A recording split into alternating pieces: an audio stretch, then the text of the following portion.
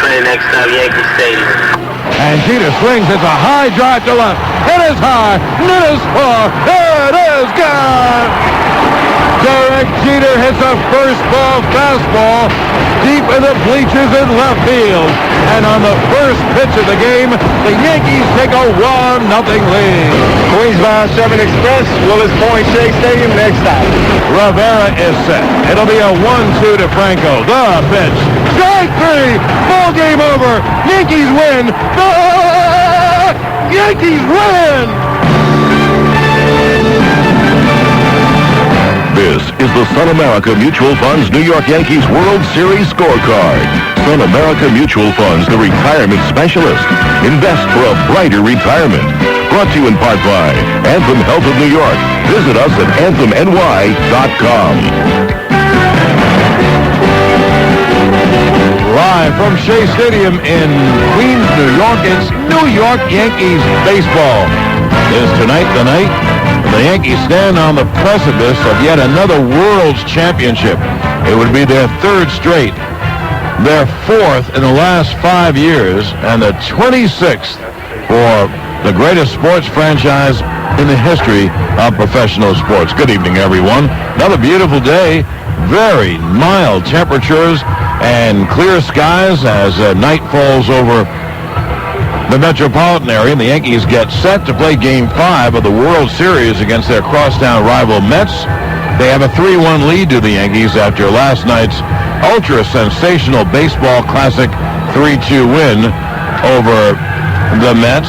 And if the Yankees win tonight, they win the championship. Now, if the Mets win tonight, well, it's 3-2. Tomorrow's a day off, and they play Game 6 Saturday night at Yankee Stadium. There probably won't be too much hoopla over that game. Roger Clemens will pitch for the Yanks and Mike Hampton for the Mets. But, Mike, as Rod Stewart once sang, tonight's the night for the Yankees to win and for the Mets to try to hang in there. And I think we would be remiss if we didn't talk about last night. The Joe Torre thought, Don Zimmer thought, that's one of the classic baseball games ever played. Well, it was a great game, and the Yankees now are on the precipice, as you said, of winning their 26th world title. And a lead in these kind of series, it's so fragile. You know, the Yankees lose tonight, and all of a sudden you have a highly hyped game. I talked to a couple of people involved with the Mets, and they said Hampton hardly ever has back-to-back bad performances. You know, before you blink, you could be standing on the field Sunday night in an elimination game for yourself trying to win the World Series. So Yankees definitely want to get it done. Forget about winning it on the field at Yankee Stadium. They can win it still in New York here at Shea Stadium. Just take it and go home. I think that's the way the Yankees feel. They don't feel as if they have a cushion to make a mistake. They're going to play this, or at least they're going to try to simulate the same kind of urgency they would have if they had to win this game. The Mets, a couple of people that I know that were in their clubhouse said the clubhouse is very, very quiet, and that's usually not a good sign. But we'll see how it plays out. Two good pitchers, both well-rested. Al Leiter has become a very good big-game pitcher, and Andy Pettitte has pitched his best games in the World Series on the road. And this is on the road, although it's still in New York City. It's on the road. It's not Yankee Stadium. So we'll see how it plays out. Well, we can go over a whole bunch of things, Mike, and it's tough. Last night was such a classic chess match that I guess you begin in the third inning when Bobby Valentine, Jeter led off with a triple. The Yanks had a 2-0 lead. Did not bring the infield in. He didn't run him in on the pitch like he usually does, and Luis Sojo kind of fisted a little humpback liner that landed finally on the infield dirt and skipped to Alfonso. He threw out Sojo easily enough, but Jeter scored, and who knew that was going to be the winning run? See, I don't have a problem with him keeping the infield back because of what you just said. Who knew? You know, you even said on there, we both did, that, you know, in all likelihood, this game's not going to end 3-2. Absolutely. And, you know, if you don't think that you can get more than 2 runs off a start by Denny Nagel, and I know the Yankee bullpen has been very good, but at some time it's got to crack, so you've got to go into that thinking you're going to score more than 2 runs, and I have no problem with that at all. The reason he did it, John, is, you know, Sojo wasn't batting 8th, he was batting 2nd.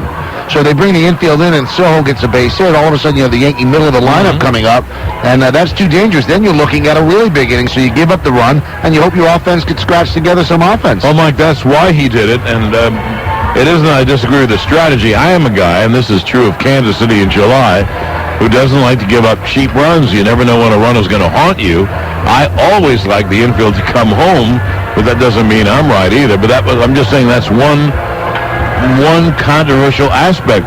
Then Denny Nagel's within an out of having a chance for the win, but Joe doesn't care about wins except for the team, and he brings in David Cone. But bringing in David Cone was a bit of a stretch, and Cone got his man Piazza.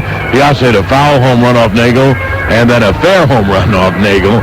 So Joe didn't want to see that matchup again, and darned if Cone didn't do the job. It gives Cone a little confidence, I think, Mike, and if the Yankees need to use him tonight, they would use him. Well, I'll tell you, that really shocked me. I didn't think they were going to use Cone in the series unless it was a blowout one way or the other. And they end up using him, and they end up using him in a pretty important spot. After the game, Denny Nagel was happy that the team won.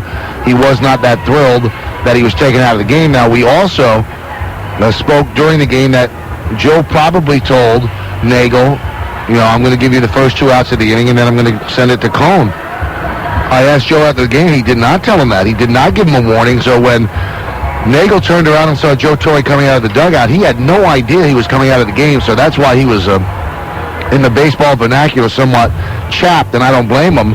He didn't pitch that badly, and as we said yesterday, the home run that he gave up to Piazza was on a pretty good pitch. And, this guy's a proud pitcher. He won 15 games. I think he was stunned that he got taken out with 1 out to go in the 5th inning. But it's hard to second-guess a guy who won, and that's all I keep hearing on radio today. Yesterday, they second-guessed Bobby Valentine in a game he won, and today they second-guessed Joe Torre in a game he won. Well, it's a tough city to manage it if you get second-guessed when you win. Well, I think if you second-guess Joe Torre, I think if you're on the air, you're doing it to start something, because Joe Torre is on the verge of winning 4 championships in 5 years. And also, if he wins this playoff series against the Mets, he'll have won 12 and lost 1 in playoff series, which is such an abnormal statistic. He goes right into the Hall of Fame. So, and also Joe Torre is good about one thing. He doesn't really care if you second-guess him or not. He makes the move. And Denny Nagel was shocked. I agree with you. I thought he would have told him that. He hadn't told him. He had told Cone that he was going to face Piazza.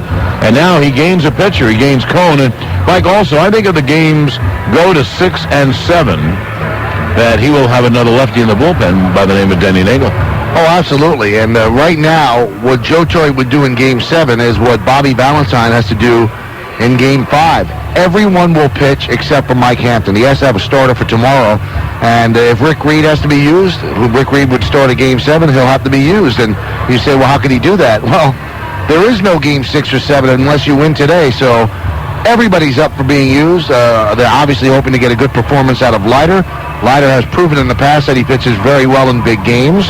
And the one time he didn't pitch well was in Game 6 of the NLCS last year. I think he gave up 5 runs in the first inning, but he was pitching on 3 days rest. And that's a game that the Mets ended up winning anyway in exciting fashion. One thing, Mike, though, I think Leiter's going to pitch a terrific game, and I think he's their best pitcher, and I thought so all year. He has nastier stuff than Hampton. You know this because we've called every single pitch of all these Yankee successes starting in 95. You can pitch a good game against the Yankees. Doesn't mean you're going to win, because they're going to pitch good against you, and then they go to that Troika, and the Troika has been fabulous once again. And, you can think of this as if Al Leiter gives up 2 runs, which really is an exceptional start, well, Andy Pettitte might give up 2 runs as well. Now, every pitcher that goes out there is juiced. You can't say that Al Leiter is disappointed because of yesterday's Met loss. Obviously, he's not happy about it, but that's not going to affect the way he goes about it, because you could get killed out of the mound, literally killed.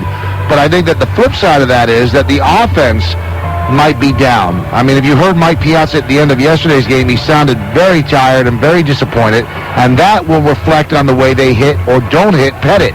So a Leiter might do his job, but if they can't score many runs, well, then what good does a 2-run outing by Al Leiter do if the Mets can only score 1? Also, I said the Mets ended up winning Game 6. They ended up tying Game 6, coming back from Leiter's bad outing, but they ended up losing in extra innings with Ricky playing cards. And with Bobby Bonilla. Right. Now we move along. Nelson, great inning in the 3rd. Stanton, great 2/3 of an inning, came in 2 strikeouts. And the Yankees just against the Mets bullpen. You have to give the Mets bullpen credit. They had a lot of opportunities. They couldn't score the run. And we get to, I just want you to comment on this, the 9th inning, when I said something, my usual dumb self. Rivera's up with a man on, and I said, boy, if he doesn't bunt, you got to scoop, and he swings away the first pitch. But when you think about it, Armando Benitez, who throws so hard, it's very tough to bunt. And so, you know what? Joe took a chance that maybe with the infielders creeping in, maybe Rivera would hit a ground ball. Well, Joe said after the game to me, he said, listen, we have a rule. If the guy's right in your face, right in front of you, and you're going to bunt into it out anyway, you might as well swing. My pitchers know it. And then Mariano swung because I told him to swing. And he hit the ball. Right, and Ventura was down his throat. There's no way he could have bunted successfully there. He might have bunted into a double play. So Joe said just swing away. And, Joe also knows that Mariano Rivera happens to be a heck of an athlete. And I give him credit. He hit about a 95-mile-an-hour fastball, popped it up to right field. It just didn't get it done. Would anybody be questioning if the ball rocketed down the left field line or down the right field line, they scored a run? And when, the one thing about Joe Torre and Don Zimmer is they do gamble quite a bit. And it's a situation where he had a lead, and he wanted to build on the lead. He didn't want to just build on it by one. He wanted to build on it by 3 or 4. One thing I'd like our fans to think of, too, when you are the manager and the bench coach, Torre and Zimmer, and if you get another win in 3 games, you've won 12 playoff series and lost 1.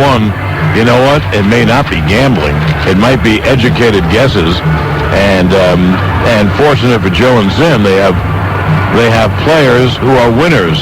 Jeter, O'Neill, Mariano, guys, Andy Pettitte, guys who are winners who win these games. And once again, Mariano was superb. You say that, John, and I think that credit belongs to them because they're prepared, and I think the scouts that scouted the Mets have done a great job the way they shut down Alfonso and Timo Perez, but other managers have educated guesses that might be against the book, and they're afraid to do it. Now, Joe Torre also has 3 World Series rings he could fall back on. What you said is true as well.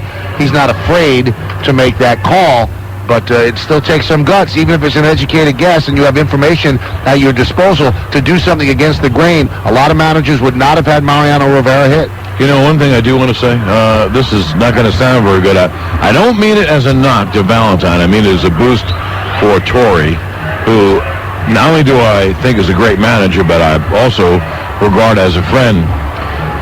You told the story, good story, that Valentine was going to remove Nolan Ryan, and Nolan Ryan kind of said, you remove me, I'm going to thump you. And so Valentine's never gone out to remove pitchers. And he couldn't do that to Joe Torre. Joe Torre takes care of his own dirty work. He doesn't send someone else to do it. So Joe doesn't mind making the tough decision, whether it's sitting down Tino in 96 for fielder when the Yankees played in Atlanta and didn't have the DH, or whether it's removing a David Wells or last night removing a Denny Nagel. I mean, and Joe Torre has the courage of his conviction, the respect of his player, and he does it. And because he has very good players, he's putting all that together to win.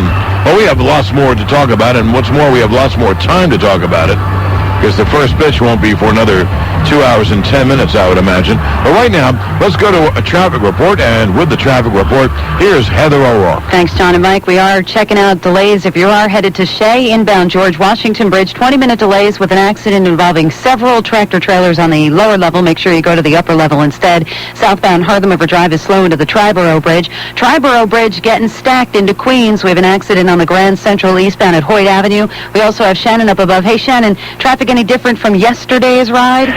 Heather, the traffic yesterday in and around Shea Stadium was an absolute nightmare. Today, it is the other end of the spectrum, very light on the Van Wyck and on the Grand Central Parkway, really just exiting volume for the stadium itself. You've got heavier than normal volume on the southbound side of the Whitestone and a stop-and-go ride on the LIE, both east and westbound into Shea. In Nextel Jetcopter 77, I'm Shannon Stone. Thank you, Shannon. Make sure you use that number 7 train, the Long Island Railroad, or New York Waterway Ferry for a much better ride. This report is brought to you by Interact.com. Get a $50 rebate when you purchase ACT, any Palm handheld or Palm accessory. For details, visit ACT.com. ACT, make contact, build relationships, get results. I'm Heather O'Rourke, and that's Yankee Traffic. You can't wear the Yankees World Championship rings on your finger. You can't wear their robust batting averages to work, or their supermodel girlfriends on your lawn. But this fall, you can wear something they wear. Look for the exclusive MLB Authentic Collection label on Yankees caps, jerseys, and jackets. And wear what the players wear on the field. Available at Modell Sporting Goods or MLB.com. The MLB Authentic Collection. How close to the World Series are you? When the World Series ends, which may be tonight, tune into the Home Shopping Network immediately following the game for official Subway Series merchandise.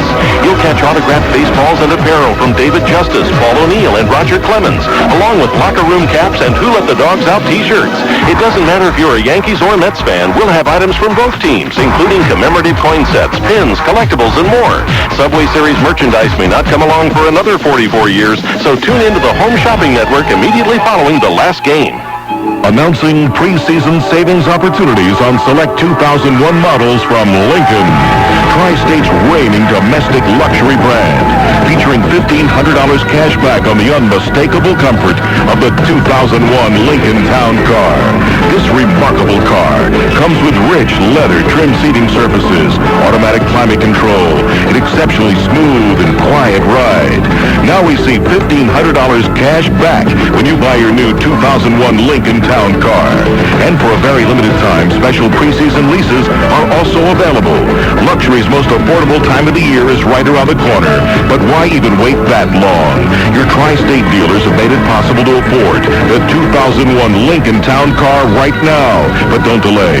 By definition, preseason savings must end soon. See your Tri-State Lincoln dealers today. Lincoln, American luxury. Residency restrictions apply. Dealer preparation may affect savings. Take new retail delivery from dealer stock by 1/16/2001.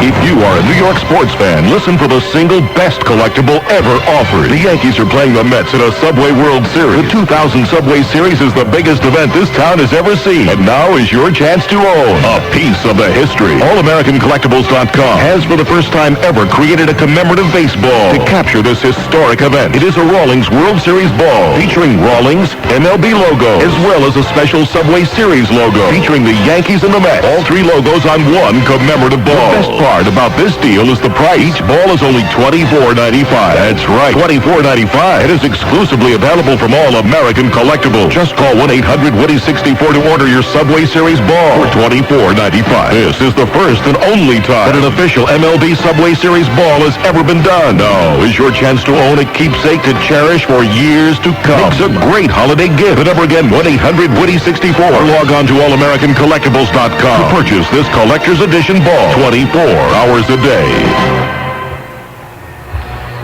Well, we continue on our Yankees postgame, and let's go to our field reporter. Let's not get ahead of ourselves. What did I say? Post. I mean, we all want post. You know you have a lot more work on the postgame. I do indeed. Tonight, if all goes well, we'll be in a very crowded clubhouse. Well, let's go back with more of our Yankees pregame. Before we go to Mac, can I tell you this story? You know, yes. the pipe burst in the Yankee clubhouse in the A's inning yesterday? Oh, I did? Well, you tell your story. I went in the clubhouse tonight to tape Joe, and I walked all around, and George Steinbrenner, and I think this is the best move. I love what he did. He brought in the chairs for the lockers and the huge couches to sit in. Probably did other things I didn't see, but I saw those two things. And yesterday he was watching the game in the clubhouse, as Giuliani told us during his inning, and he said, a couple of the guys I spoke to in the clubhouse said, not only did he direct to clean up the clubhouse, but he got his hands dirty. He was mopping. He was throwing towels down. He was picking things up so it didn't, get flooded. They said not only did he get involved, but he really helped a lot. And he was also, I heard, peeling off a lot of $100 bills to people, thanking them for the job they did. No, that's a great story. Now, why did I like it? I like a guy who gets in back of his team and does whatever he can. I told Mike this story last night. When the Lakers were playing the Celtics in those great NBA championship series in the 80s, Boston Garden was a pit, and the visiting locker room was a pit. You wouldn't want to take your clothes off there. And they always say that Auerbach made sure that the heat was on so that it would wither you, and the heat was enormous in June. They shouldn't have been in that relic of a place. But the Lakers, they have all the money. They back up their players, and they brought in huge fans and air conditioning units, which is very tough because you have such a limited space in that place. And to keep their players cool, and one year they knocked the Celtics off in Game 7 in Boston Garden. And what George did was saying, oh yeah, you're going to have a crummy clubhouse? I'll take care of that. And gets the trucks and brings in the couches and the chairs. I just think that's great, and it makes a player feel very, very loved when management goes out of their way to support them and give them help. I don't think the couches and the chairs mean anything. I don't think it helps him win. I just think that doing that is a very tough guy. Oh, yeah, I'll take care of my team. We'll do whatever we can. We'll change the stadium. I love that.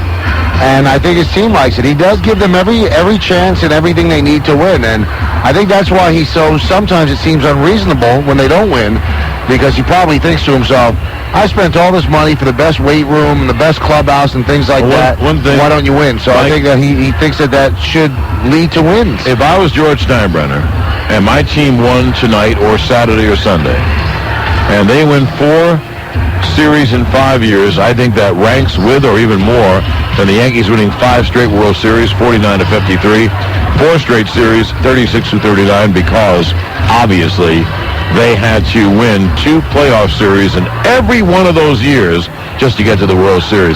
I think if the Yankees win this World Series, it will be the most signal achievement in pro sports. Now, you can argue it, of course, and you can't ever win an argument or lose the argument. But if I was George, I would feel immensely proud that my organization, and he is the guy, he makes the final decision on everything, and he is the guy who signs off on everything, and it's his place, it's his candy shop, and he would have won 4 in 5 years, and that won't be duplicated in a long time. He should be proud of it, and he should enjoy it. And sometimes you wonder if he enjoys it because he's so intense. Yeah. Well, let's go to Matt. Can I go to Matt Devlin? Yeah, I think that'd be great. He's been waiting for a long time. Yeah. Matt Devlin with Yankee interim pitching coach Billy Connors. Let's talk about David Cone coming in a key situation against Mike Piazza. You've worked with him this year. How meaningful was it for you to see him succeed in that situation? It was unbelievable. You know, I think we've talked, Cone and I, a lot, and he's got such pride, and he's such a gamer, and everything's been, on his back all year. But he's been throwing the ball good the last couple of times out of the bullpen in the game. The last time he threw good against Seattle. And Joe brought him in a crucial situation and to face one of the best hitters in the game, and he got him out, and it was tremendous. As Joe mentioned last night after the game, when it comes to those sort of situations, sometimes you go with the guy with the big heart, and he certainly has one, David Cone, doesn't he? Well, he can rise to the occasion. He's done it in the past, and he can do it again. And David just, he's a gamer. When you look through the course of the history of baseball, has there been, at least in postseason, a trio and a bullpen like the Yankees have had over the course of the last 4 or 5 years in Stanton, Nelson, and Rivera? Well, they've been pretty good. They've built up a pretty good pitching staff in those guys, and they're just consistent, especially in the playoffs and the World Series. They go out there and just do the job. Now you take a look at Andy Pettitte this evening. Obviously, Game 1, he was locked up against Al Leiter. What's interesting about Andy is that he actually has better numbers during the World Series on the road than at home. His ERA is actually higher, above 10 at home. But when you take a look at what he's done on the road, he's been exceptional. Is there any reason you think maybe why that is? No, I really don't know. I didn't know that, and he's just a good pitcher. Andy is a guy that'll go out there and keep you in the ball game and to give you a chance to win. For him to be successful this evening, they've mixed up the lineup. Agbayani is now at the top of the order. Bubba Trammell, who has had success against him, hitting .389 against him, and Kurt Abbott is also in the lineup. What does he need to do against the Mets? All he's got to do is pitch his ball game. Andy has a game plan, what he has to do, and then let everything else go.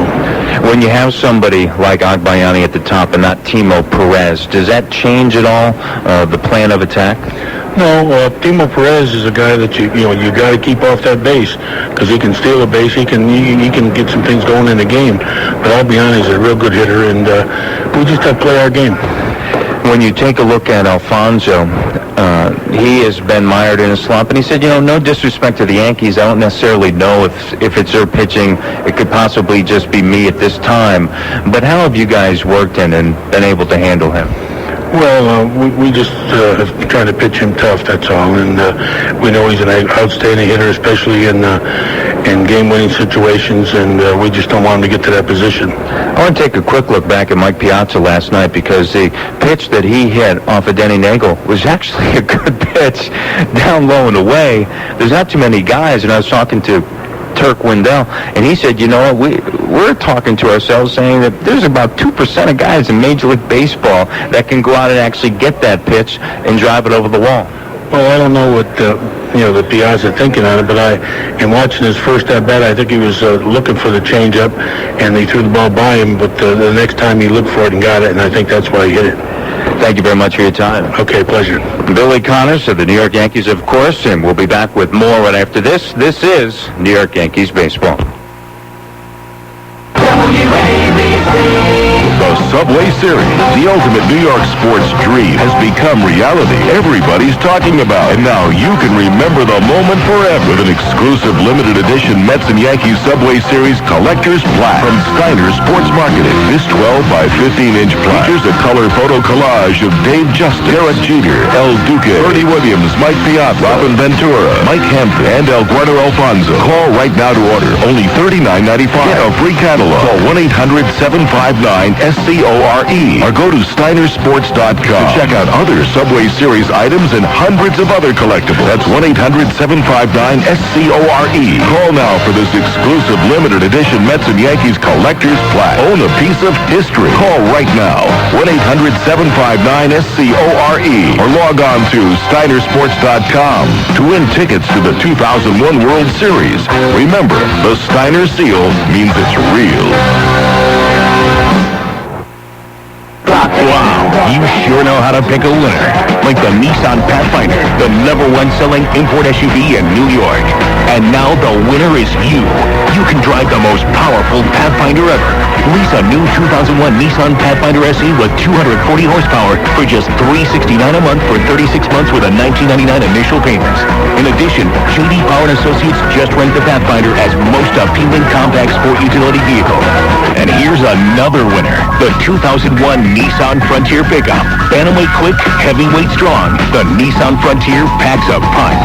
And you can pick up any new two-door Frontier in dealer stock with 3.9% APR short-term financing. Hey, don't lose out on a Pathfinder for $369 a month or a Frontier with low 3.9% financing. Go with a winner. Nissan. Driven. Offers end October 31st. Financing for well-qualified buyers. Tax title license extra. For details and more information about our J.D. Power & Associates award, please call 1-800-648-7038. When the Jets are not on the field, there's no better place to be for many fans than on the golf course. And in the Poconos, there's one challenging course that comes with a winning package this fall. For what is par at most area courses, golfers can play the Mount Airy's Mountainside Course, one of the finest courses in the world, with a complimentary cart twice. Enjoy breakfast and stay the night. And we're only 90 minutes from New York City. Here's the deal. For $72 per person per night, you get 2 rounds of golf with a cart, breakfast, and a room for the night. All you need to do is stay with us anytime this fall from Sunday through Thursday. This special Mount Airy Price of Par offers only a one-night package, but so much golf is included. This special only happens this fall at Mount Airy Resort, so you need to take advantage now. Call 800-441-4410 or check out our website, MountAiryLodge.com. That's 800-441-4410 for the Price of Par golf special. Packages are based on double occupancy. Some dates may be limited due to availability.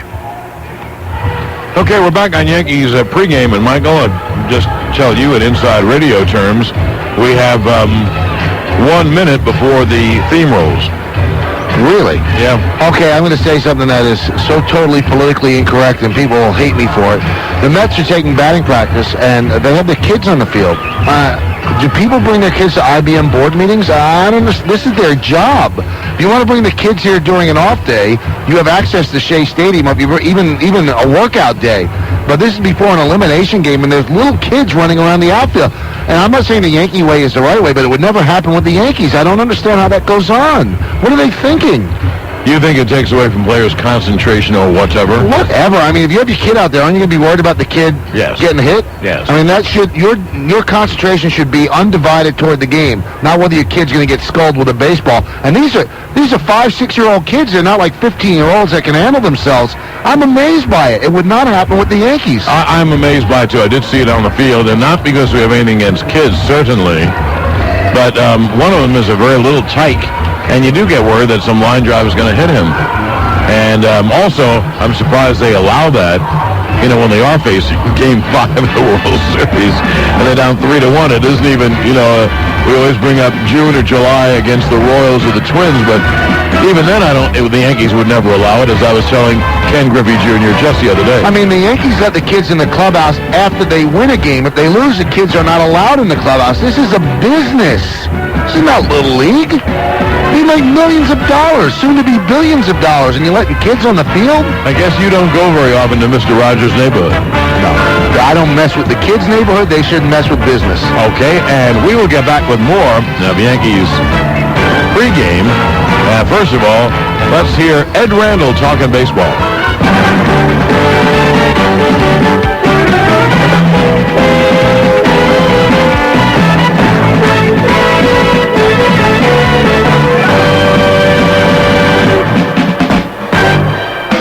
You think of the postseason, you think of Whitey Ford.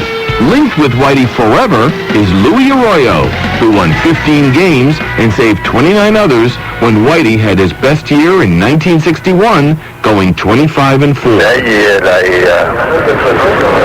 don't know, I guess I was lucky that getting so many games so Whitey started, and to the point that I saved about 29 ball games for him. I also won the 15 games, and it happens that I blew a few games for Turley and Rob Terry and Dittmar, and they all kind of got a mad at me, and they called me, they said I was in love with Whitey. I said, well, this is just one of the things that happened, and but that's, I didn't know what happened. I couldn't save a game for Turley and Dittmar, Terry and Stafford. All the save, mostly all the save that I got that year was for Whitey. He's Louis Arroyo. I'm Ed Randall talking baseball. Hey, John, isn't it true that peak performance requires concentration and focus? It sure is, Mike. That's why Sun America Mutual Funds developed the Focus Portfolio. Its stunning success is a testament to their approach. 3 world-class managers, Marsigo, Sagalis, and Alger, each select their 10 favorite stocks in one fund. Visit SunAmericaFunds.com. Call 800-858-8850, extension 5660 for more information. Past performance is no guarantee of future results. For more information, including an explanation of investment risks, please read the prospectus. Funds' daily net asset value may fluctuate and are not guaranteed. Funds by Bank or FDIC insured. Shares distributed. Sun America Capital Services. Why do we stretch in the 7th inning of a baseball game? Why do managers wear those silly uniforms? And how do players get quirks in those bats? While you ponder these, here's another. Just how is Kia able to offer a new long-haul warranty program with limited powertrain coverage for 10 years or 100,000 miles? It's even tougher than figuring out why there aren't any cheerleaders in the sport. It's one less bump in the road. Visit Kia Westchester and Yonkers, New York, and Plaza Kia in Brooklyn, New York today for details including specific coverages, limitations, terms, conditions, and restrictions. Visit your Kia dealer or kia.com. Your attention, please. Delta Airlines is paging Mr. Forth. Mr. Back and Forth, please report to the next Delta Business Elite U.S. flight to Los Angeles, San Francisco, or San Diego, where you'll find 5 spacious feet of stretch-out, power adjustable near flat sleeper seats, and your own private video entertainment system. So next time you crisscross the country, you won't get stuck watching that movie you didn't like and you had to watch it last week on some other airline. Thank you, and have a nice multiple time zone day. Delta Shuttle paging anyone who lost at musical chairs when they were a kid. Would anyone who lost at musical chairs when they were a kid please report to the next Delta Shuttle flight to Boston or Washington, where if you bought a seat, you're guaranteed to have that seat waiting for you when you get there, and where you can continue to talk on your cell phone from that guaranteed seat until we close the plane door and pull back from the gate, which happens on time 97% of the time. Thank you. The guaranteed seat doesn't include delays caused by weather or air traffic control. Introducing the Coors Light Queen of Halloween, supermodel Heidi Klum. Heidi, work with me? Oh, that's great. That's the one. These Coors Light Queen of Halloween posters are going to be fantastic. Oh, that's beautiful. Okay, Heidi, snag an ice cold Coors Light out of the cooler. Open it. Okay, now pour it in the glass. Oh, yes. I can almost taste that Coors Light. Oh, that looks refreshing. How about you set that down right here next to me? Heidi, seriously, hand me the Coors Light. Where are you going? Heidi, we're not done with the poster. That's my Coors Light. This Halloween, stock up on Coors Light and Original Coors Beer and pick up your free Heidi Klum Queen of Halloween poster, only while supplies last. Coors Brewing Company, Golden, Colorado. This Halloween, you can help scare away a child's worst nightmare. Pick up a pumpkin donation card wherever Coors Light is sold and help support St. Jude's Children's Research Hospital.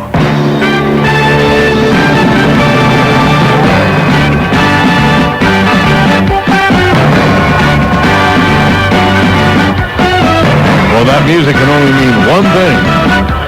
What is that? We have to fill with bumper music. Now we're back. John Sterling, Michael Kay, Yankees pregame, and I know we have an exciting feature coming up. We do. I do have one stat to give before we get to the feature. If the Yankees win the World Series, John, they will win the World Series with the second worst regular season record of all time. Do you know who the first worst is, or the worst? First worst. I've heard first to worst, and the worst is yet to come. Recent, a team that had a lousy record. Lousier than the Yankees. And, Minnesota Twins. Very good. Wow. The no sleep. The Twinkies. 87, they were 85 and 77. Yeah, well, they were 87 and 74. And they won it with about 2 pitches. Oh, my goodness, I just saw someone in the crowd. Who? Well, I can't say. All right, good enough. So, now it's time to go to Roberto Clemente Jr., who is going to speak with Cookie Rojas, the third base coach of the New York Mets. So here's Roberto and Cookie. How loose is this team? This team looks pretty loose right now, but do you think the pressure is getting to this team right now? I don't really think so. You know, we got Al Leiter going for us tonight, and he has really come back and won some big game for us. I think this is a situation where we have our backs against the wall. No question about that. And the pitching for the Yankees have done a tremendous job.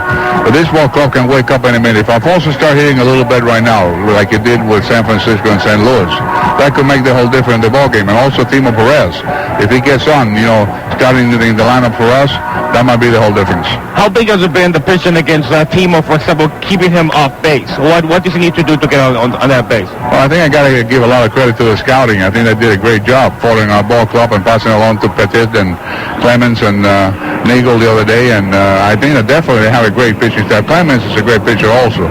So you have a pretty good ball club. I think that you have to get to them before we can get to Rivera. If Rivera gets in the ball game, when they're ahead, he's a very tough man, and he's done a tremendous job throughout the years. And that's what we have to do. If we can keep that game down and see if we can get ahead of them in the middle of the inning so they have to go into the bullpen, I think we have a pretty good chance. Great. Thank you very much, Cookie. That's Cookie Rojas and Roberto Clemente Jr. And when we get back, more of the Sun America Mutual Fund's Yankee World Series scorecard. WABC. Does the word walk describe the pace of your business? Probably not. Run is more like it. You run to customers. Run to meet deadlines. Run new numbers to close a deal.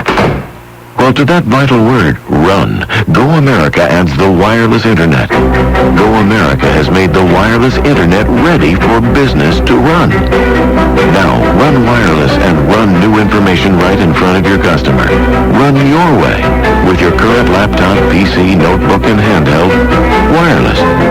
Go America lets you run email and internet apps across devices and networks virtually anywhere nationwide with true security.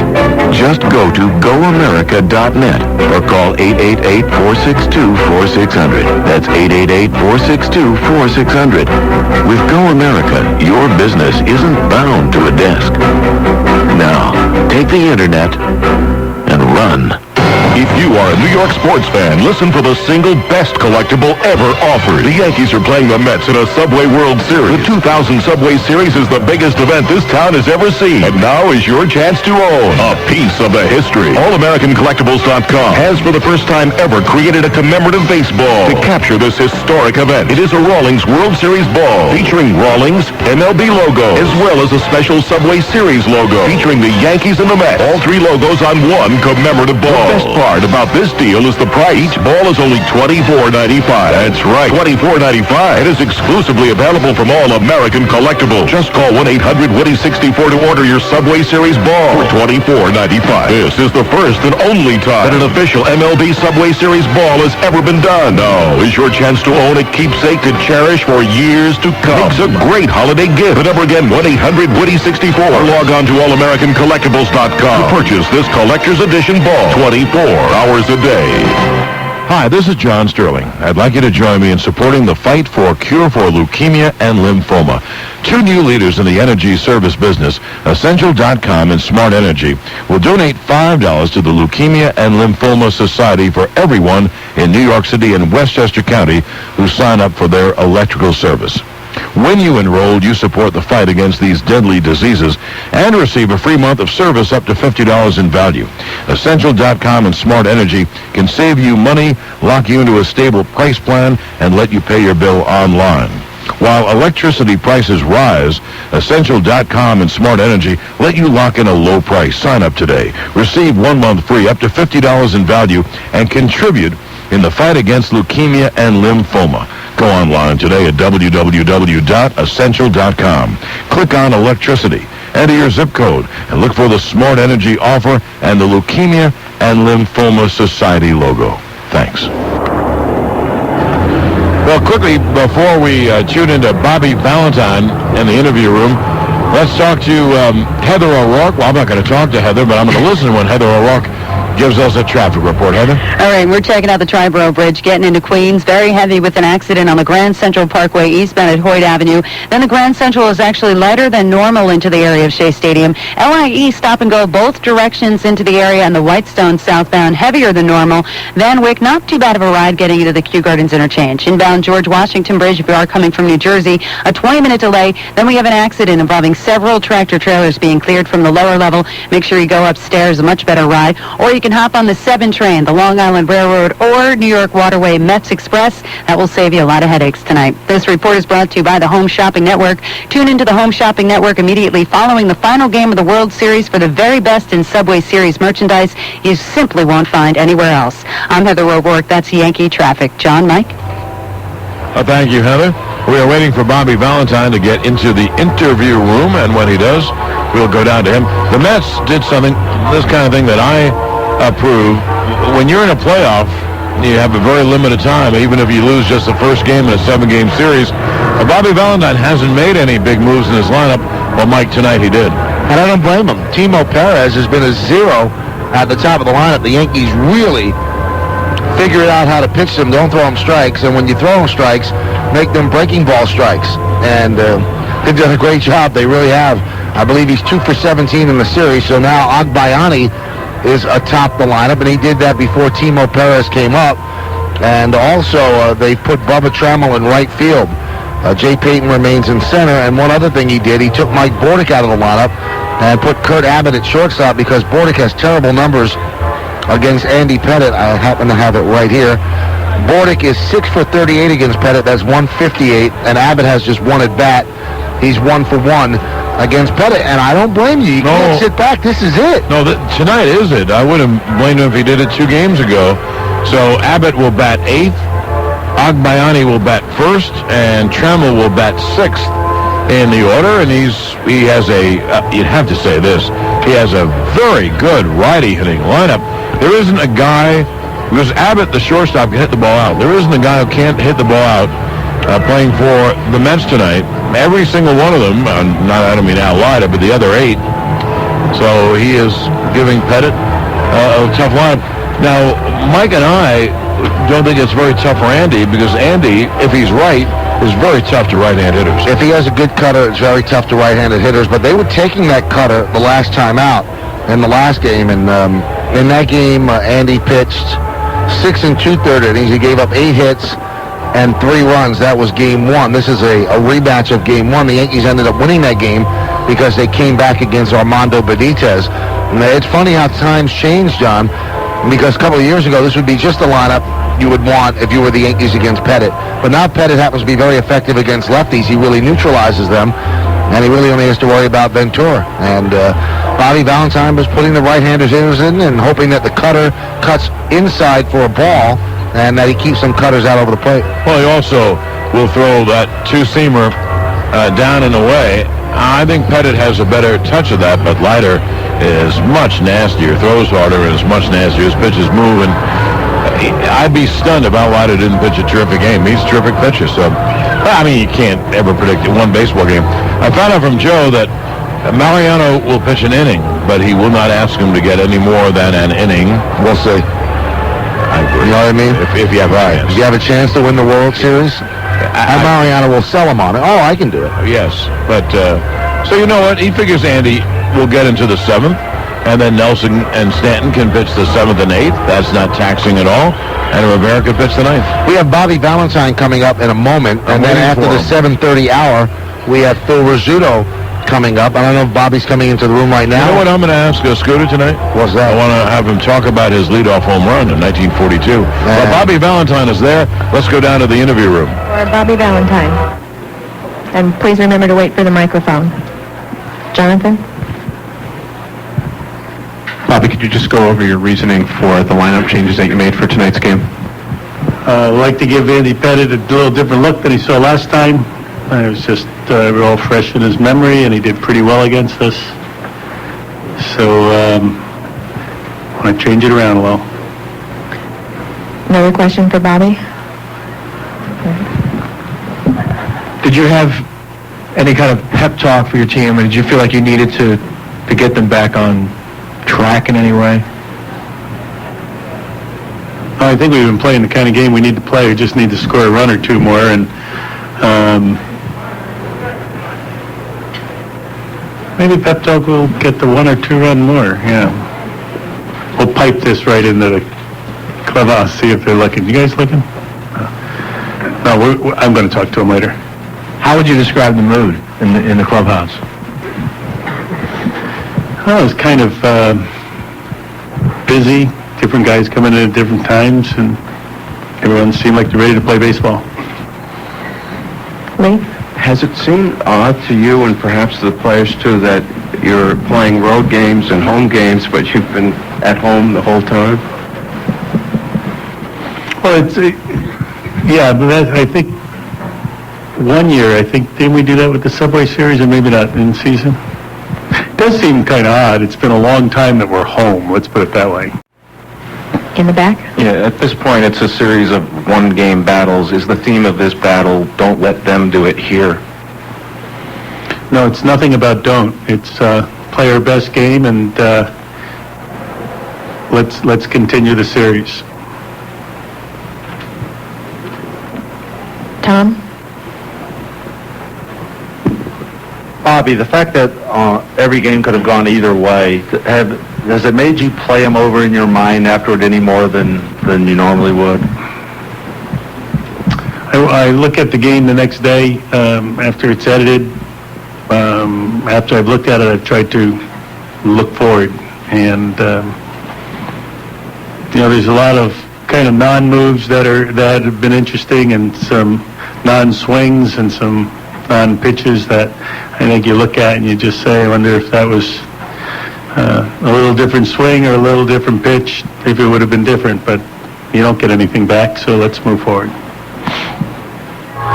Well, that's some of Bobby Valentine's pregame press conference, and he sounds like Bobby Valentine. Doesn't sound down, doesn't sound up, and seems to be judging questions before he answers them, but that's Bobby's modus operandi. Anyway, when we get back, more of the Southern American Mutual Funds Yankee scorecard right here on your Yankee station.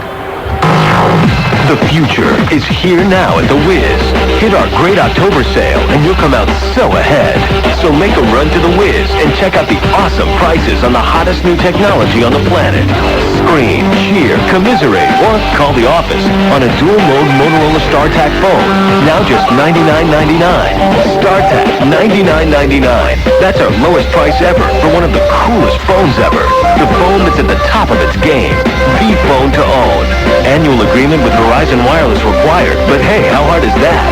You can also nail a compact desktop computer for just $649.99 right now at The Wiz. And it's only $5 Buy $49.99 after a $100 manufacturer's rebate. For what's hot, what's cool, what's new, whatever's winning in the techno world, you'll finish first at the Wiz Great October Sale. Your technology destination and your ticket to entertainment. 12 months financing available. See store for details. Baseball. The rules are simple. 3 strikes, and you're out. Each team gets 3 outs per inning. There's 9 innings per game. A lot of things have changed over the years, but baseball remains pretty much the same. Much like Jeep Cherokee Sport, an American original, there when you need it, genuine from the ground up. Which is why, much like the New York Yankees, Cherokee is a favorite of people across America. And right now, much like being a Yankee fan, it's a great time to be a Cherokee fan. That's because you can lease a Cherokee Sport for just $279 a month for 39 months with 0 down and just $11.04 due at signing, plus title, tax, and license. And still get air conditioning, power windows and locks, and remote keyless entry at no extra charge. Now that's a great value. I guess some things never change. For lease example details, call 1-800-768-JEEP. Ends January 8, 2001. See the Cherokee Sport at your Tri-State Jeep dealer. Jeep is a registered trademark of Daimler Chrysler. Jeep, the most award-winning brand of 4x4s on earth. Hey, New York! Capital Audio has been proud to be sponsors of the New York Yankee games throughout the year 2000 season, and Capital Audio and Panasonic will be with you right through the series. Capital Audio, where you'll find Panasonic home entertainment systems, Panasonic boomboxes, flat-screen TVs that'll bring New York right into your home. The latest Panasonic DVD players and Panasonic state-of-the-art audio-video excitement is all at Capital Audio, 120 Twain Street, 2 blocks north of City Hall in Lower Manhattan. Babe Ruth hit his 600th home run in a elevator, a new invention patented today by Mary, Queen of Scots, arrived in France with flying monkeys at the premiere of... From the History Channel, those are this week's headlines. It didn't all happen this year, but it happened this week in history. Join anchors Josh Binswanger and Giselle Fernandez for This Week in History, Fridays at 9, 8 Central, only on the History Channel. And back in the interview room, Bobby Valentine is saying... Oh, God. Sorry I mentioned it. I think it was in St. Louis, the St. Louis series. Maybe San Francisco, maybe...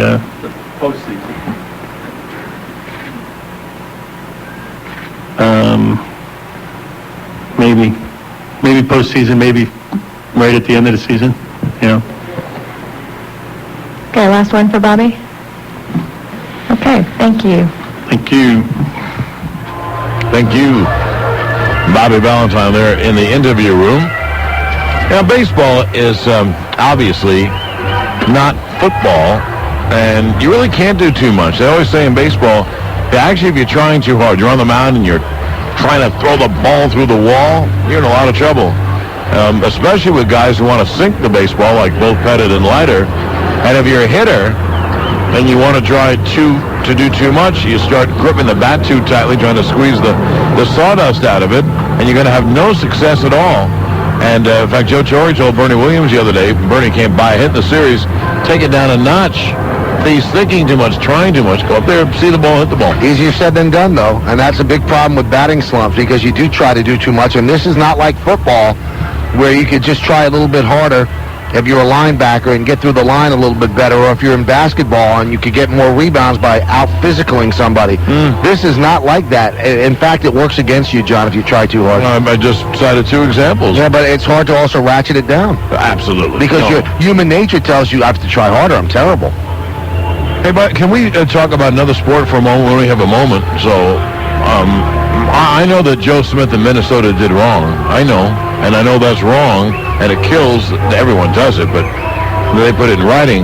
Can you imagine taking away 5 first-round draft choices? That can kill the franchise. That can kill the franchise for 5 or 6 years. They probably lose Kevin Garnett at the end of his contract. It's unbelievable. What a strong move. But, I think it's David Stern saying this is not going to be tolerated. I couldn't agree more. And if they do it, they're going to do it in a back alley with a handshake. They're not going to put it in writing. Well, how stupid were they to put it in writing? Stupid. I wish baseball had that leadership. I really do. Because that is iron-fisted. That's like Kennesaw Mountain Landis. Yeah. I mean, you imagine taking away 5 first-round draft choices? That team, first of all, the West is impossible anyway, and then they're never going to contend. They'll never get a great player. It's not only the team that gets hurt. Joe Smith is hurt. He's not going to get that money anywhere. Nobody has the room in the cap to give him the money that he had secretly agreed with. Maybe the Bulls.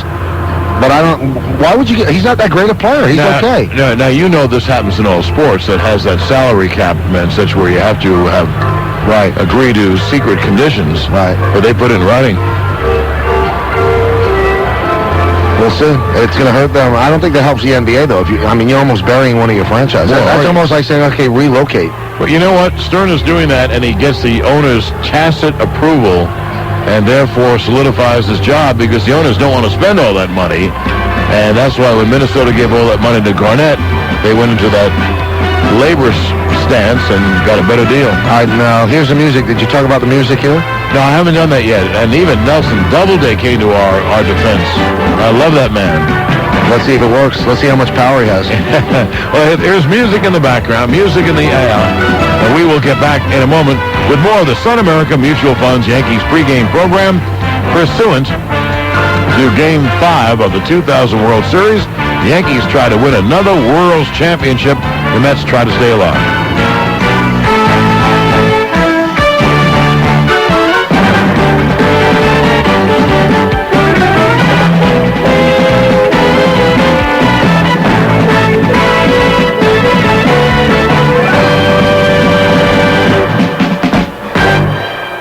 Wake up with those other guys. Yuck. The Yentas in the morning. Or wake up with Curtis and Kubi. It's a New York thing. Curtis and Kubi. Good morning. In the morning, Talk Radio 77, WABC, New York.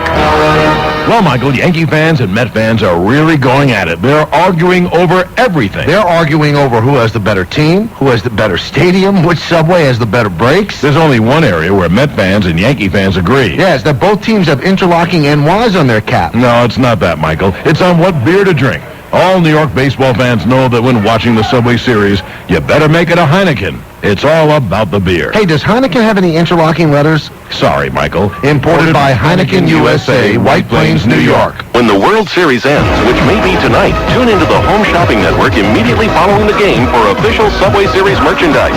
You'll catch autographed baseballs and apparel from David Justice, Paul O'Neill, and Roger Clemens, along with locker room caps and Who Let the Dogs Out t-shirts. It doesn't matter if you're a Yankees or Mets fan, we'll have items from both teams, including commemorative coin sets, pins, collectibles, and more. Subway Series merchandise may not come along for another 44 years, so tune into the Home Shopping Network immediately following the last game. Hi, everybody. Phil Rizzuto here with Mets manager Bobby Valentine. Hey, Bobby, who's number one in New York? Well, in Queens, we're amazing. Yeah, but what about all the tradition and history in the Bronx? Yeah, but Scooter, we're really flying high in Shea. Well, remember, the house that Ruth built is rocking, too. Scooter, you know who's really the number one home team? The Jets? The Knicks? No. P.C. Richard & Son. Holy cow! P.C. Richard & Son is New York's number one home team. You're right. For appliances, electronics, and computers, P.C. Richard is the number one home team for over 91 years. 91 years? That's even older than you, Scooter. You Huckleberry. Right now, see, record, and replay the Subway Series action with huge savings on TVs and VCRs at all 42 family-owned and operated P.C. Richard & Son superstores. Announcing preseason savings opportunities on select 2001 models from Lincoln.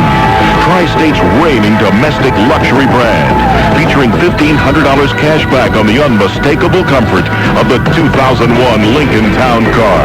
This remarkable car comes with rich leather trim seating surfaces, automatic climate control, an exceptionally smooth and quiet ride.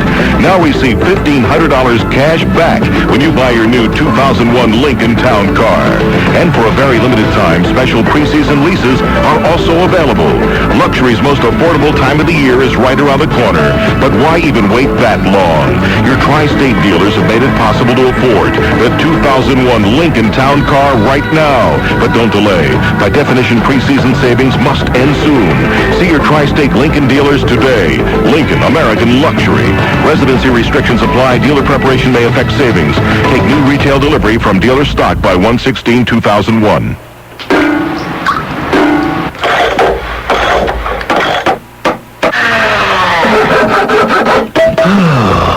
Need a little help around the house? Everyone does sometime. which is why now there's myhomekey.com, the complete home management website from Keyspan, with maintenance and repair, appliance purchase, energy management, and more. So if you could use a hand with your home, thanks. Visit ours, myhomekey.com. Manage your home, live your life. And check this out. Simply register at myhomekey.com, and we'll send you a free pair of tickets to one of over 25 different tri-state area attractions, including zoos, museums, and shows like the Radio City Christmas Spectacular. Supplies are limited and available on a first-come, first-served basis. Offer ends November 15th, 2000 while supplies last. Must be 18 years of age to be eligible. Limit one pair of tickets per household. Event, show, and other restrictions may apply. Log on to myhomekey.com for details. If you are a New York sports fan, listen for the single best collectible ever offered. The Yankees are playing the Mets in a Subway World Series. The 2000 Subway Series is the biggest event this town has ever seen. And now is your chance to own a piece of the history. AllAmericanCollectibles.com has for the first time ever created a commemorative baseball to capture this historic event. It is a Rawlings World Series ball featuring Rawlings MLB logo as well as a special Subway Series logo featuring the Yankees and the Mets. All three logos on one commemorative ball. The best part about this deal is the price. Each ball is only $24.95. That's right, $24.95. It is exclusively available from All American Collectibles. Just call 1-800-WITTY-64 to order your Subway Series ball for $24.95. This is the first and only time that an official MLB Subway Series ball has ever been done. Now is your chance to own a keepsake to cherish for years to come. Makes a great holiday gift. The number again, 1-800-WITTY-64. Or log on to AllAmericanCollectibles.com to purchase this collector's edition ball. 24 hours a day.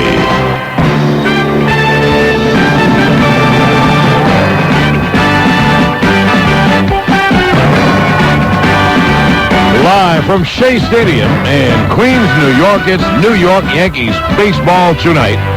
Game 5 of the 2000 World Series. The Yankees on the very precipice of clinching another World Championship with a win. It would be their third straight, their fourth in 5 years, and the 26th of the most successful franchise in the history of professional sports.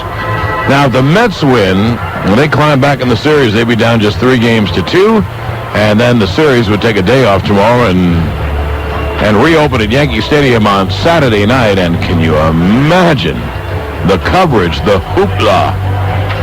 Because Mike Hampton would pitch for the Mets in Game 6, and a guy named Roger Clemens would pitching in Game 6 for the Yanks.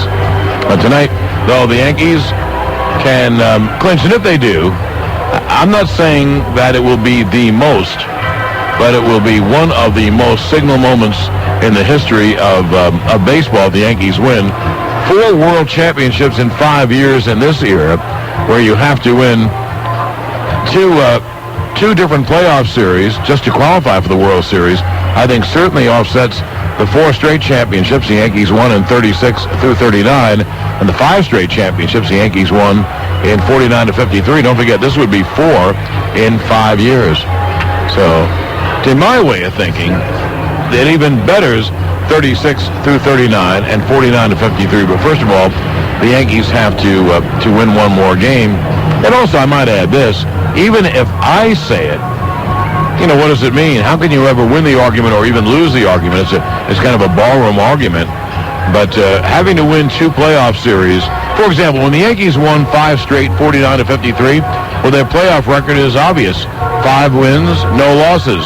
If the Yankees win this game tonight, or Saturday or Sunday, they will have won 12 playoff series and lost 1 in these 5 years. I don't know how you would beat that.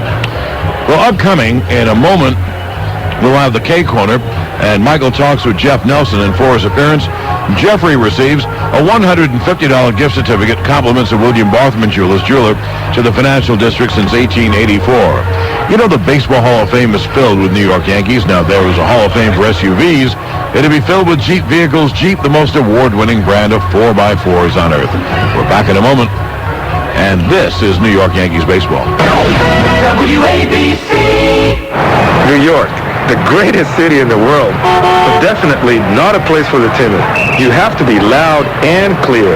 Hey, just because I'm Bernie Williams doesn't mean I don't have to speak up. Yo, taxi! That's why I I make all my calls on my Sprint PCS wireless phone. Nobody offers the clarity they do. I can call across town or even across the country, anytime, any day, and talk for one low price. Say, to my buddies in Atlanta, hey man, maybe we'll take it easy on you guys this year. Nah. And I still come across loud and clear. Even in a crowd of 50,000 people, I like to make myself heard. Even if it's only my dad doing the talking. Team up with Bernie Williams and Sprint PCS to make a difference in a child's life. Now through November 30th, sign up for a Sprint PCS free and clear plan of $29.99 or above via sprintpcs.com/connect with kids. And Sprint PCS will donate $5 to children's charities. Visit the website for further details. You and me together, baby. Some private concerts don't deserve an audience. Some do. The Beck Spotlight Series presents Third Eye Blind Live. Your chance to win 2 seats to one of 3 private concerts. Enter where Beck's beer is sold or at becksbeer.com. Third Eye Blind Live from Beck's.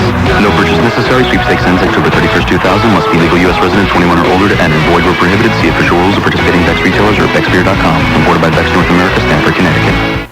Group Health Incorporated congratulates the American League champions. And like the Yankees, GHI offers a winning combination too, with a variety of innovative, affordable health insurance options. Plus, one of the largest networks of doctors and specialists in New York State. To learn more about GHI, call 1-800-444-2333 and be part of a championship healthcare team. New York City OTB congratulates the Yankees for another outstanding season. The New York City Off-Track Betting Racing Network on Channel 71 has also had a successful year. Tune to NYC OTB's winning lineup of racing personalities Saturdays for Racing Desk from 9:30 till 11:30 a.m. and Mondays and Tuesdays for Thoroughbred Central, where you can enjoy all the action from noon to 5:30. You can see it all live on Channel 71. To open an NYC OTB phone account, call 1-800-OTB-8118. That's 1-800-OTB 8118. Laser Powell, you're the fastest man in baseball with 131 stolen bases last season. I am laser-like. Well, you're snail-like compared to UPS. Come again? Give UPS a document or package and they'll deliver it overnight as early as 8 a.m. Guaranteed. Can you do that, Laser Ernie? Now, hold up. You can't compare me to a delivery company. No, Leadfeet, no. I'm afraid you can't. For the fastest overnight deliveries, call 1-800-PICK-UPS or visit UPS.com. Welcome back to the Sun American Mutual Funds Yankee pregame show, and our guest on the K-Corner before Game 5 of the 2000 World Series, the Subway Series, between the Yankees and the Mets, is Yankee reliever Jeff Nelson. And Jeff, everybody that he's talked to says that the Yankees are up 3-1 in this series because of Stanton, Nelson, and Rivera. When you hear that, how does it make you feel? Oh, it definitely makes you feel proud, especially when the other side was saying a bunch of things that we didn't have a good bullpen. And also that we didn't belong here, wasn't a Yanks year. So obviously any way you can contribute makes you feel proud, especially to be a Yankee and help this team be up 3-1. Now, does Cone become an honorary member of the trio after he pitched last night? Yeah, it was good to see him get in and get a key out. Piazza's a tough hitter. And, one swing of the bat, he could have tied the game up. And he hasn't pitched in a while. He came in and he did a great job for one hitter. Have you guys been teaching him how to get ready, things like that? Do you talk to him about that stuff, mindset coming in? No, he's been around the league and been in this game for a long time. The only thing I see that he paces all over the place. I don't think this guy's ever sat down one time the whole postseason since he's been in the bullpen with us. And he's a very nervous person, and I think he needs to start so he has those 4 days that he can relax, because now that he knows if he has a chance of getting in that day, he's just all over the place. Now, when you come in a game like yesterday's game, the pressure has to be enormous because every single pitch, every single at-bat could change the game. So when you come in, it's 3-2, then you hand it off to Stanton, he hands it off to Rivera. Do you focus more in playoff games? Is that why you guys are so good in these situations? Well, I think you definitely have to focus more because, like last night, you didn't want them to tie it up 2-2, especially in their home park. Them getting their momentum back, and so they had such a great home record. You needed to concentrate more. You needed to throw strikes, try to get ahead, try to get these guys out. They got a good lineup, and you wanted to put our team up 3-1. We wanted to win last night and go 3-0 and possible sweep. But it is tough in the postseason, especially when it's 3-2 and the crowd gets into it. It seemed like their pitchers shut us down after we scored 3 runs, and we need to do the same to them, shut them and leave them at 2 runs and get it to Mariano in the 8th and the 9th. So it's a pressure situation, and it kills you. I mean, you hardly get any sleep at night, and you wake up and wish the game started that day as soon as you woke up. Does it bother you that coming into the series, people said about the bullpen, but I think what they really meant was the bullpen is not as long as it used to be without Mendoza, so you and Stanton probably have to come in sooner. But you and Stanton didn't have the same sort of finish as you had to start. Did it, let's say, motivate you guys to say, I'm going to show these people that we can still do it because you guys didn't finish the way you would want? Well, I mean, we knew once the postseason started that we were going to have a good postseason. And you are right. I mean, the Mets bullpen is a lot more deeper than ours. I mean, Bobby Valentine seems to use those guys and use all 6 or 7, however many they have down there. And they always do a good job. They pick each other up. And they do have a deeper bullpen than us. I mean, we have 2 starters, 3 starters down there that aren't used to coming out of the bullpen and really haven't pitched much in the postseason. And Joe just used 3 guys. So, it definitely makes us feel proud and happy when we go out there and do the job and help our team win. And in postseason and even all during the year that a bullpen is very important because the starters don't give you 6, 7 innings or complete games like they used to. So the middle relief is much more important nowadays. All right, you're one of the best at what you do. Watching Rivera, do you even marvel what he does? Is he the best at what he's ever done? He's had a great career. I mean, with the Yankees, and since I've been here for 5 years, he just improved every year. And it is amazing to go out and watch him and see how good he does. I mean, he just basically has one pitch. He throws a hard cutter, and now he's starting to move it around, and that's going to help him even more. Couple of things. Mets are complaining that there's too many Yankee fans in this building. Are you surprised that there are so many Yankee fans in the visiting team's ballpark? Well, what I heard is that Mets didn't sell their tickets until they knew they were in the World Series, so that helped a lot of Yankee fans go ahead and buy tickets, and it was a good mix. I mean, once I came off, you heard some cheers, and when we won the game, you heard some cheers, and the Yankees they did it the smart way by selling their tickets before anybody knew who was going to the World Series, so you pretty much had about 90-95% Yankee fans over in Yankee Stadium, and here you get a good mix, which helps us. I mean, even in the other World Series and past World Series in Atlanta and San Diego, we always seem to have a good mix. How badly do you want to close it out tonight? We definitely want to. I don't think anybody wants that media hoopla like the Clemens Piazza thing for Game 6. So we want to end the night, get it over with, and we haven't done such a good job of closing out the series in the first 2 rounds, and hopefully we can do a better job of that tonight. All right, final thing. On a personal note, you're having such a good postseason. Obviously, you have to worry about your family. You have kids, another one coming. Do you think that the cash register is ringing because you're doing so well under such big pressure? I don't know. I mean, you would hope that you would get rewarded for what you've done, and like I said, setup role in the middle relief is such an importance right now and nowadays, and even in the postseason. But I want to win the night, and I have no idea where I want to go. Obviously, I want to become a free agent. I have to owe that to myself. But I mean, last night you start getting feelings about you're up 3-1, and you're like, why do I really want to leave this place when it's been such a great time here these last 5 years? But then again, you can't let anybody know where you want to go because then you lose your bargaining power. So I mean, I love it here, and if we can work something out when I'm a free agent, obviously other teams are going to have to bid too and go into it too. But we'll see what happens. I mean, like I said, I can't really say anything and express my feelings until something does happen. Wouldn't it be weird, though, to warm up without Mike Stanton warming up next to you? Well, we've been such a great trio over the last 4 years, and it would be kind of sad to see it break up. So, I mean, we've always done a good job, and that's all you hear is Nelson, Stanton, Rivera every time the 7th, 8th inning comes along, and hopefully that stays that way. Well, congratulations, Jeff, and good luck tonight. All right, thank you. That's Jeff Nelson. We're back with Joe Torre and John Sterling on the Manager Show, and that's brought to you by Jeep, and this is New York Yankees baseball. The Subway Series, the ultimate New York sports dream, has become reality. Everybody's talking about it, and now you can remember the moment forever with an exclusive limited edition Mets and Yankees Subway Series Collector's Plaque from Steiner Sports Marketing. This 12 by 15-inch plaque features a color photo collage of Dave Justice, Derek Jeter, El Duque, Bertie Williams, Mike Piazza, Robin Ventura, Mike Hampton, and El Guardo Alfonso. Call right now to order. Only $39.95. Get a free catalog. Call 1-800-759-SCORE or go to steinersports.com to check out other Subway Series items and hundreds of other collectibles. That's 1-800-759-SCORE. Call now for this exclusive limited edition Mets and Yankees Collector's Plaque. Own a piece of history. Call right now, 1-800-759-SCORE, or log on to SteinerSports.com to win tickets to the 2001 World Series. Remember, the Steiner seal means it's real. You can't wear the Yankees World Championship rings on your finger. You can't wear their robust batting averages to work or their supermodel girlfriends on your arm.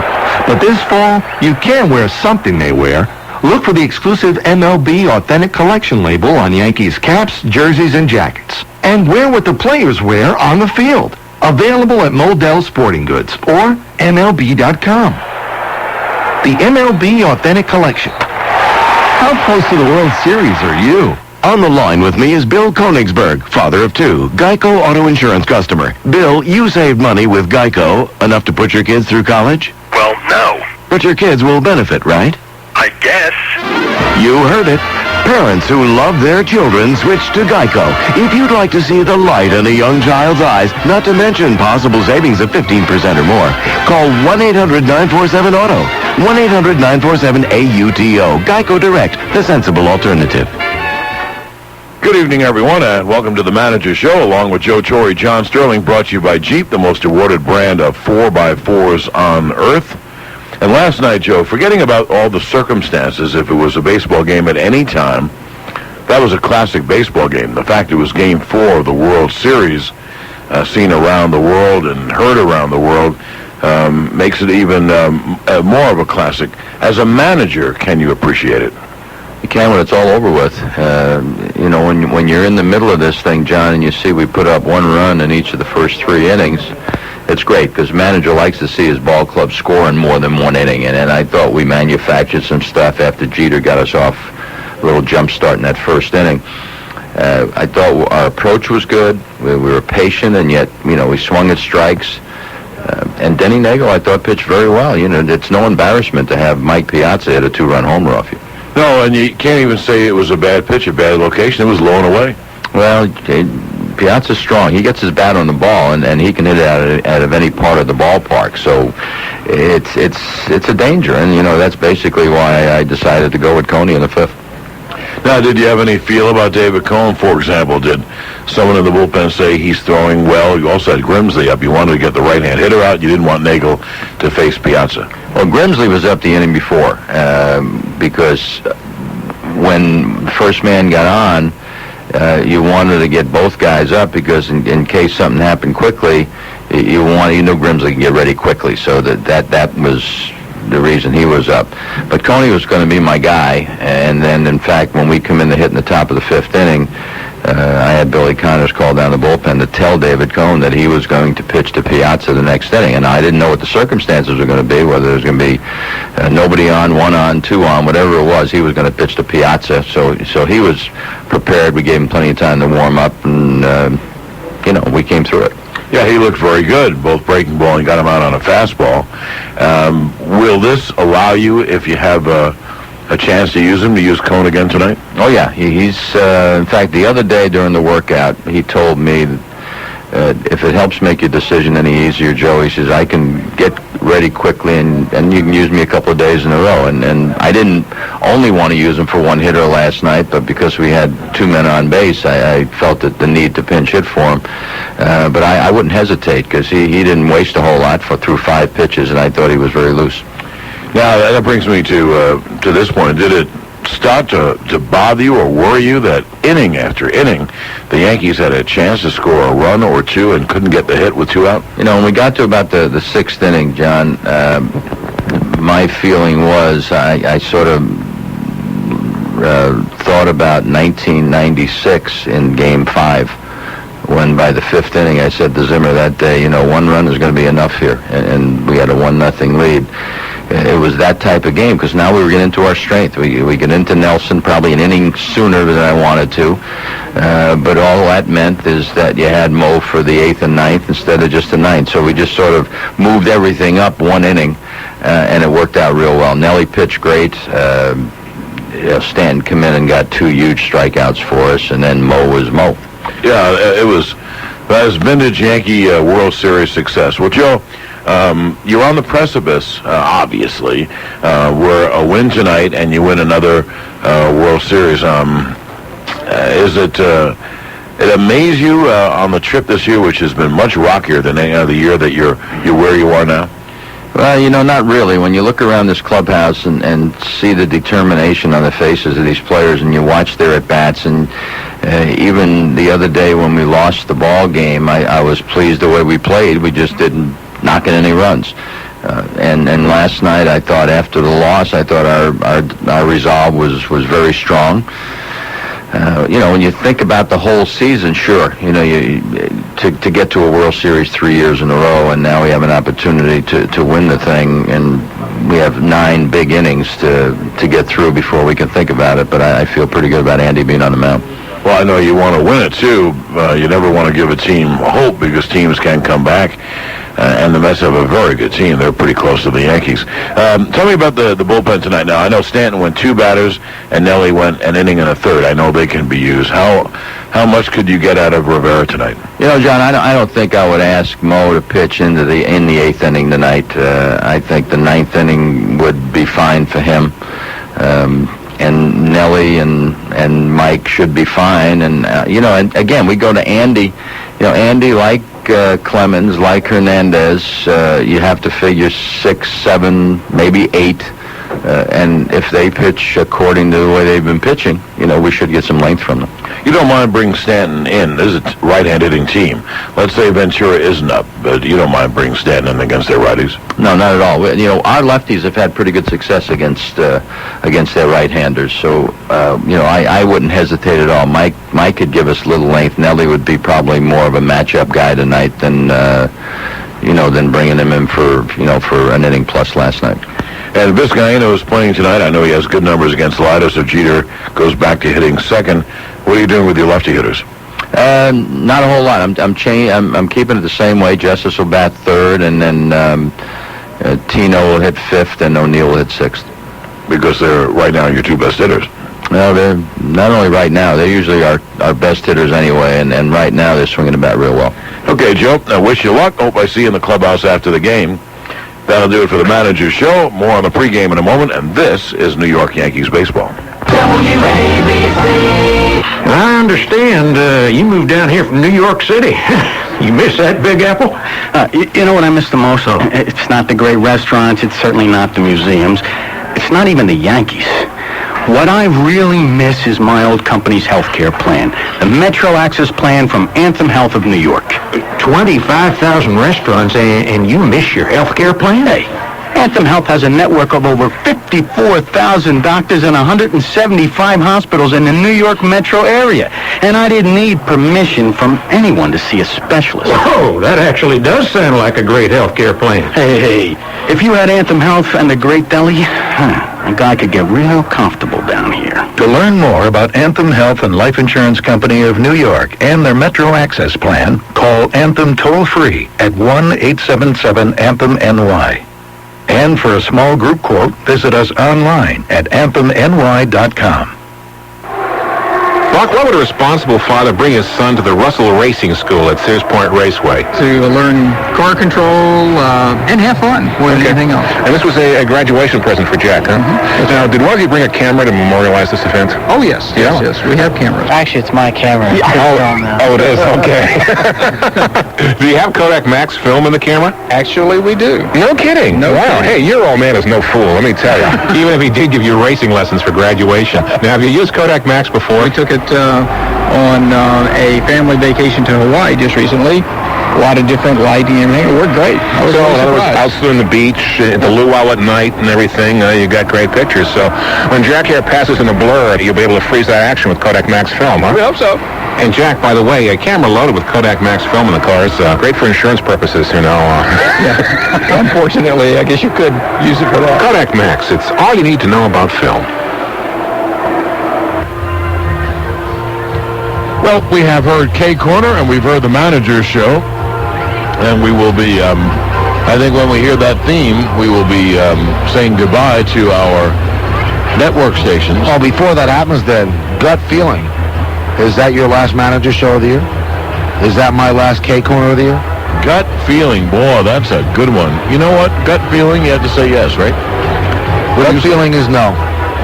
Gut feeling no on your part? I guess gut feeling is yes. I don't know why, though. Because I really expect Leiter to pitch 2 runs or less. And my gut feeling comes from the old sports writer in me.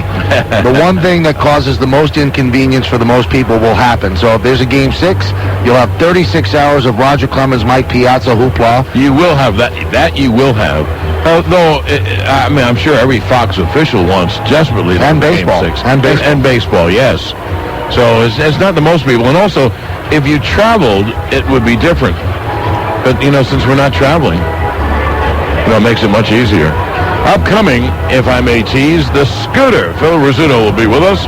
And also from the Daily News, Anthony McCarron and Matt Devlin will talk to Mets left-hand who pitched very well last night, Glendon Rush. That should be good, so we look forward to that. McCarron in the Daily News spot. And we'll have the lineups thrown in there. We told you the Mets have shaken their lineup up a little bit, and the Yankee lineup is different than last night, so this could be it. This could be the Yankees' 26th World Championship, or the Mets could extend their season another 2 days, and we'll see tonight as it's Andy Pettitte against Al Leiter. Well, if I'm the Mets, I don't even think about anything else but tonight. And if Al Leiter gets them a win, hey, how bad is that? This is an amazing stat. You consider Al Leiter a good big game pitcher, right? Yes, sir. I do as well. 10 postseason starts, never won a game. Yeah, but he gets them late in very even games. Well, they're 6-4, his teams in the games that he pitches. He's 0-2, and his starts, the only win he's ever had was in Game 1 of the '93 series when he relieved for the Blue Jays. So he's never won a postseason start. But I thought that he pitched exceptionally well in the first game. Justice hit the 2-run double, only runs off him. Benitez gave up the win in the 9th.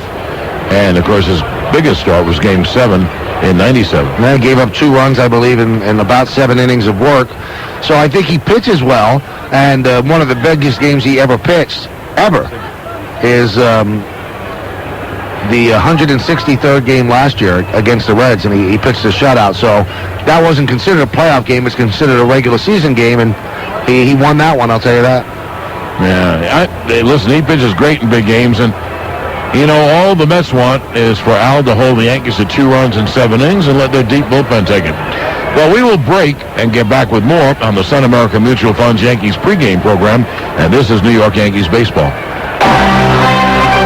Now, for the first time ever, New York's dream of a Yanks-Mets Subway Series has come true. Don't miss this once-in-a-lifetime opportunity. Wrap up your tickets for the 2000 World Series right now by calling 1-877-MAGIC-00. That's toll-free, 1-877-624-4200. Operators are standing by to help you be part of New York sports history. Pick up the phone right now and call Ticketmagic.com at 877-642-4200. Catch all the intense action live and in person. The Amazing Mets or the Bronx Bombers. Who will it be? All tickets include entrance to an exclusive Ticketmagic.com party at the world-famous Planet Hollywood. Call now, 877-MAGIC-00. Don't miss the fun. Get into the game. You can also visit us on the web at Ticketmagic.com. Hey, baseball fan, brace yourself for the opportunity to own the most amazing baseball collector's item ever. AllAmericanCollectibles.com has created a remarkable new limited edition fine art piece devoted to the history of baseball's biggest stage, the World Series. This magnificent art piece features some of the most legendary performers in World Series history, including Reggie Jackson, Johnny Bench, Brooks Robinson, Whitey Ford, Mike Schmidt, Pete Rose, Don Clinton, Ray Knight, John Wetton, Mariano Rivera, and dozens more. This amazing piece will be signed by nearly 40 of these World Series MVPs. Never before has a product like this been attempted and will only be available for a limited time and is a guaranteed sellout. Call 1-800-WOODY-64 right now to order yours. As an added bonus, if you order now, you'll be entitled to a raffle for 2 tickets to the Yankees playoff game 6 and invited to an exclusive cocktail party. You can meet and take a photograph with over 15 of these baseball legends in person. Call right now to 1-800-WOODY-64. That's 1-800-966-3964. This is the Sun America Mutual Funds New York Yankees World Series scorecard. Sun America Mutual Funds, the retirement specialist. Invest for a brighter retirement. Brought to you in part by the History Channel, where the past comes alive. And by Capital Audio in downtown Manhattan, bringing you the finest in home electronics. Only 15% of all baseball players are ever going to see their name on the scoreboard of a Major League stadium. Luckily for you, in the world of e-business consulting, your odds are a lot better. If you want to be sure you'll belt a home run and work with a Major League company, your next hit should be DMR.com. That's DMR Consulting. DMR Consulting is a global IT firm that creates integrated e-solutions for companies ranging from Fortune 1000 to startups. DMR Consulting is a leader in providing quality jobs to individuals in the emerging field of e-business. By signing with DMR Consulting, you'll get all the benefits of playing with a Major League team. Challenging projects, excellent benefits, and the training and continuing education you need to be an all-star player in today's job market. If you have web development, web architecture skills, or e-commerce experience and would like to explore career opportunities with a terrific company, visit www.dmr.com and apply online. DMR Consulting, the results people. Southbound D train, next stop Yankee Stadium. And Jeter swings. It's a high drive to left. It is high. It is far. It is gone. Derek Jeter hits a first ball fastball deep in the bleachers in left field. And on the first pitch of the game, the Yankees take a 1-0 lead. Queensbound 7 Express, Willis Point Shea Stadium, next stop. Rivera is set. It'll be a 1-2 to Franco. The pitch. Strike three. Ball game over. Yankees win. The Yankees win. This is the Sun America Mutual Funds New York Yankees World Series scorecard. Sun America Mutual Funds, the retirement specialist. Invest for a brighter retirement. Brought to you in part by Anthem Health of New York. Visit us at anthemny.com. Once again, live from Shea on the Sun America Mutual Funds Yankees pregame program. We continue what should be the final hour, and in about, I would say, 50 minutes or so, we should have first pitch of Game 5 that Michael could be the 26th Yankee championship, the third straight and the fourth in 5 years. An amazing run, and they would be only the second team in the history of baseball to win 4 out of 5 World Series, the Yankees being the other one when they won the 5 in a row, and they would become the first team, John, since the 72, 73, and 74 Oakland A's to win 3 in a row. And, you know, you say 72, 73, 74, and you don't think that's a long time ago? It's over a quarter of a century ago. Right, and there, at least the 72 through 74 teams had to play a tier in the playoffs and then get to the World Series, and the other teams not taking anything away from 49 through 53 and 36 through 39 Yanks, who have won all those championships, but they just graduated from the league pennant right to the World Series. There were no playoffs. You know, Mike, one thing about the Yankee franchise, when you talk about 36 to 39 and 49 through 53, and this run, if they get it, this would be 4. 36 to 39 is 4. And 49 through 53 is 5. Man, those are 13 championships just in those areas, more championships than any of the teams ever won. It's an amazing run, and you know, as there was a sign at Yankee Stadium in Game 1, you know, the luckiest fans on the face of the earth, they are. Because there are teams that haven't won, the Red Sox since 1918, you've got the Cubs, you've got the White Sox, the Phillies have one world title in all their years, so this would be number 26 if they could get 1 out of the next 3 games. Pretty special run, I'll tell you that, and I think, and we've said this over and over, and it's, we'll talk about it on the post-game or during our talk show during the winter. I think this is as good a run as any team's ever had, even more so than the 5 Yankees championships ever. I couldn't agree more.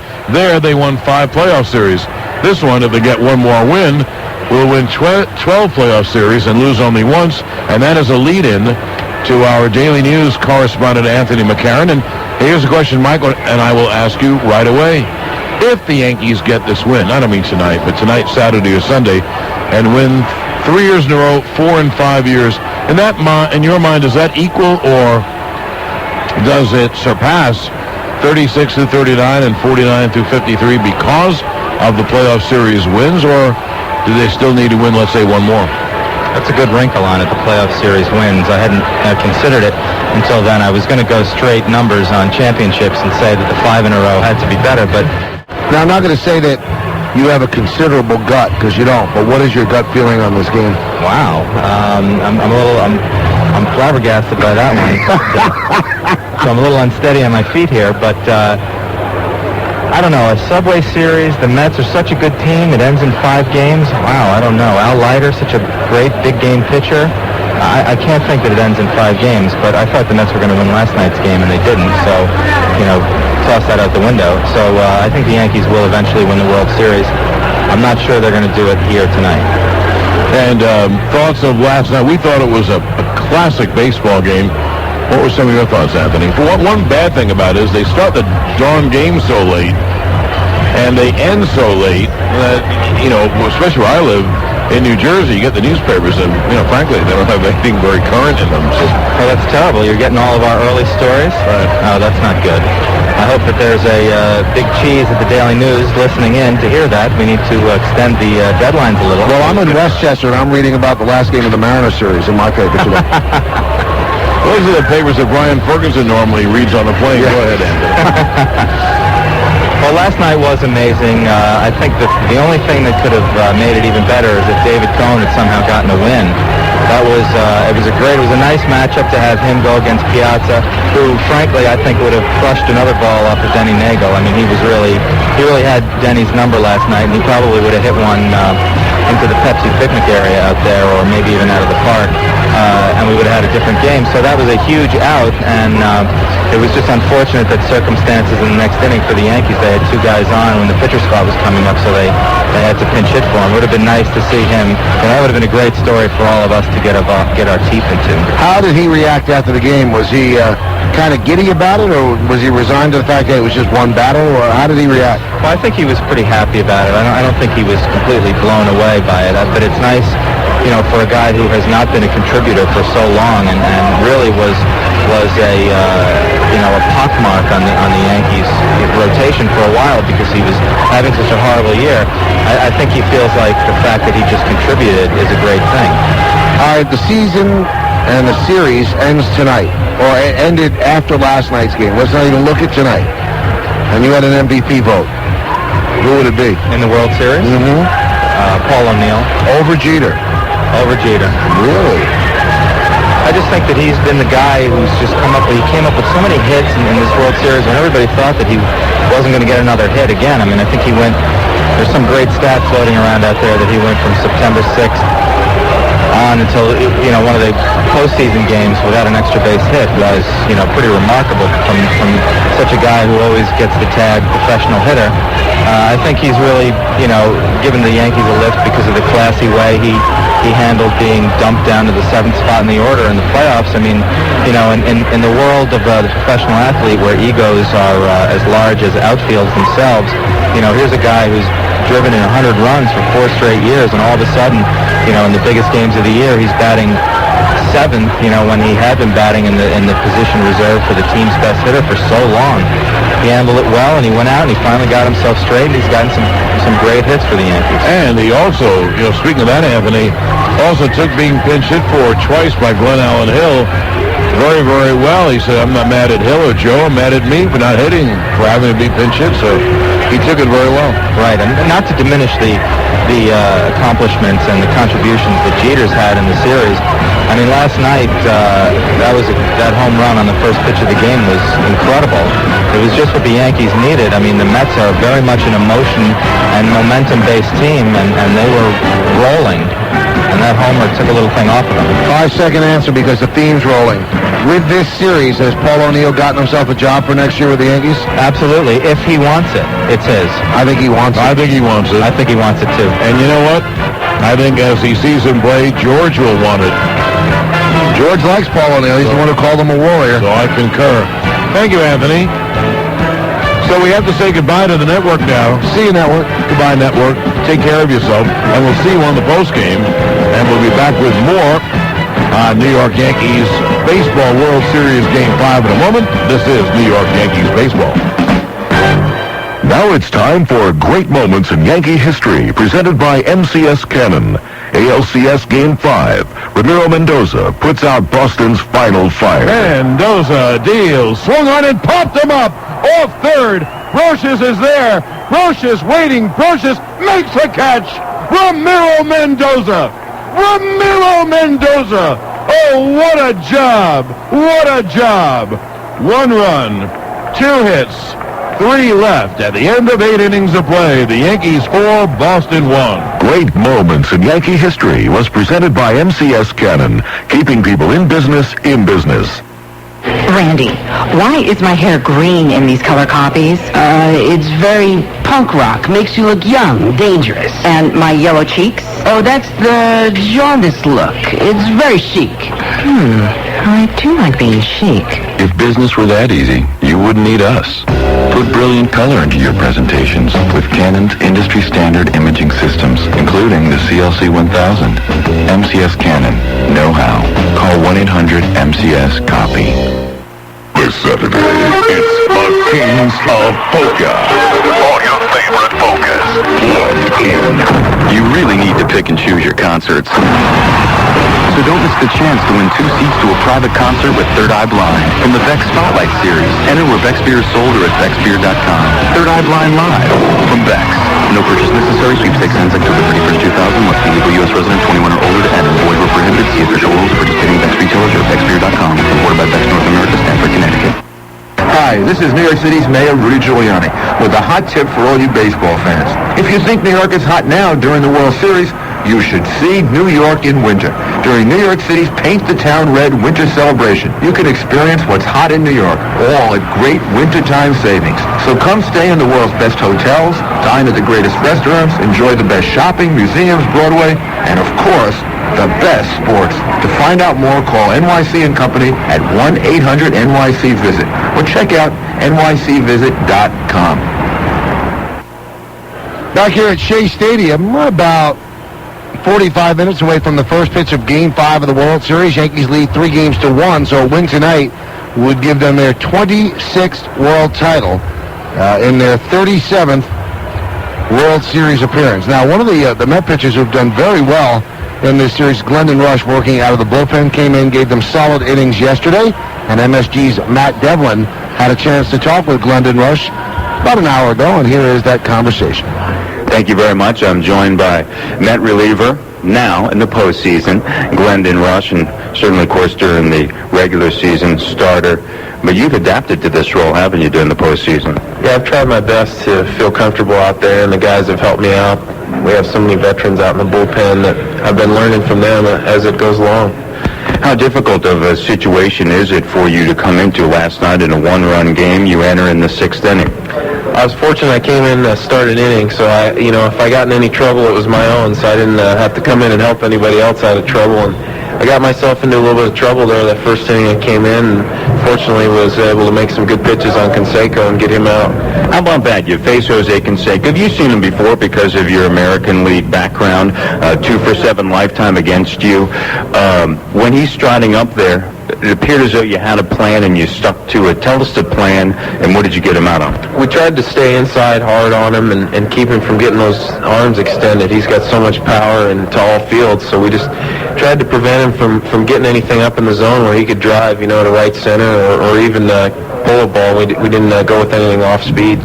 Were you surprised at all? I mean, he didn't even lift his bat off the shoulder. A little bit, yeah, because I think he could have got to a couple of those pitches. I think he was probably looking for something more out over the plate and maybe looking for me to bring something in there off speed, and I think he was just a little crossed up with what I was throwing. Then, of course, you work into the 7th inning and you do your part as both bullpens last night. Just magnificent, weren't they? Yeah, it's fun to watch bullpens perform like that, especially ours. We came out and did a great job, and their guys were tremendous. I mean, Nelson and Stanton and those guys, they get it to Rivera, and it's lights out. There's nothing you can do when you have a bullpen that's that good that we're going up against. Glendon, you lost last night. It's now 3-1, but do you get a sense, I was just talking to Peter Gammons about what a masterpiece that game was last night. Both managers doing everything that you have to do to win a ball game, and then it comes down to execution, and the final tally, it's one-run game. Yeah, they've all been close, and if you're a fan sitting out there watching, loves to watch the World Series, and you don't even necessarily have to be rooting for either one of these teams, you're getting some great baseball to watch. There's no doubt about that. And it's fun to be a part of. It's fun to be a part of not only the Subway Series, but have such great ball games like it's been. Now, back in 1985, the Kansas City Royals, they actually came back from a 3-1 deficit. Any talk about that in the clubhouse? I think we're going out there to try and get this one tonight. We want to come out and play well in front of our fans the last game here at Shea and get a win and get it back to 3-2 and then go from there. We got Hampton going after that, and then we'll just have to see what happens. Ryder tonight, is there anybody better than him for this team in this situation? In my mind, there's nobody better than that guy for one game. As you saw what he did last year in a one-game playoff, and every time our back's against the wall, even during the season when we were losing some games, it seemed like he always came out and stopped it. So he's the guy for me. When you take a look at postseason, everybody says, hey, good pitching, good beats, good hitting. And at the top of the order, there's been some struggles. Timo Perez as well as Edgardo Alfonso. Have you been surprised at all at certainly Fonzie's lack of production? A little bit, yeah. But Fonzie's such a great hitter that he can go through a couple games like that, and he may be right back in there tonight. Timo, obviously, they've got a good game plan against him, and they're sticking with it. They, I'm sure, watch plenty of video on him and him being a new guy in the league and everything. So they're doing a good job with those guys, and that's a recipe for success when you keep those big guys off the bases and keep the bases empty with Piazza and those guys coming up behind them. How about experience? Does it play a factor right now, this time of the year? I think without a doubt the Yankees have so much experience in the World Series and everything that helps them. They go out and they never panic and they don't make mistakes. It's the same thing I saw when I was with Kansas City and we played the Yankees. They didn't make mistakes. They usually let a team beat themselves or make a mistake, and they take advantage of it. Thank you very much for your time. Thanks for having me. Lyndon Rush of the New York Mets, and we'll be back with more right after this. This is New York Yankees baseball. Craig and Irene have chosen to write each other's vows. Do you, Craig, promise to wear jersey sweats, to take out the trash in comfort, to look so good in jerseys you'll actually be allowed outside, to choose your wardrobe effortlessly and focus on the more important things like back rubs and bargain shopping forever? Do you? Could you repeat the question? At least the sweats will be easy to commit to. Another reason you can count on jerseys. Good old-fashioned one-upmanship. Yes, outdoing your neighbor is an American tradition. When old Bob gets a weed whacker, you've got to have the turbo weed whacker. Maybe it's time the DirecTV installer made a little house call. That's right. Now that proud satellite slinger in the blue felt cap is offering free standard installation when you buy a DirecTV system and sign up for Total Choice programming, guaranteeing that you and not your neighbor has the best, nay, the ultimate in television. Imagine access to over 225 channels of digital nirvana to his analog same old, same old. Local channels, mister, you got 'em. After all, why settle for cable TV that's had to burrow to the ground like some lowly rodent when you can enjoy crystal clear television beamed to you all the way from outer space? Call 1-800-DIRECTV today to learn more about our free installation special. Hardware and programming sold separately. Programming subject to change. Offer ends 1/14/01. Other conditions apply. See retailer for details. Call 1-800-DIRECTV today. New Extra Strength Rolaids profile superfan Tom Dolan. Baseball, it's about pacing yourself. Amateurs, after the first inning, they give out. Me, I work up to it. First inning hot dogs, second inning cheese fries, third chili dogs. By the seventh inning stretch, it's new Rolaids. Extra Strength. New Extra Strength Rolaids with even more acid-neutralizing power to wipe out heartburn fast. New Extra Strength Rolaids starts working in less than 10 seconds. ROLAIDS spells relief. Use as directed. Eighth inning, bratwurst. It didn't take a Subway Series to convince New Yorkers that this is truly a city of champions, that it's a great reminder to the rest of the world that New York City is number one. I'm Randy Weingarten, chair of the Municipal Labor Committee. We represent 94 city unions and more than 300,000 municipal employees. These hard-working men and women are the real heroes of New York City's amazing comeback. They are the police, the firefighters, the transit workers and teachers. They're the nurses, the sanitation workers, and thousands of other municipal employees who keep our city going. They are the people who work for you. No municipal workforce is more skilled, harder working, or more devoted to the city it serves, and none has made greater sacrifices. During the lean years, New York City workers went the extra mile and agreed to contracts giving them far less than they deserved. Now, in a time of budget surpluses, let's acknowledge all the team players in the City of Champions. A message from the Municipal Labor Committee. Back here at Shea Stadium, the clock says 7:53 here at the ballpark, and I say about 8:30 first pitch, right around that general vicinity. So 37 minutes to go, and the ceremonial first pitch, one of the ceremonial first pitches will be thrown out by Keith Hernandez, the captain and the first baseman of the Mets' last championship team in 1986. And our very own Roberto Clemente Jr. had a chance to catch up with Keith Hernandez moments ago, so here is that conversation. Keith Hernandez. Keith, the series is 3-1. In your own words, I mean, where do you think the Mets have gone wrong? I mean, it's been very, very tough games, but one games. What do you think you would have done a little bit differently? Well, they can't continue to make the mistakes they've been making. I think it's been pretty apparent that the Yankees are a veteran team, and it's showed. The Yankees have out-hustled them in some games.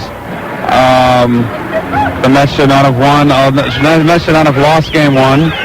To lose that way was really, this is inexcusable with Timo Perez assuming it was a home run.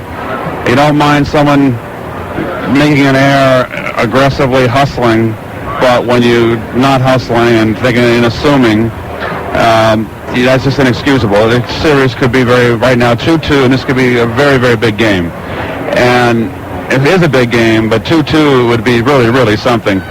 And, Paul O'Neill last night, I hate to be pointing the finger at Timo Perez. He played that double into a triple, and you've got to know as a defensive player who your runners are. And Paul O'Neill's not a good runner. If it's Maury Wills or Lou Brock, okay, fine. I got to get over there. But it's Paul O'Neill. You play it over the wall, play it off the wall. You hold into a double. That's the third run. And every game's been a run. Every game the Yankees have won has been by one run. And those are the things that beat you when you play in this kind of club. When you get to this level of championship, playoffs, and World Series, these teams are here because they don't make mistakes. And the Mets, by the same token, are a younger team.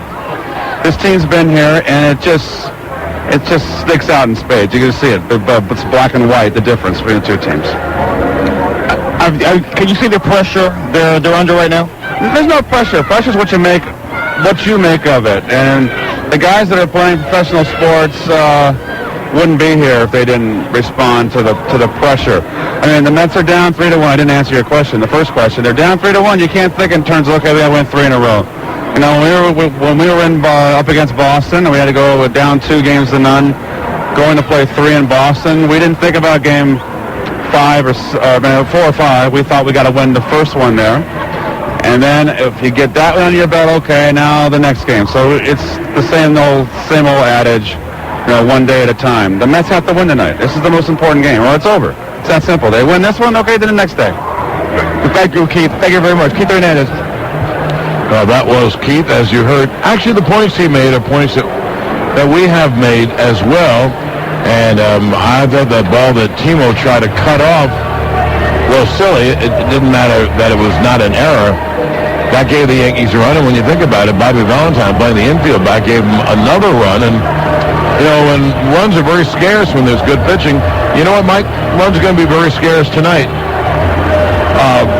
Of course, sometimes when you say that, it turns out to be an 8-6 slugfest. Absolutely. And maybe if Leiter or Pettit or both do not have great stuff and you have to get into a bullpen early, you might score some runs. It'll be interesting. It'll be interesting to see how Leiter reacts to the pressure of having to win, and Pettit reacts to another World Series game on the road. He has 2 World Series starts on the road, John. 15 and 2/3 innings pitched, no runs. Well, I know the games. I can still see, as you can, the games. Game 5 in Atlanta, a 1-0 game. Yankees scored a run early on a Cecil Fielder double. And no one, I think it may have been the second or third inning, I don't remember, do you? And it was very early in the game, and no one ever thought, hey, that's going to be the only run. And And I understood what Hernandez was saying. Pressure is what you make of it. You go out and play your game. You're a veteran. And in that game, in the 6th or 7th inning, the Braves had 2 on and no one out. And they bunted, which is the right play. And Pettit got off the mound and turned and fired a third and just nipped the runner. I mean, bang, bang, but he nipped him for the outs. And he's not a great fielder.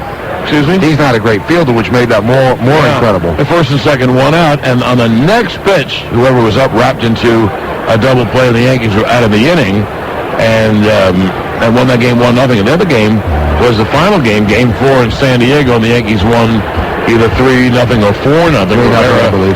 Excuse me? 3-0, I believe. And Rivera saved it, and Pettit pitched another brilliant game. But, I'm not saying there isn't any pressure, but Andy is going to go out, and if he makes his pitches, he's going to pitch a heck of a game tonight, too. And there really is very little pressure on Andy. All the pressure's on Al. The Yankees do have some maneuverability here. They do not want to take this to a Game 6. They do not want to experience the circus of Clemens against Piazza again. That's something they want to avoid. They know if they get it done here, they don't have to worry about losing a Game 6 and having it come down to a Game 7. So there's that modicum of pressure in that sense. But Al Leiter knows that if he doesn't pitch well, that's it. The Mets season is over. No. Also, too, Mike, we would be less than honest. I know some people say, oh, well, they're Yankees. But we would be less than honest if we didn't say it. This team doesn't feel quote-unquote pressure, which means you don't play your game. These guys play their toughest in the toughest games, obviously. I mean, how could they have won all these playoff series? One more win in the next 3 games, in any of the next 3 games, and they will have won 12 playoff series and lost 1. And when you win 12 playoff series and lose 1 over a span of 5 years, then you either are immune to pressure or you use pressure to tighten up and play your best. I don't mean tighten up, but to focus and play your best baseball. I heard an interview with Bobby Valentine today, John. I think that there's a great advantage of having been here before. And the Mets are experiencing things for the first time. And none of this takes the Yankees by surprise. None of the media horde takes the Yankees by surprise. None of the crowd situations, the ticket situations, none of that takes the Yankees by surprise. And I think the hardest world championship you win as a team that stays together is the first world championship. The Yankees proved that the enormity of the situation did get to them against Atlanta when they lost the first 2 games in '96. But it didn't take them a full series to recover. It took them 2 games, and then they did recover. But Valentine was saying today, I heard him say, I think our players are somewhat taken aback that Shea Stadium's not filled with Met fans, the ticket situation, all of that stuff. So, you hope that you adjust in mid-series, but that has not been the case for the Mets. But they still have time. They could win today and feel a lot better about things. Well, we hope that we'll have Phil Rizzuto with us.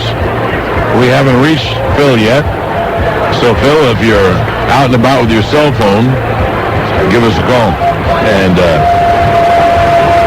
we are moving close to first pitch time. I know it takes a long time to get there, but I would say we'll have first pitch in about 25 minutes. And the ceremonial first pitch, as we said, will be 3 members of the 1986 Mets World Championship team. Roberto Clemente spoke with one of them, Keith Hernandez, then Gary Carter and Lenny Dykstra. Lenny Dykstra made the trip in from California, and I'm sure that trio is going to be more warmly greeted than the 5 guys that threw it out last night. And it always seems to happen. It's happening at Yankee Old Timers Day as well. The fans are getting younger, and they remember the team closer to when they were kids. And I'm sure everybody here remembers or has memories of the 86 team. The 69 team, that's a different deal. Now you see with the Yankee Old Timers Day, John, who gets the biggest hands? Greg Nettles, Mike Pagliarulo, Don Mattingly, guys that were on the team that these people remember. So I think that'll be a big electricity surge for the Mets to have those 3 guys throw out the first pitch. It will, but no matter what kind of surges they have, and they've also talked about how there's a lot of high rollers in the crowd who are Yankee fans and maybe 25% of the Shea Stadium audience. None of that affects the Yankee ball club. I'm not saying they're going to win, but if you beat them, you have to beat them on the field. They're not going to be affected by having great ovations for these the wonderful Mets of the 80s or any other of those off-the-field factors. The Yankee team is the most businesslike that can be, and the Pettits, the Tinos, the Jeters, etc., they're here to win a ball game. Well, let's take 15 seconds for station ID. This is New York Yankees baseball.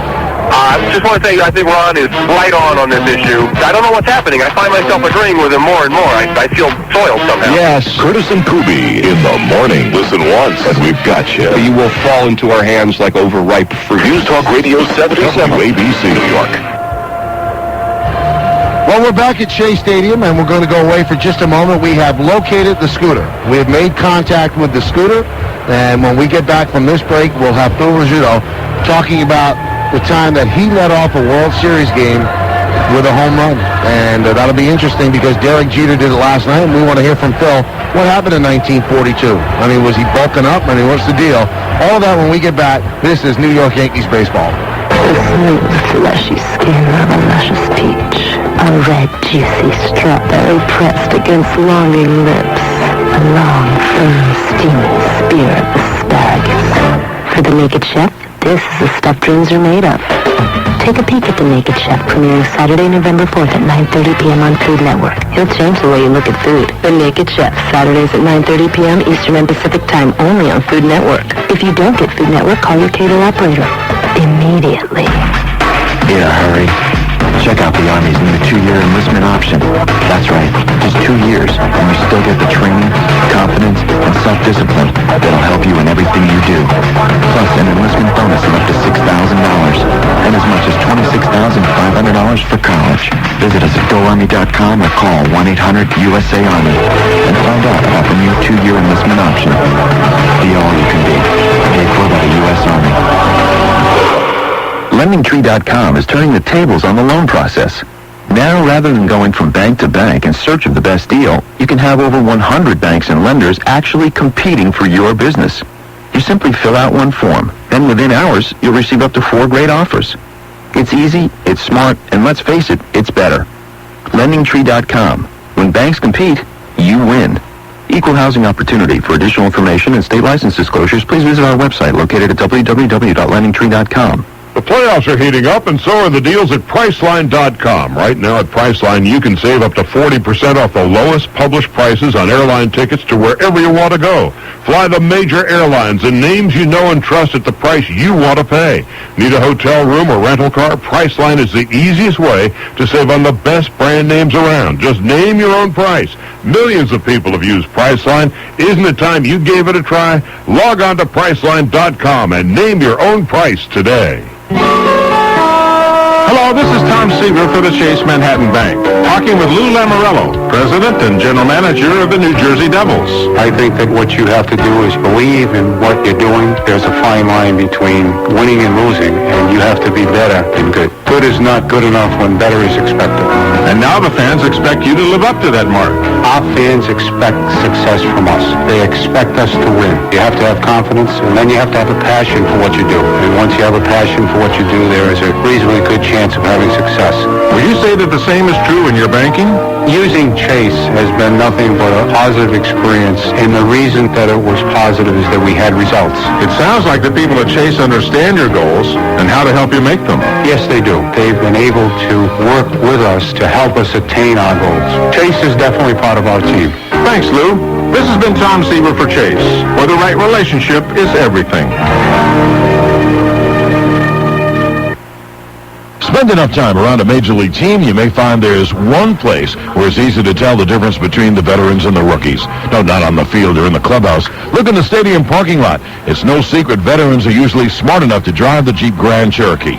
That's because the legendary Jeep Grand Cherokee offers a unique combination of power and performance that can get them through tough conditions. Also, they're smart enough to take advantage of a great deal, too, like a $399 a month lease on the Grand Cherokee Laredo. And right now, Yankee fans can lease the Laredo for just $399 a month for 39 months, zero down, just $1,324 due at signing, plus tax, title, and license. Call 1-800-768-JEEP for lease example details. Ends January 8th, 2001.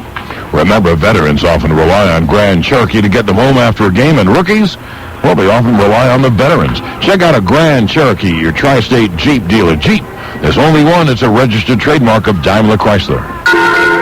With 2 outs and the bases loaded in the final frame, the skipper had one last at-bat to finally win the game. From the bench, he checked the scores upon the wireless internet. Now just a half game out, he'd need a bat the pitcher never met. Bumpy Backman got up from the bench to live a batter's dream. But batting a tepid .206, the skip said, "Take one for the team." Bumpy marched up to the plate to take one in the back. But to his surprise and the skipper's, he took a mighty hack. He cracked a hanging curve and tore the cover off the ball. He cleared the bases as it sailed right past the right field wall. As Bumpy crossed the plate, the skip said, "Bump, you saved the day. Now pull a stunt like that again, and I'll send you back to AAA." Get the latest scores and news with AT&T Digital PocketNet and your internet-ready phone. Free and unlimited access to the wireless internet. Call 1-800-IMAGINE for your nearest AT&T store or authorized dealer.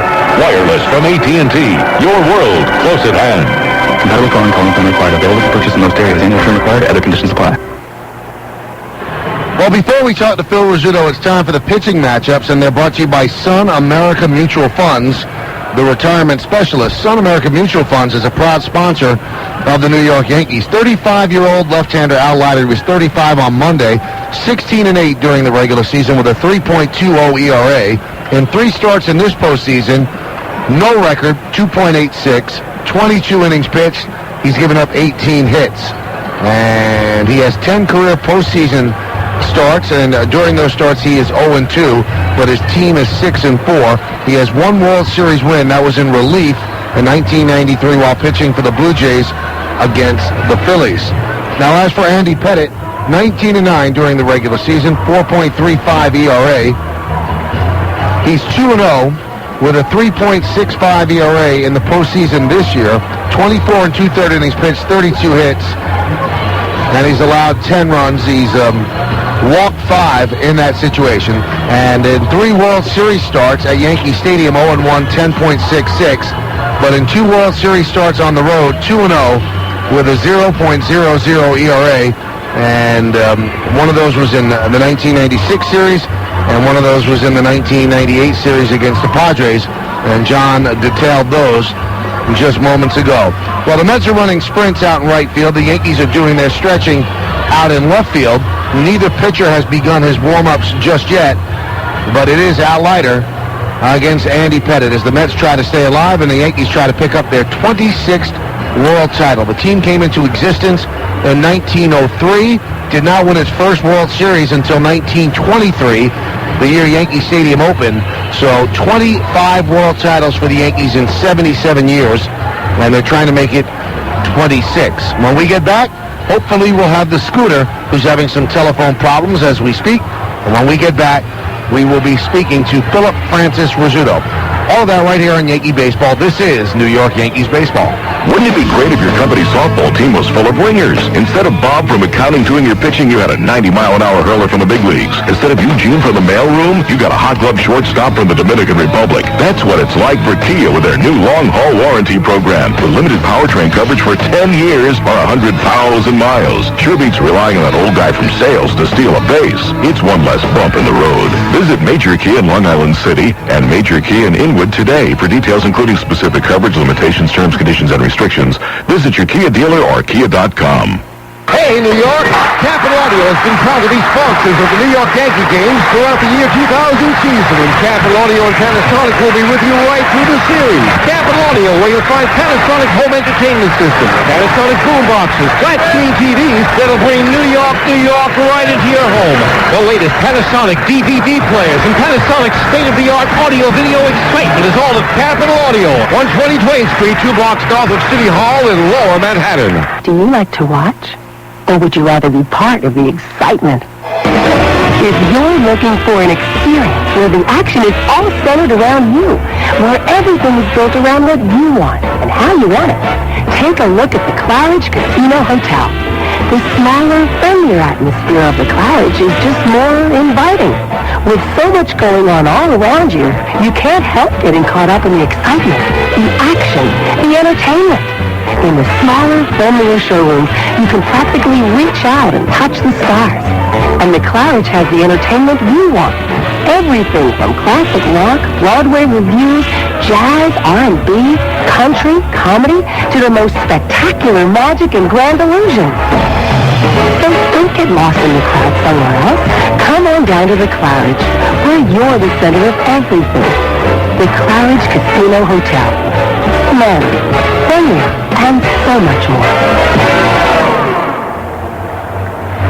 Back here at Shea Stadium, Al Leiter has already begun to warm in the Met bullpen, and Andy Pettitte not quite doing that yet in the Yankee bullpen. He's not even out in left field at this point, but remember, Andy pitches the bottom of the first inning, so he could start slightly after Al.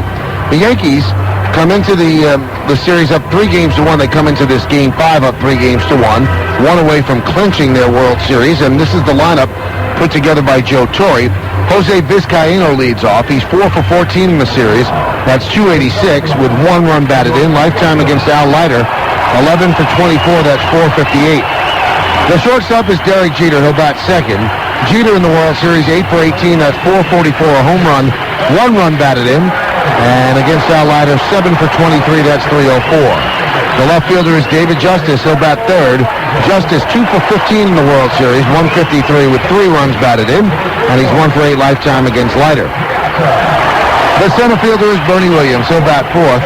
Bernie has had the World Series from hell. He is 0 for 15, and against Leiter, terrible numbers, 4 for 26, 156.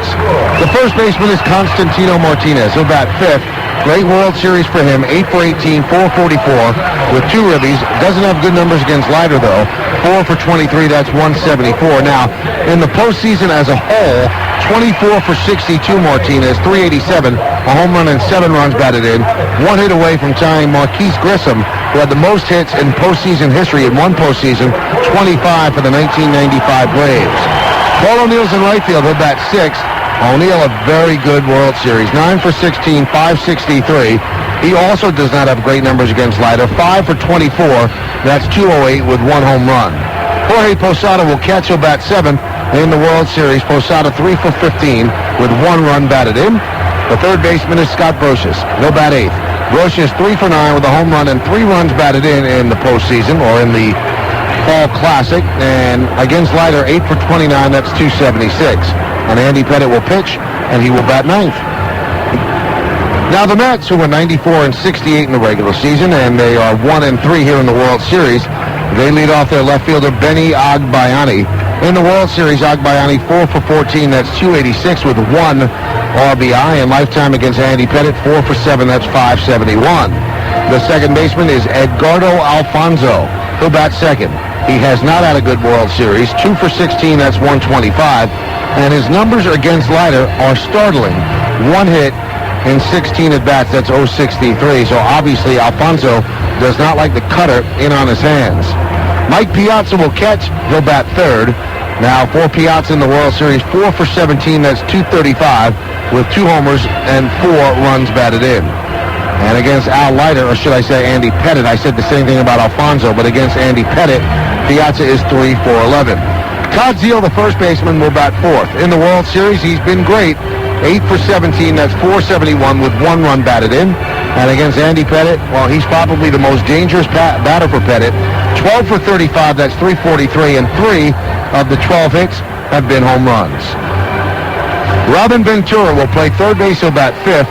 He is 3 for 16 in this World Series, 188, 1 home run. That's against El Duque, and that was the only RBI he's had. Against Pettitte, 5 for 22, that's 227, but 2 of the 5 hits have been home runs. Bubba Trammell gets the start, and he'll play right field. He'll bat sixth, and in the World Series so far, 1 for 2, a pinch hit single, a sac fly, and then he also made out in a pinch hitting appearance last night. He has 3 runs batted in. Against Leiter, 8 for 19, that's 421 with 1 home run. Again, I said Leiter, but against Pettitte, 8 for 19, that's 421.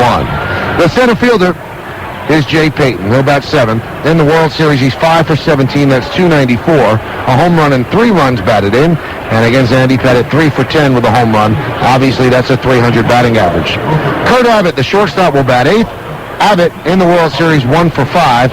And in 1 at-bat against Pettitte, he is 1 for 1. And he hit 217 in the postseason, or in the regular season, 6 homers and 12 ribbies. And Al Leiter will pitch, and he will bat ninth. And during the postseason, he is 0 for 7 at the plate. When we get back, we'll be closing in on the first pitch, so keep it right here. And we thank you so much for joining us on this Thursday evening, and we remind you that this is New York Yankees baseball. What does it take to make a championship team? An outstanding shortstop, a hard-throwing right-hander, outfielders who get the clutch hits, outstanding relievers. Yes, but there's one more big key, a manager capable of getting the most out of his team by focusing on each player's talents and then putting it all together. And if you're looking to put it all together for your company in the emerging world of e-business, you'd better take a close look at DMR Consulting. That's DMR Consulting, the leader in providing technology solutions to forward-thinking companies around the world for over 30 years. That's a long time at the top, and they have the experience to prove it. And DMR Consulting has been integrating systems for key industries in the new economy, including telecommunications, financial services, and energy services. DMR Consulting knows that to make your company an e-business champion, you need to put all of your best players in the right spots for maximum results. DMR Consulting, the results people. For more information, visit www.dmr.com. Hi, this is New York's Mayor Rudy Giuliani. You know, fall is a great time of year in New York City, especially this October. But if you haven't been able to make it to the World Series, don't worry. You can still experience the best of New York during this winter's annual Paint the Town Red winter celebration. Believe it or not, January and February are when this city really comes to life. Broadway, the restaurants, the museums. The hotels have great deals, the stores have sales, and you should taste what happens during Restaurant Week. So come help us paint the town red this winter. We'd love to have you. And if you want to know more, call NYC & Company, the city's tourism bureau, at 1-800-NYC-VISIT or log on to nycvisit.com. You'll see that we're not just the baseball capital of the world, we're pretty hot during the off-season, too. New York City's Paint the Town Red Winter Celebration runs from January 5th to February 28th. Enjoy special events, cultural tours, and dining deals at 100 of the city's best restaurants during Winter Restaurant Week. Back here at Shea Stadium, they are interviewing, they've added 2 people. It was supposed to only be 3. Mookie Wilson and Ron Darling have joined Lenny Dykstra, Gary Carter, and Keith Hernandez to throw out the first pitch. And they will throw it out to Wilson, McEwing, Franco, Pratt, and Belandia. And the flashbulbs go off here at Shea, and the first pitch has been thrown. The 1990 or 1986 Mets, the winningest team in franchise history. But, you know, they didn't make it easy either. That was a team that was almost eliminated, and they came back. This is an unbelievable story, John. I don't know if I ever told you this. The Red Sox were leading that Game 6, and I was a writer then for the New York Post. And you know how slow the elevators here at Shea Stadium are. So what I did was, in the top of the night, they took the elevator down and stood outside the Red Sox clubhouse because I wanted to be in there early and see the celebration. It had been since 1918 that they'd won a World Series, and no one could believe it. They were going to beat the Mets. It was unbelievable. And we didn't have any TV down there. But all you felt was that the ballpark was shaking, and it got louder, and it started to shake more, and the walls started to move and reverberate down all the sound. We're wondering what's going on. And all of a sudden, there's this din of sound down there, and 3 people literally carrying her parallel to the ground. They take out Mrs. Yawkey. I mean, like she's a piece of wood. And then they start to break down the stage because NBC had built the stage down there for the award presentation, and they're taking out all this wood. And as they're taking all this stuff out, the Red Sox, who look like they'd seen a ghost, they come up that tunnel and into the walkway. So I never saw until I watched it on tape Mookie Wilson's ground ball go through Bill Buckner's legs. But it was more interesting what I saw than what the people saw on the field, I thought. Well, just imagine. I don't think I could imagine. I saw the game. You know, Jack Buck's great line. I don't believe what I just saw when Gibson hit the home run. But the Red Sox had a 2-run lead. There were 2 outs. There was no one on base, and the batter, I think it was Kevin Mitchell, had an 0-2 count. Yeah, about as close as you can get. That's about, as you said, that's as close as you get. And the odd thing about the Red Sox did the same thing in the playoffs to the Angels. One of the best stories I ever heard was in the 60 playoffs. Yankees and Pirates, and Bob Prince, the great Pirate broadcaster, late great Pirate broadcaster, was sent down by NBC, working with Mel Allen, of course, the guys, the top announcers from each team. and he was sent down to the clubhouse. And they went down to the Pirate clubhouse where the Yankees rallied for 2 runs in the top of the ninth to tie. So they sent Prince back up in an elevator. He gets up to the broadcast floor, and a guy from NBC shoves him back in there. Go downstairs. Oh, what does Prince know? He goes downstairs in the elevator and goes in the Pirate clubhouse. They give him a mic, and they give him Bill Mazeroski. And Prince interviews him and has no idea what Mazeroski did. Oh, wow. Is that a great story? And he said, well, Bill, what a great win. Yes, and go on, and he never brought up the home run because he was in an elevator going up and down. That's a great story. Great story. While the umpires are around home plate, John Stearns brings out Bobby Valentine's lineup. Stearns is his bench coach and his catching coach, and bringing out the lineup for Joe Torre is Chris Chambliss, Torre's hitting coach, and Chambliss and Randolph have both been interviewing for several managerial jobs throughout this postseason. So this is do or die for the Mets, and for the Yankees, it's do or game 6. So they'd like to get it done tonight here at Shea Stadium, and I'm sure they wouldn't feel terribly if they had to celebrate on the field here at Shea Stadium against their arch rivals, their crosstown rivals, the New York Mets, in the first Subway Series since 1956. This copyrighted broadcast presented by authority of the New York Yankees and may not be reproduced or retransmitted in any form without the express written consent of the aforementioned New York Yankees. Now, the umpires, behind the plate is Tim McClellan, which means he's going to call balls and strikes very slowly. Jerry Crawford is at first. The veteran crew chief Ed Montague is the second base umpire. The third base umpire is Charlie Relaford. In left field, Jeff Kellogg. And over and right, Tim Welke. Well, the defensive lineup is brought to you by Delta's Business Elite, the business class that thinks it's first class. And for the Mets, Benny Akbayani plays left field. Jay Payton is in center, and Bubba Trammell over and right. In the infield, Robin Ventura is the third baseman. Kurt Abbott is at short. Edgardo Alfonso plays second, and Todd Zeal is at first. Behind the plate, Mike Piazza. And on the mound, the veteran left-hander Al Leiter will try to keep his team's season alive.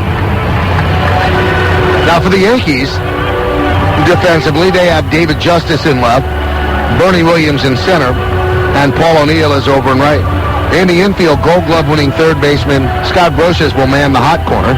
Derek Jeter will play short. Jose Vizcaíno is the second baseman, and Constantino Martinez is over at first.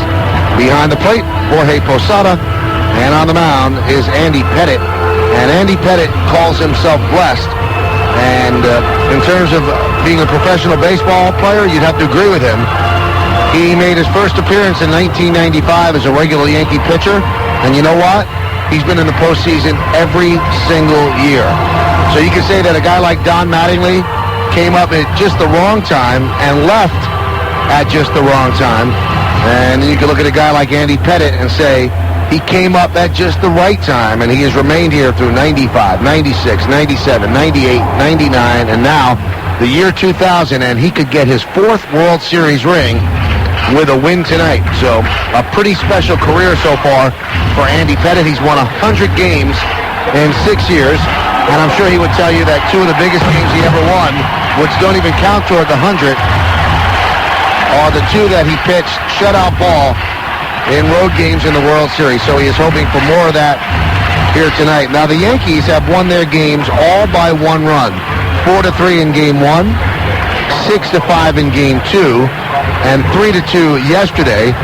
Only 4 teams have won 4 World Series games by just 1 run. The 1915 Red Sox, the 1918 Red Sox, the 1972 Oakland Athletics, and the 1992 Toronto Blue Jays. Now, we told you early in our pregame show, the Yankees come into this game having gone 87-74 during the regular season, and if they go on to win the world title, only 1 team with a worse record actually won the World Series. That was the 1987 Twins. 85-77 was the mark there. A couple of other stats that might be of interest. The team with the worst regular season record has won 5 of the 6 series played in the 2000 postseason.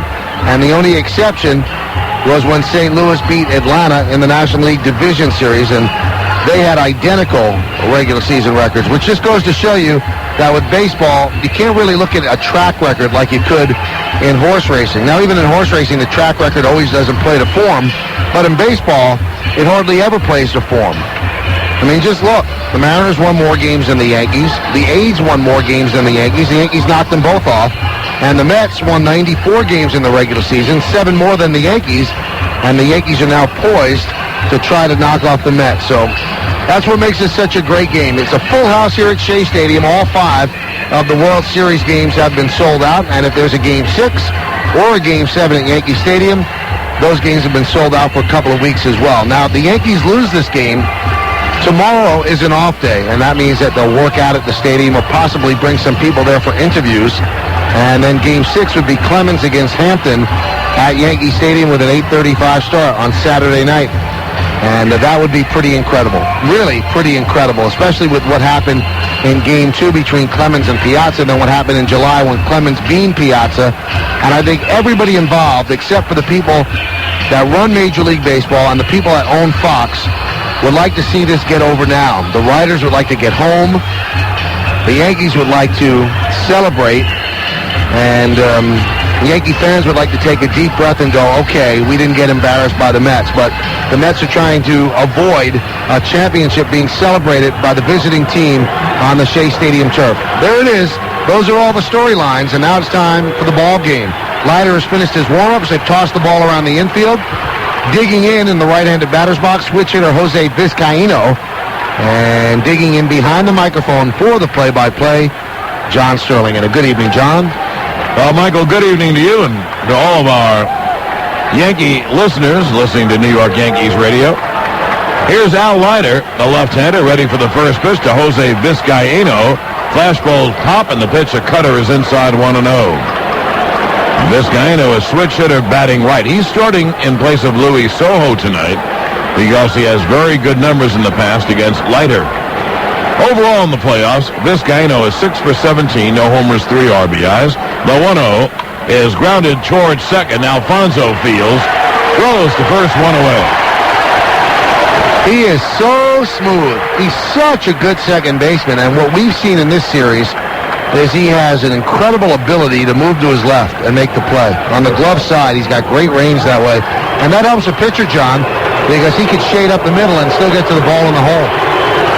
And he's done it every time. Here's Derek Jeter.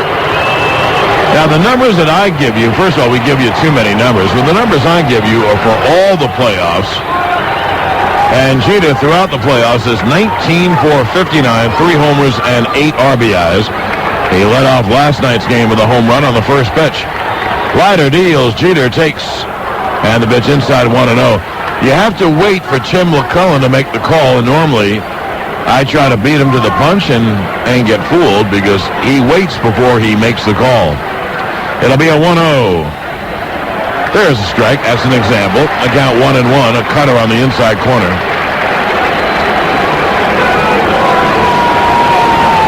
Leiter and Pettit offer the same pitches.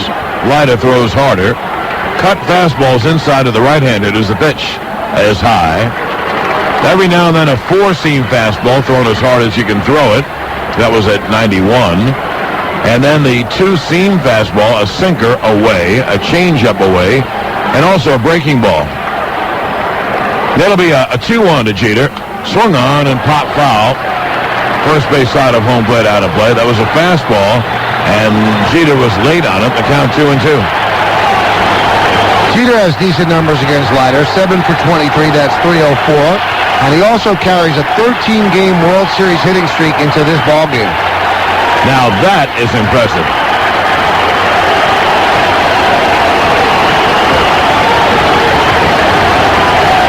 We've just begun. Top of the first inning, no score. 1 out, no one on. That'll be a 2-2 to Jeter. And the pitch is caught on a miss. He struck him out swinging 2 away. Leiter really prepares for a World Series game and a big game a little bit differently than he used to prepare for the regular season games. And he tries to stay focused. He tries to go over the lineup the night before. He tries not to get distracted the night before, doesn't really take many phone calls, and really just keeps to himself. And after he was so successful, John, doing that before Game 7 of 97, he does that now before every regular season game. He's become a much better regular season pitcher. He's become one of the best pitchers in baseball. He has indeed. And he's become a better pitcher by throwing strikes and by actually not throwing as hard. Here's David Justice, and the pitch low. Tonight, the Yankee left-hand hitters have to get some hits off Leiter. Justice batting third, and Chino and O'Neill fifth and sixth. Joe didn't split them up because, first of all, Chino and O'Neill have become his best hitters along with Jeter in the World Series, and they hit left-handers. The pitch is fouled away. Justice is 12 for 59 in the playoffs, 3 homers, 12 RBIs. But even though 12 for 59 is, one at bat better than 200, Justice has gotten big hits throughout the playoffs. And against Leiter, in Game 1, he hit a 2-run double for the first 2 Yankee runs. And the only 2 runs that Leiter gave up. It'll be a 1-1. And Leiter deals. It's inside the count 2-1. You have to wait for McClellan, and I'm going to try my darndest to wait for him. A different Met look tonight with Kurt Abbott at short and Bubba Trammell right, and that is solely for offense, certainly not for defense. Borg, a very good shortstop. Perez, a very quick outfielder. The pitch is outside the count 3-1. Justice, like just about all the Yankees, takes pitches. He makes you throw strikes. They play Justice to hit to left center by a step. Peyton, the center fielder, is over in left center by a couple of steps. It'll be a 3-1. And there's a strike in the count, full 3-2.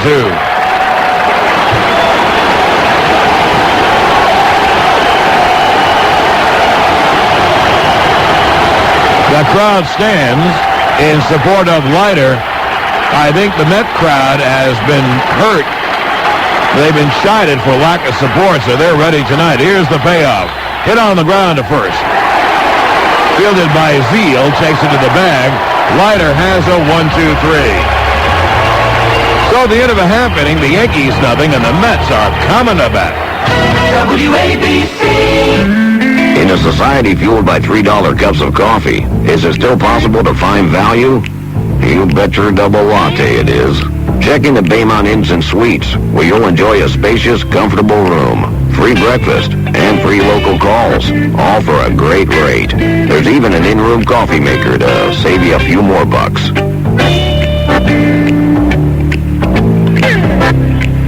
Baymont Inns and Suites, worth checking into. From spring to fall, it's in the air. In the minor leagues of Florida, where home runs knock coconuts off the palm trees in the parking lots. After supper in Nebraska, when kids squeeze in another inning, though it's too dark for grown-ups to see the ball. From youth leagues to the big leagues, it's allergy season. That's why there's Claritin brand of loratadine tablets. Available by prescription only. It's the #1 prescribed antihistamine in America. To learn more, talk to your doctor about Claritin. And when the ump yells, "Play ball!" you'll be ready. Prescription Claritin, the official allergy medication of Major League Baseball. Claritin has a low occurrence of side effects such as headache, drowsiness, fatigue, and dry mouth, similar to sugar pill. For additional important information, see our ad in Health Magazine, or call 1-800-CLARITIN, or visit Claritin.com. There's only one way to shop for the best auto, health, and life insurance policies from the highest-rated companies at the lowest prices. Quotesmith.com. Other web insurance sites represent from 1 to 15 companies.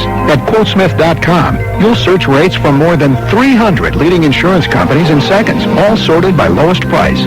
Quotesmith.com updates rates every day. All quotes are guaranteed accurate, and you never have to deal with a commissioned salesman. Quotesmith.com makes everybody an insurance genius. The man who beat the Golden Boy, World welterweight champion Sugar Shane Mosley makes his triumphant return to HBO, this time against top contender Antonio Diaz. Plus, the exciting, electric Hector Camacho Jr. makes his HBO debut against rugged former champion Goyo Vargas. It all happens live from Madison Square Garden, Saturday, November 4th on HBO. The heart and soul of boxing. Well, we go to the bottom of the first inning. The Yankees go down in order in the top of the first inning against Leiter, and now it'll be the top of the Met order, Agbayani, Alfonso, and Piazza against Andrew Eugene Pettit. Here we go. Pettit's first pitch is a strike on the outside corner, a fastball. Agbayani elevated to the leadoff spot as the build of a linebacker, a very chunky right-hand hitter with great power. Good hitter, too. Pitch is low. Cutter. Agbayani in the playoffs, 15 for 46. That's one at bat worse than 333. A homer, 5 RBIs. And he will take pitches. The pitch is grounded to deep third, fielded by Brocious. The long throw is low, scooped up by Tino. What a play. Tino, the most underrated defensive first baseman in the game, and he made a great backhand scoop on a bad throw by Brocious. He really does pick it out of the dirt very well. He saves his infielders a lot of errors, and right there he saved Andy Pettit quite a jam, because if that ball gets by him, well, Agbayani's on second base with Alfonso coming up. So right now, with a scoop, you put it down, you might put a little star in your scorecard, but what does it mean? It means a lot. There's one out, nobody on. One away, and here's Edgardo Alfonso, and Pettit deals high 1-0. When Pettit's right, he is going to get a lot of ground balls to third and short. He's not a strikeout pitcher. Alfonso, 15 for 52 in the playoffs, a homer and 10 RBIs. Been slumping in the series. Caught on a miss. There's a good fastball by Pettit. There's a four-seam fastball, and Alfonso was late on it. The count 1-1.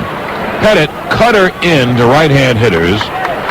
The two-seamer down and away, he hopes. An occasional change down and away. An occasional four-seam fastball and curveball. Pitch. Caught on a miss. A fastball away, and the count 1-2. Well, they have really pitched Alfonso well.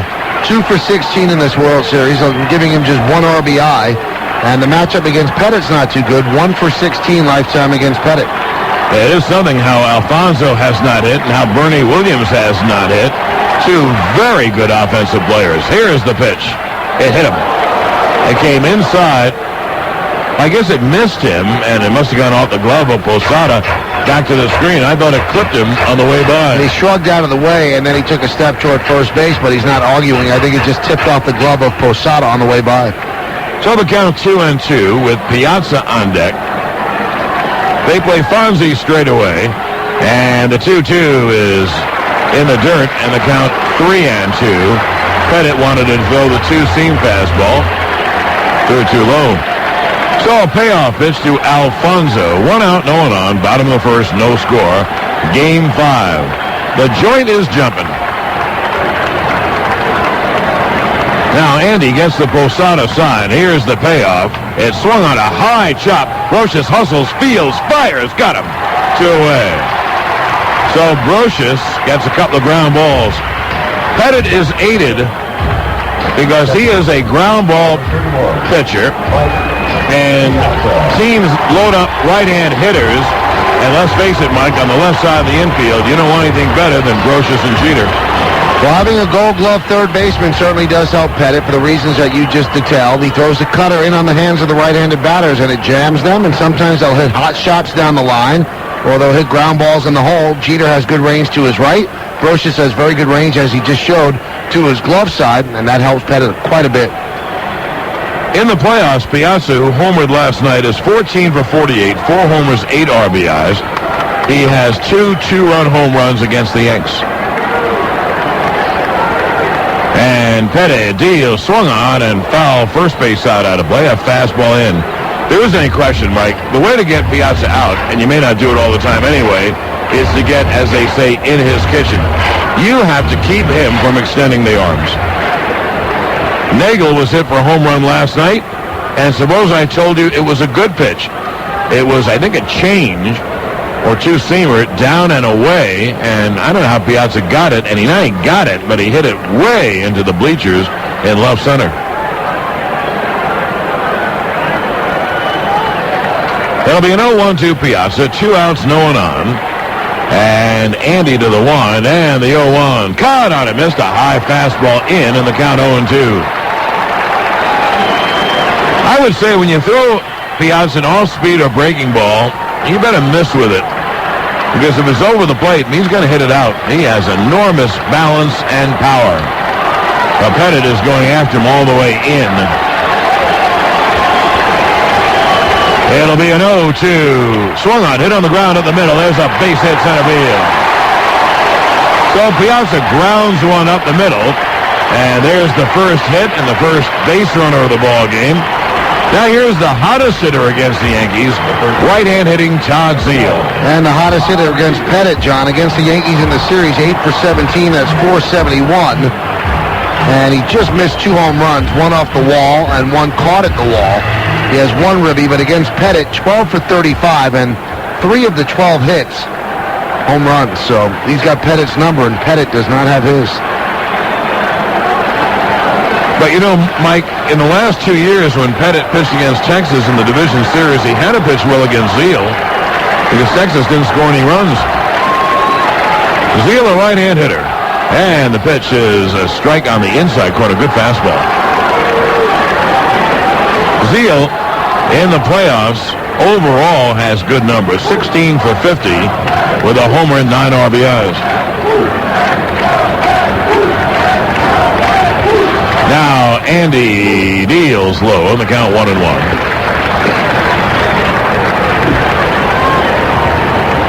If Piazza hits a ground ball off you, you've done your job. He can't hit a ground ball out. That ground ball happened to be up the middle, but the Yankees will take that. He's that destructive a hitter. It'll be a 1-1 from Pettit. That just missed outside 2-1. You heard Joe Torre yesterday say that Piazza is one of the few players who's in scoring position when he comes to bat.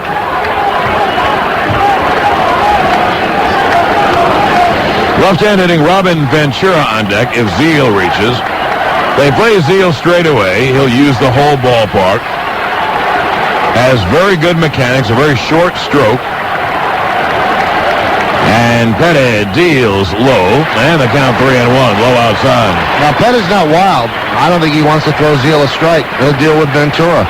That's the one thing about Pettit. That's why he says it's so tough for him to pitch a shutout, because he allows base hits. He's always around the plate, and sometimes he'll pitch around people. Well, here's a damage pitch. Piazza leads off first, and the 3-1 swung on and chopped over the mound. Jeter fields, steps on the bag, end of inning. No runs, 1 hit, and 1 left. Now the end of 1 inning of play, no score. Your attention, please. Delta Airlines is paging Mr. Ford. Mr. Back and Forth, please report to the next Delta Business Elite U.S. flight to Los Angeles, San Francisco, or San Diego, where you'll find 5 spacious feet of stretch-out, power adjustable near flat sleeper seats, and your own private video entertainment system. So next time you crisscross the country, you won't get stuck watching that movie you didn't like and you had to watch it last week on some other airline. Thank you, and have a nice multiple time zone day. Delta Shuttle paging anyone who lost at musical chairs when they were a kid. Would anyone who lost at musical chairs when they were a kid please report to the next Delta Shuttle flight to Boston or Washington, where if you bought a seat, you're guaranteed to have that seat waiting for you when you get there, and where you can continue to talk on your cell phone from that guaranteed seat until we close the plane door and pull back from the gate, which happens on time 97% of the time. Thank you. The guaranteed seat doesn't include delays caused by weather or air traffic control.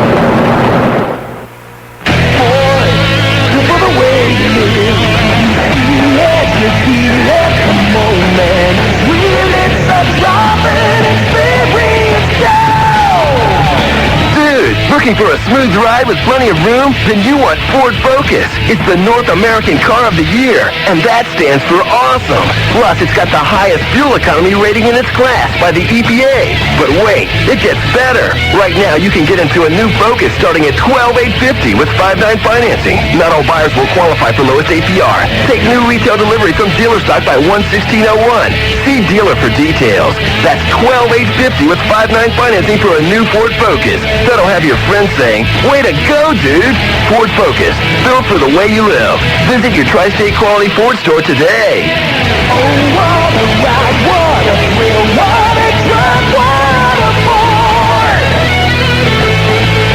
For the way you live. Well, before we continue, some very unhappy news has reached Michael and I. Brian Cashman's mother-in-law, Brian's lovely wife, Mary's mom, died very early in life. And so our sympathies certainly go out to the Bresnan family. Barbara Bresnan died at the age of 63. Too early at all. And we give our love to Brian and Mary. Brian is not here at the game, obviously, and we do send our condolences. We're very, very sorry. To the second inning, Yankees and Mets are scoreless. Here's Bernie Williams, who is living, as Mike said, a World Series from hell. He is 0 for 15 in the series, and he's 0 for his last 22. And Bernie swings and chops one foul outside of third. Bernie had a very good at-bat last night with a runner in scoring position, a run the Yankees needed. He hit a line drive, but right at shortstop Mike Bordick. Now, for the playoffs, remember, he's 0 for 22. But Bernie doesn't have bad numbers for the playoffs. He's 15 for 58 with a homer, 4 RBI. So at one point, he was 15 for 36. Leiter's not the right guy for Bernie to get out of a slump against, though, because he's 4 for 26, 156 against the lefty. The 0-1 is low outside. Mike, he's not the right guy for anyone to get out of a slump. He's just a terrific pitcher, Al Leiter. And he's not an easy 0 for either. He makes you feel like you've been overpowered. No, he has nasty stuff that moves. Everything he throws moves. It'll be a 1-1. And that just missed the outside corner. The count 2-1. Mike, that pitch is a strike with Jeff Kellogg on bringing, probably with Tim Welke. Yeah, McClellan has more of a 17-inch strike zone, something very close to that. McClellan rated as a terrific balls and strikes umpire. That'll be a 2-1 to Bernie. It's high fastball, and the count 3-1. So Bernie now will see a damage pitch from Light. A damage pitch. If you have a guy as strong as Bernie, 3-1, you don't want to walk him, and you might throw a strike too good, but Bernie can do some damage. It'll be a 3-1 from Leiter, and the pitch is rammed foul outside of third. And so the count full 3-2. We'll give you some numbers on Leiter, and then in the bottom half on Pettit, regular season numbers over that long stretch of games, give you a better idea of what the pitches are like. And we'll do it after Bernie. It'll be a payoff. Bernie now steps out. Jay Payton, the center fielder, plays Bernie Williams a couple of steps around the left center. Basically straight away. Here's the payoff. A check swing ground ball foul outside of first. Well, during the year, Leiter was 16-8 and ERA 3.20. In this day and age, what a low ERA. 31 games and starts, 208 innings, 176 hits. That's fabulous. 32 less hits than innings pitched. He walked 76, 3.5 for 9 innings. That's very good. He struck out 200. Hey, he's a great pitcher. His numbers are great. There's the payoff. He fouled it in back on the ground and back at the plate. The league at 228 off him with 19 home runs. Yankees Radio Network salutes our MVP kid of the day, Sandra Weibel of Bloomingdale, New Jersey, at Hackensack University Medical Center, New Jersey State Designated Children's Hospital.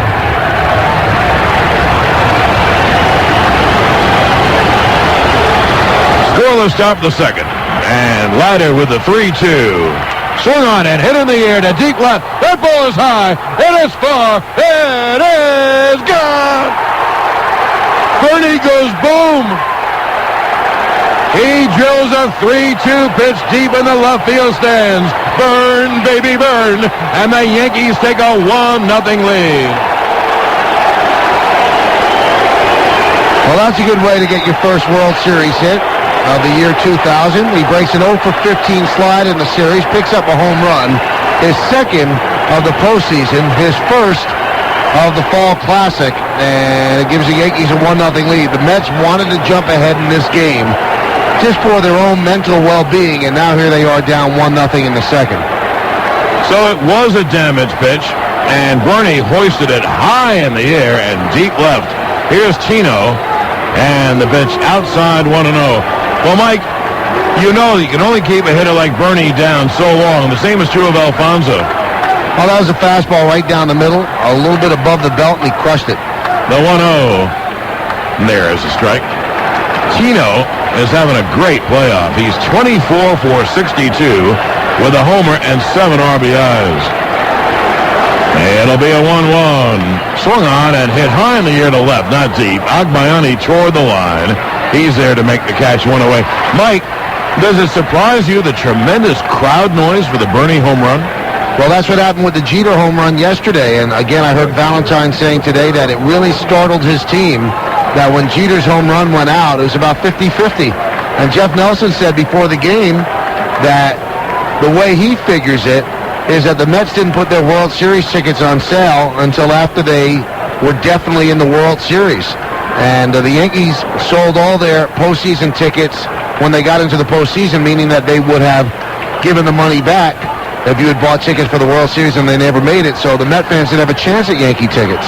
Oh, O'Neill shrugs out of the way on a fastball. The count 1-0.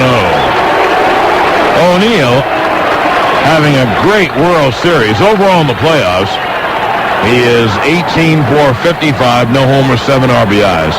He started out ice cold against Oakland and for the first couple of games in Seattle, or against Seattle, and then started hitting midway through the Seattle series. The 1-0 is inside, and the count 2-0. But it is amazing that in a visiting ballpark, people did cheer for Bernie, and you would think that he'd be booed as he rounded the bases, but that wasn't the case at all. I mean, there was much more than a smattering of applause. That'll be a 2-0 to O'Neill. 1 in, 1 out, and the pitch is caught on him. And the count 2-1. Jay Payton plays O'Neill toward left center, a couple 3 steps. So Bernie Williams, 0 for 15 in the World Series, gets the first hit and puts the Yankees ahead with a long home run to left field. It'll be a 2-1, fouled away third base side, and the count 2-2.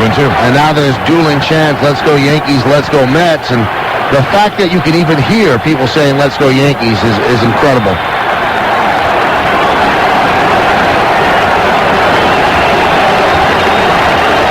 O'Neill has stepped out of the box. Now he is back in again.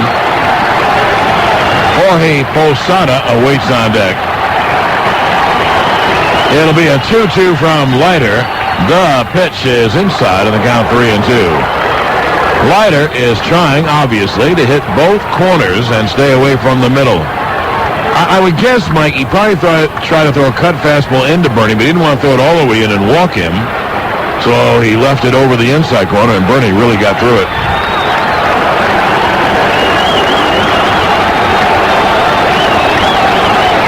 It'll be a payoff to O'Neill. Bernie Williams' home run came on a 3-2.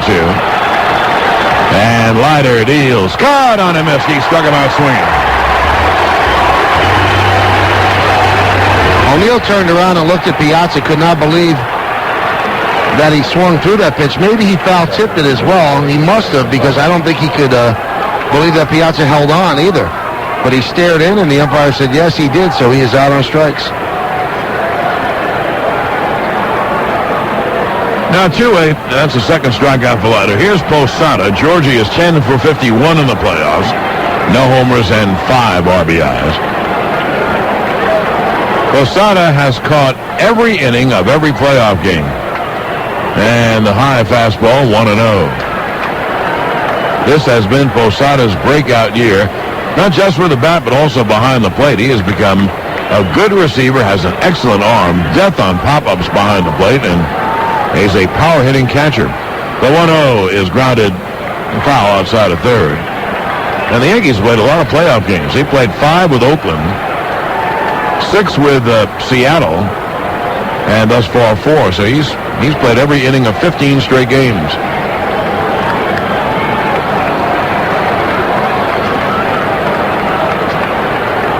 And that'll be a 1-1 to post side. A 2 outs, no one on. A run in on the Bernie Williams home run, and the Yanks have a 1-0 lead.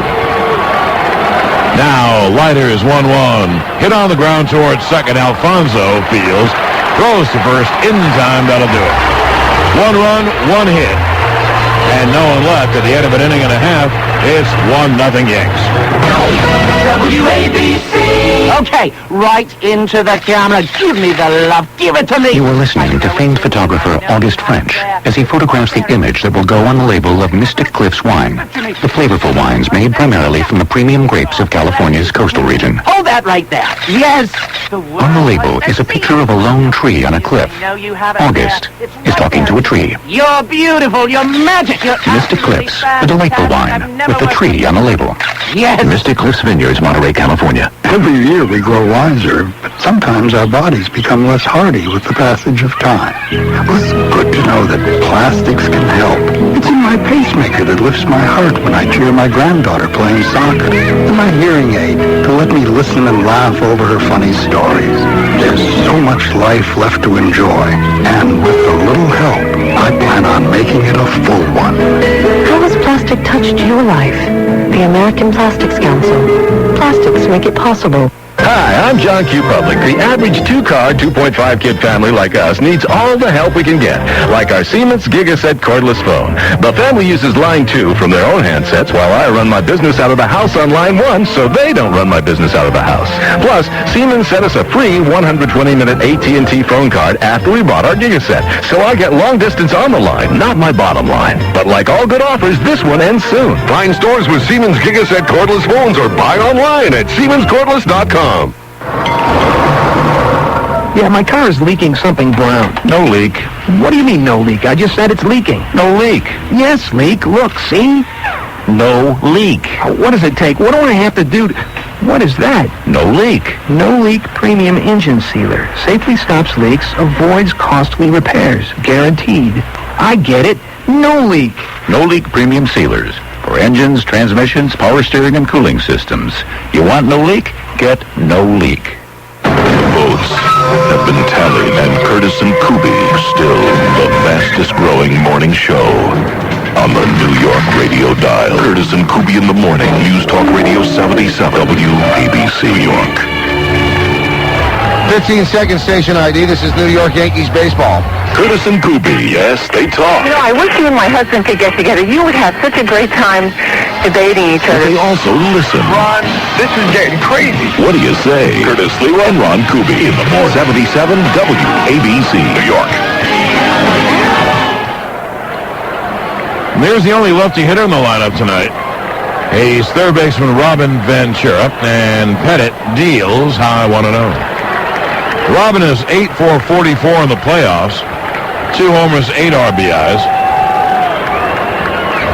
Pettit has a lot of experience against Ventura, and obviously vice versa. Pitch high, 2-0, because Ventura, a longtime American leaguer with the White Sox. So Pettit falls behind. It'll be Ventura, Trammell, and Payton, lefty, righty, righty. 2-0, and there's a strike, and the count 2-1. There's a good pitch by Pettit, Mike. He got that fastball right in on the hands. That's been one of the differences why Pettit is tough now against lefties. He's able to keep that fastball down and in. Pitch is pop foul the way third base side of home plate, 2-2. That and the breaking ball is a much better breaking ball this year. Who's the left-handed hitting center fielder for the White Sox? Singleton. That was it. That was rock bottom. That's when he learned how to pitch the lefties, when he had to drop down, and Singleton still hit him. And he's been a different pitcher since that point. That was rock bottom. Even Joe Torre said it was rock bottom. The 2-2. Breaking ball low, 3-2. Pettit was struggling last year at mid-year. And against the White Sox, he dropped down, did Pettit, which he never does, meaning he dropped his arm down to throw sidearm, and he threw a flat rolling breaking ball, singled and hit it out. The 3-2 is pop foul, third base side out of play. So, Joe Torre and others told Yankee brass, don't trade him. And from that point on, he was not traded, of course. The Yankees are very lucky about that. Imagine giving away a 28-year-old left-hander, and they signed him to a really incredibly reasonable contract. I think he makes 25.5 for 3 years, so 8.5 a year. I mean, in this day and age, that's a bargain. It'll be a 3-2 to Ventura. And the pitch is a half swing. Did he go? He did. Strike 3 is called. I don't know if it's a swinging strikeout or called strikeout. I think it was a called strikeout. Ventura took a half swing, and I think the pitch, a fastball in the outside part, was a strike. And Pettit went on to go 19-9 this year and pitched well last year in the playoffs, and he has been one of the winningest pitchers in the big leagues since 1996. Hey, Mets and Yankee fans can follow their team's pursuit of glory for extensive highlights, interviews, and expert analysis. Tune to the Jeep Subway Series postgame report immediately following the World Series game tonight on MSG Network and Fox Sports Net. Right hand hitting Bubba Trammell takes low. I don't know up to the minute stats, but Pettit, along with Glavine and Maddox, has won the most games in the big league since 96. Pretty good company, huh? Trammell takes a pitch outside, 2-0. Now, Bubba Trammell, 1 for 5 in the playoffs, no homers, 3 RBIs, a 2-run single off Pettit, a sac fly off Stanton. It'll be a 2-0. Low 3-0. Had pretty good numbers against Pettit with Tampa Bay. Trammell can hit home runs. He also strikes out with the Mets this year in very limited play. He hit 3 home runs. He also struck out 1 out of every 3 times. The pitch, there's a fast strike, and the count 0-1. 3-1, excuse me. He laid that right in there. I guess they knew that Trammell was not going to be swinging. That'll be a 3-1 to right-hand hitting Bubba Trammell. 1 out, no one on. Pitch is low, ball 4. So Trammell walks. And here's Jay Payton. Payton 3 for 10 with a home run against Pettit. Had 17 homers during the regular season. This is considered his rookie season. He missed about the last 3 years with a variety of elbow and shoulder problems, and many people thought someone who is once a can't-miss prospect would never make it in the big leagues, but he has made it. And he's a candidate for Rookie of the Year. Probably won't win it, but just being a candidate is a victory for him. He played his college ball at Georgia Tech. They must have had a pretty good team, along with Nomar Garcia-Parra and Jason Varitek of the Red Sox. The pitch to Payton is a fastball inside, the count 1-0. During the playoffs, Payton is 11 for 53, 2 homers, 8 RBIs. Payton is a smallish right-hand hitter, but he has outstanding power and outstanding speed. He's got a lot of talent. 1 on, 1 out, and Pettit deals low in the count 2-0. Well, Pettit has lost the strike zone. Pettit has one of the best pickoff moves in baseball, so runners don't go, and Trammell's not a base runner anyway, so he will stay close to home. It'll be a 2-0 to Payton.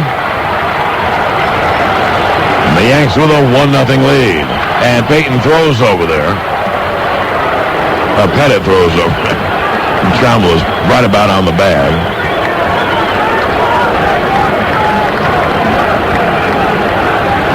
During the year, Andy walked 80 in 205 innings, about 3.5 per 9 innings. He struck out 125. He's not a strikeout pitcher. The 2-0 strike on the outside corner, the count 2-1. Sometimes Andy Pettit falls into trouble where he completely loses his release point, and he's got to try to make an adjustment during the inning. And before he snapped out of it right at the trade deadline, John, remember he'd have these innings where he'd give 5 runs up and he'd lose the game. The 2-1 caught on and missed. A good sinker by Pettit, the count 2-2. Right, he was plagued last year in the first half by big innings. And they never recover, so he'd lose games 5-4. He'd give up 5 runs, and then the other innings he pitched shutout ball. So what he's done since the trade deadline of last year, John, he still gets into an occasional funk, but he's able to make the adjustment on the run. That's a sign of a veteran pitcher. Younger pitchers cannot do that, and they really get hurt. It'll be a 2-2. Low in the dirt. Now the count 3-2. Now Bobby Valentine has a choice. I would guess that they would send Trammell for this reason. Pettit's not a strikeout pitcher. Payton's a right-hand hitter. He'll get a good look at Pettit, and at the worst, he'll hit a ground ball. That'll keep the Mets out of a double play. He does not go. The 3-2 is foul. First base out of play. So I guess if you don't go, you don't go. I think Valentine is scared of two things. Trammell would go, and Pettit would pick him off. Or Trammell would go, and Payton would strike out. So I think he'd rather just assume that Payton will hit the ball in the air and out on the ground for the double play. And Payton's more of an uppercut-type swinger anyway. Trammell with a short lead. Pettit holds the set, and the 3-2 is grounded foul at the plate. And you know what? It's probably a good thing that Trammell isn't going, because he, if anything, is moving back to first base when Pettit releases the ball.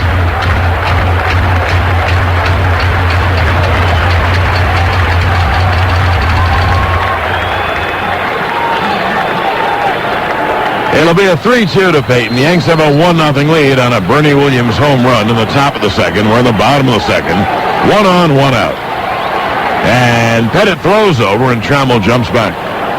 It's so loud in the outfield, the sound system I'm talking about, that Bernie Williams actually has earplugs in, and that could cause a problem with O'Neill or Justice calling him off a ball. Bernie can't hear anything out there. He'd rather do that than go deaf. Which we are going. It'll be a 3-2 to Payton. The pitch is swung on and lined to center field. Bernie on the run, can't get there. It's a base hit. O'Neill fields and fires in. So Payton, a line drive single to right center. And now 2 on and 1 out. And here's the 8th place hitter, Kurt Abbott.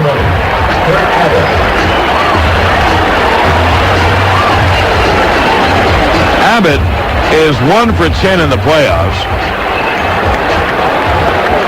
Now, even though he's a mid-infielder, he has power. He had 6 home runs and 157 at-bats this year.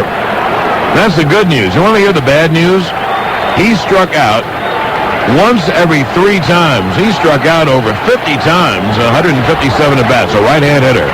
2 on, 1 out. Pitch is swung on and lined foul outside of third. And the count 0-1.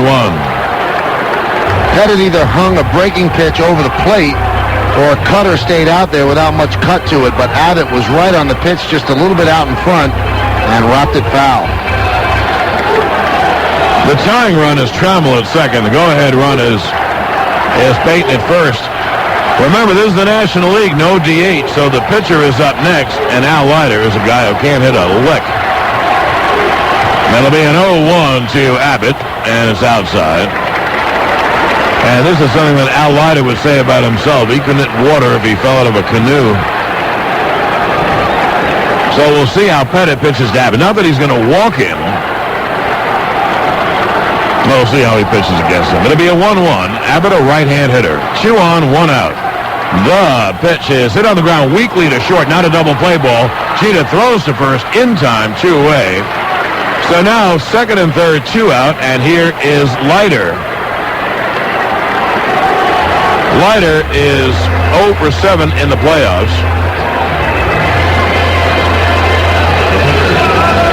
Strangely, Leiter changed bats. I think he was going to use a different bat if he was going to bunt. And he took a lighter bat. Now that he's going to swing away, he went back into the dugout and got a different bat when the situation presented itself. He will not be bunting. Second and third and 2 outs.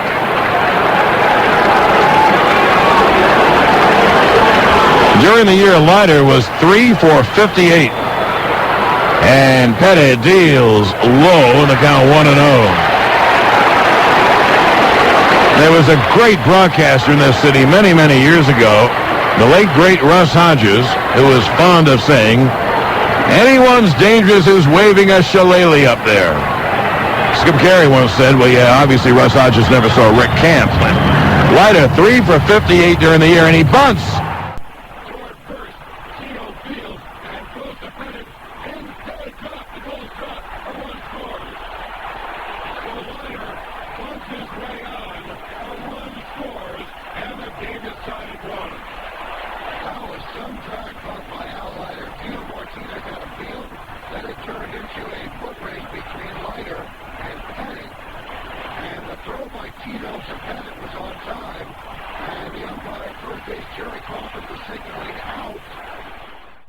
And then Pettit dropped the ball. Yeah, Pettit just couldn't hold on to the ball. So give Leiter a bunt single and an RBI, and the Mets tie the game at 1. Well, Tino juggled the ball. If he hadn't juggled it, the ball would have been there earlier, and Pettit might have made an easier catch. Here's Agbayani, and the pitch is grounded weakly to third. Going to be a tough play, and it goes past Brocious, a base hit. So Agbayani hits a top roller, gets an RBI, and the Mets take a 2-1 lead.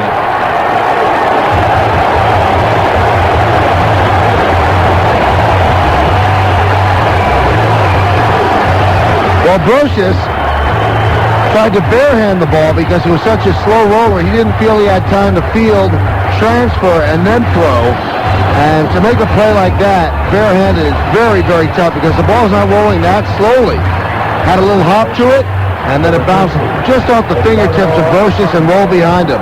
So that is a base hit. By the way, they scored the Leiter bunt in error, and I'm not sure who the error is on, either Tino or Leiter. I assume, or Tino or Pettit. I assume it's on Pettit. What an odd inning, huh? Well, 2 runs are in. Here's Alfonso, 2 on, 2 out. The pitch is outside 1-0. Now, Bernie snapped out of his hitting funk with a home run. Will Alfonso snap out of his problems and get a big base hit and also get Piazza up in this inning? 2 on, 2 out, 2 in. And the 1-0 is a half swing, a strike, and a count 1-1. It's a beautiful bunt by Leiter. A really beautiful drag bunt. And forced Chino to go over and field it. He juggled it if he had... He juggled the ball in his hand after he grabbed it. And Pettit couldn't hang on, although he almost hung on. The 1-1 is a half swing, and the pitch inside to count 2-1. I guess, Mike, since Crawford called the runner out, I guess the error is on Pettit. And that was a tough ball for Pettit to field because, as you said, Tino bobbled, which made the play closer, and then really had to throw the ball very hard to Pettit from a close distance, and I think it handcuffed Pettit. It'll be a 2-1 to Alfonso. God ought to missed, and the count 2-2. So that scored a run, and Agbayani scored a run on a dribbler down the third baseline. Brocious made the only play he could. He had a bare hand, and the ball was hopping, and it hopped right over his bare hand. Leiter at second, Agbayani at first, 2 are in, and the Mets have a 2-1 lead in the bottom of the second. Now, Pettit deals, swung on, and popped him up to shallow right. Vizcaino out near the line and makes the catch, and that ends the inning. 2 runs on 2 hits, 1 error, and 2 men left. And now at the end of 2 innings of play, it's 2-1 Mets. Introducing the Coors Light Queen of Halloween, supermodel Heidi Klum. Heidi, work with me? Oh, that's great. That's the one. These Coors Light Queen of Halloween posters are going to be fantastic. Oh, that's beautiful. Okay, Heidi, snag an ice cold Coors Light out of the cooler. Open it. Now pour it in the glass. Oh, yes. I can almost taste that Coors Light. Oh, that looks refreshing. How about you set that down right here next to me? Heidi, seriously, hand me the Coors Light. Where are you going? Heidi, we're not done with the poster. That's my Coors Light. This Halloween, stock up on Coors Light and original Coors beer and pick up your free Heidi Klum Queen of Halloween poster, only while supplies last. Coors Brewing Company, Golden, Colorado. This Halloween, you can help scare away a child's worst nightmare. Pick up a pumpkin donation card wherever Coors Light is sold and help support St. Jude's Children's Research Hospital. Accounting, this is Phil. Yes, Mr. Sims? Have you heard about this Nextel thing going on? Yes, I've heard about the Nextel promotion. Buy one i550 Plus internet-ready digital cellular phone, get the second one free. We should buy this bill on the horse show. Oh, I think so, too. They'll get me $5 coverage of this sucker. You want $5,000? Yep, that I do. They got more bills and whistles. Lots of innovative features, yes, but... Yes, our best deal since Carter's Railroad bill. It's a great deal, yes, but we're just a two-man operation, sir. Now when you buy one i550 Plus digital cellular phone for $99.99, you get a second one totally free. To order, call 1-800-NEXTEL-9. Nextel, how business gets done. Phones by Motorola. Offer ends October 31st, 2000. New activation required and subject to terms of a one-year promotional agreement. Now through October 31st, 2000, get 300 cellular minutes for $39.99 per month and choose from one of the following free options. Basic internet service, 1,090 weekend minutes or long distance. Call 1-800-NEXTEL-9. Nextel, the official wireless sponsor of the New York City Marathon. Well, the error was charged to Andy Pettit, who didn't hang on. If he hangs on, then the inning is over and no runs are scored. But he dropped the ball. And, you know, when you think about it, going back to Kurt Abbott's at bat, he hit a slow, weak ground ball. So, you know, there are breaks in this game. And there are some nights you get them and sometimes you don't get them.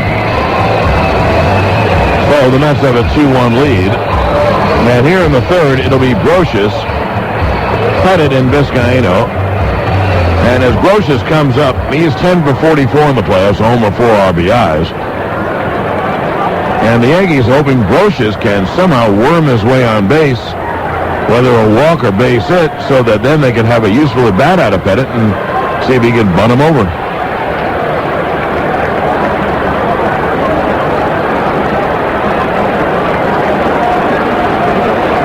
Well, Leiter now has a 2-1 lead as he gets ready for the third. And he deals, and Brocious takes a cutter low in the count 1-0.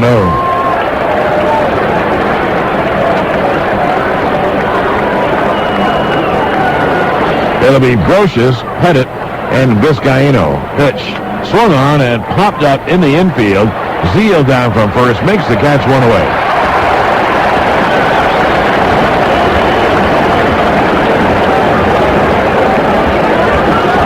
Now, one away, Pettit will take off the jacket.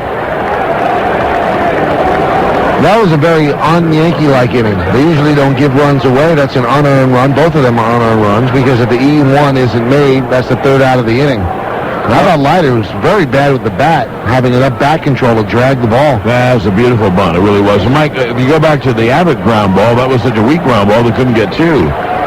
Pettit, a left-hand hitter, takes a strike. Well, it's time for the Yankee Injury Report, which is brought to you by Group Health Incorporated, GHI, and a network of over 56,000 providers and hospitals. Now the pitch is foul, third base side out of play, 0-2. Ramiro Mendoza, shoulder surgery. He's with the ball club. Alan Watson, shoulder surgery. He's with the ball club. Shane Spencer, knee surgery. Roberto Kelly, elbow surgery, not with the ball club. And after the season, Chuck Knobloch will visit Dr. James Andrews in Birmingham and have his elbow looked at further. The 0-2 just missed outside. 1-2. I'd be better served, I think, to call Pettit a left-hand batter, because neither he nor the Yankee pitchers hit at all except during interleague in the National League parks. Pitch cut on him. Leiter gets his third strikeout. They're a two-way, and here's Vizcaino. Panasonic leading the way in digital technology for the latest in HD TV, DVD, digital imaging, and networking products. Look to Panasonic, just slightly ahead of our time.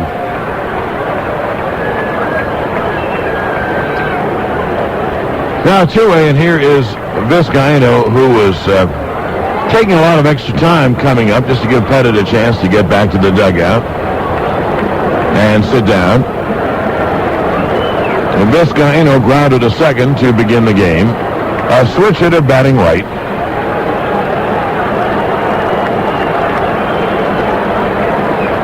Now Leiter deals inside, the count 1-0. When the game shift back to Yankee Stadium, if the Yankees lose tonight,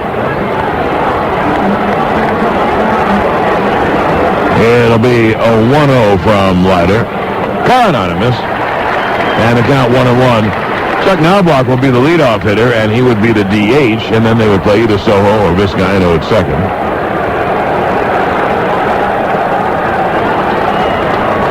And that'll be a 1-1. And the pitch is inside. And the count 2-1. A cutter is like a slider. And that pitch moved in toward Vizcaino at the last moment. A left-hander like Leiter's cutter will go in like a slider to left-hand hitter. To right-hand hitter is the 2-1. Low outside. There's the two-seamer. Away in the count 3-1. Leiter does not want to walk Vizcaino. Even if Vizcaino gets a base hit, it's going to be a single. And the next hitter's a guy who can hit it out, Derek Jeter. So it'll be a 3-1, and Leiter deals. And it's a strike on the inside corner of the count 3-2. McClellan calls pitches so late that Vizcaino was taking off the shin guard and getting ready to walk to first base. I think, and we talk about this during the regular season all the time, that in a showcase event like the World Series, have an umpire like that behind the plate. Now, I know he's a good balls and strike guy, but people are watching at home. The players want to know right away. It's loud here with the Jets. Vizcaino could not hear him say strike. Unbelievable. Well, here's the payoff pitch. It's strike 3 called. So, Leiter gets his fourth strikeout. 3 up and 3 down. And now at the end of 2.5 innings of play, it's 2-1 Mets. Hello from Husqvarna, where we tell you, yes, you can have a Husqvarna chainsaw for just $299.95. The Husqvarna 350 is just like a pro sauce, with air injection, low vibration, and it has the same rugged power that makes you want to challenge your brother-in-law with his wimpy little chainsaw. So put it to the wood, baby! Yes, all that is just $299.95. Husqvarna. Tough name, tough equipment. To locate the Husqvarna dealer near you, dial 1-800-HUSKY-62. Have you ever delivered a perfect presentation? Do you think some things are what they're cracked up to be? At Hampton Inn, we believe that some things can be just right. So at 1,000 locations nationwide, we offer a 100% satisfaction guarantee. Rates vary from around $69 to $99 a night. Include a free breakfast bar every morning.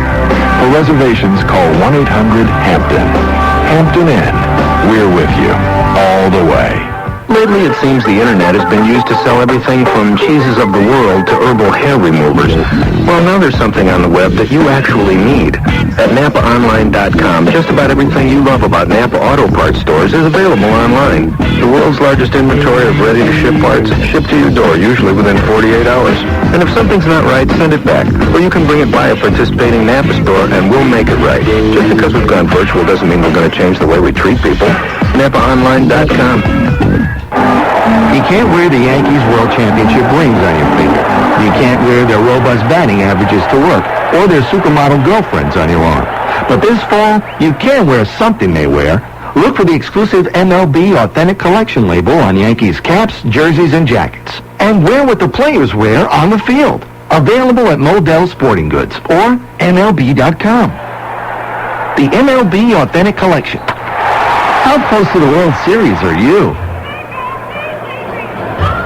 Well, this moment in Yankees history is brought to you by the History Channel, where the past comes alive. We'll go back to Game 5, October 9th, 1951. The Yankees take a 3-2 lead in the series behind Gil McDougall's grand slam in the third inning. Eddie Lopak gives up 1 run on 5 hits in the 13-1 victory. Steady Eddie Lopak. We go to the bottom of the third inning. It'll be 3, 4, and 5 in the Met order. Piazza, Zeal, and Ventura. Well, here is Piazza, who singled to center his first time and takes inside in the count 1-0. 1-1 Yanks, and boy, the error was a big one. The one hit, the home run by Bernie for the Yankee run. It'll be a 1-0, and the pitch caught on and missed. A change down and away in the count 1-1. Well, there are many baseball legends, but there's only one legend in the SUV game, Jeep, the most award-winning brand of 4x4s on Earth. Pettit deals. Cut on, hit on the ground wide of third. Scooped up by Brocious. He throws to first in time. One away. Well, that was the old worm burner. Didn't leave the ground by much, and Brocious really had to wait for it to get to him. He cut to his glove side, but he was there in plenty of time. Well, Piazza didn't run very well down the line. He was hustling, but the legs were moving. He just wasn't moving along with them. So one down. Here's Todd Zeal.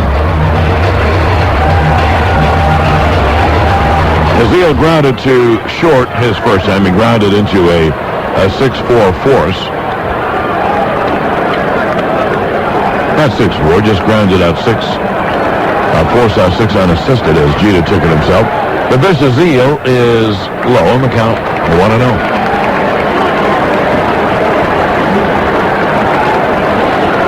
It's a 2-1 ball game. Mets, a walk and a single with 1 out. Here's the 1-0. Fastball outside. A slow ground ball by Abbott got the runners to second and third, and Leiter surprised the world by drag bunting. And the Yankees just about nipped him, but Pettit dropped the ball for an error. A run scored, and then Agbayani had a slow roller down third for a base hit for the second run. Zeal takes a breaking ball strike, and the count 2-1.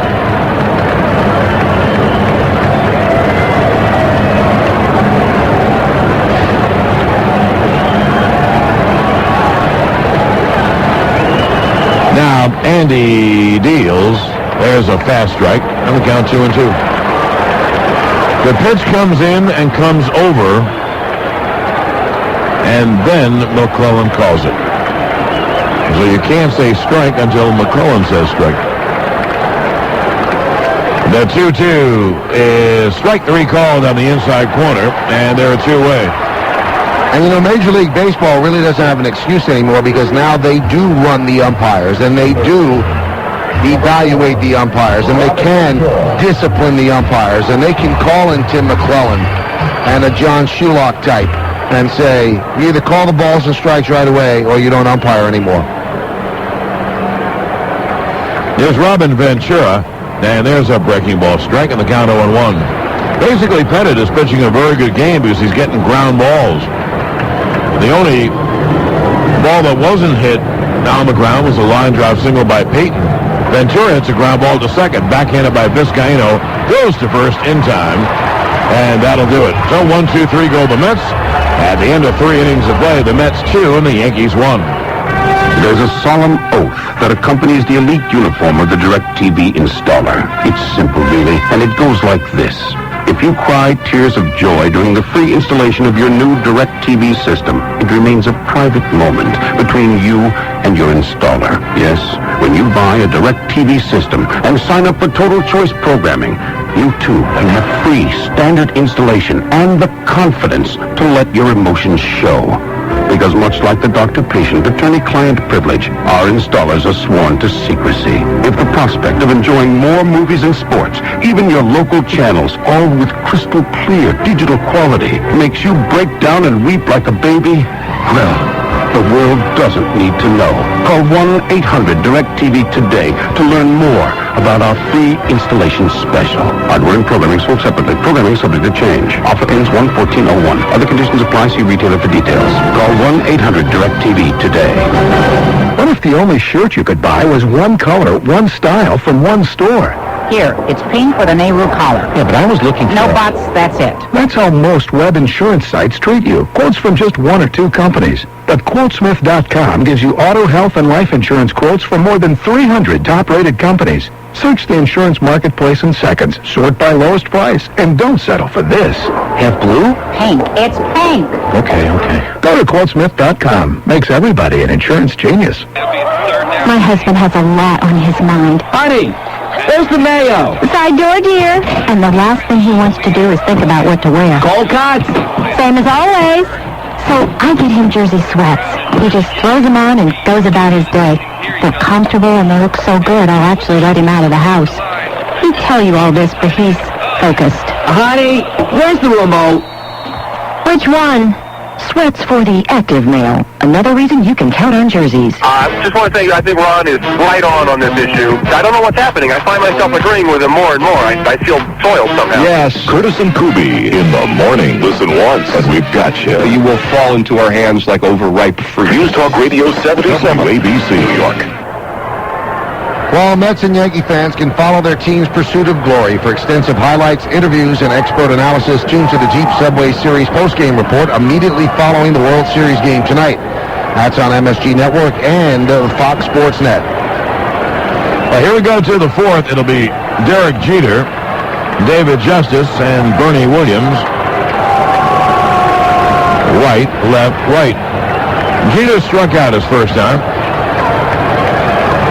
Leiter has a 2-1 lead and deals, and the pitch just missed outside 1-0. Now, I'd say that Leiter and Pettit both have good stuff on their pitching, the way they pitch. Which is very effectively the 1-0. Swung on and line to deep left. Agbayani back, away back, makes the catch. And there's one away as Agbayani retreated and caught the ball in left center field. Well, I thought he got a little bit more of that than he did. Must have gotten it right off the end of the bat, and Agbayani backpedaled quickly, got to the spot, turned, and the ball was right there.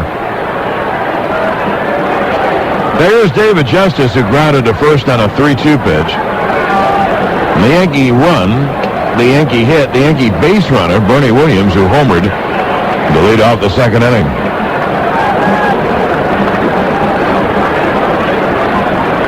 David Justice has had a heck of a career. He has been with 3 teams, the Atlanta Braves, the Cleveland Indians, and the New York Yankees.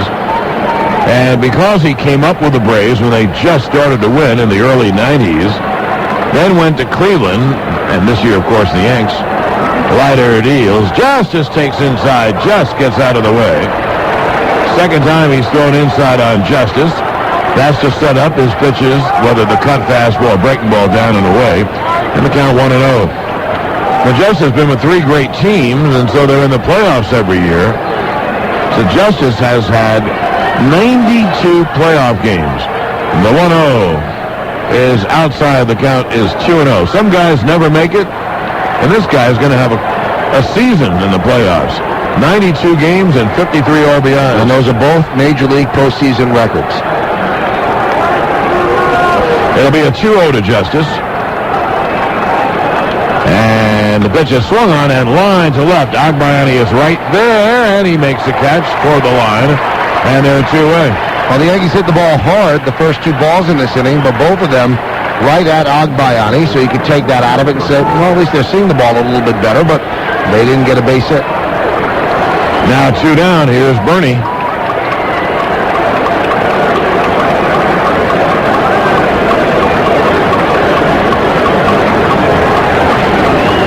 Bernie Williams in the second inning hit a long home run to left field.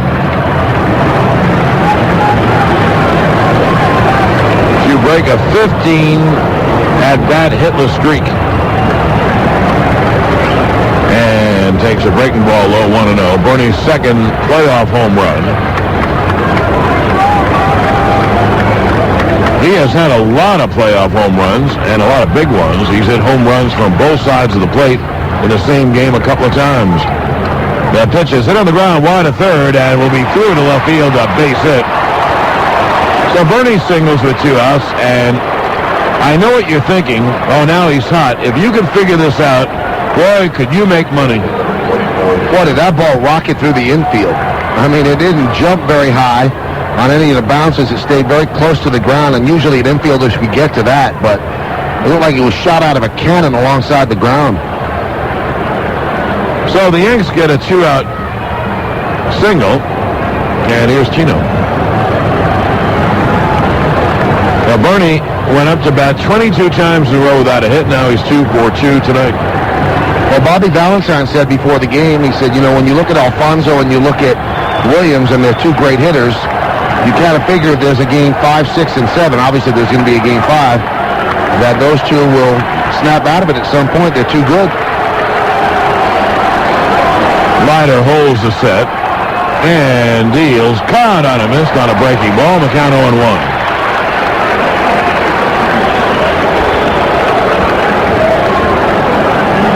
Signoff fly to left his first time. And the Mets have a 2-1 lead here in the fourth.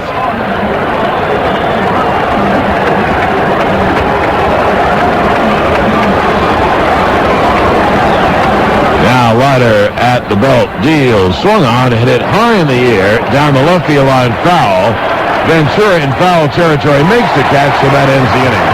No runs, 1 hit, and 1 left. And now at the end of 3.5 innings of play, the Mets 2, the Yankees 1.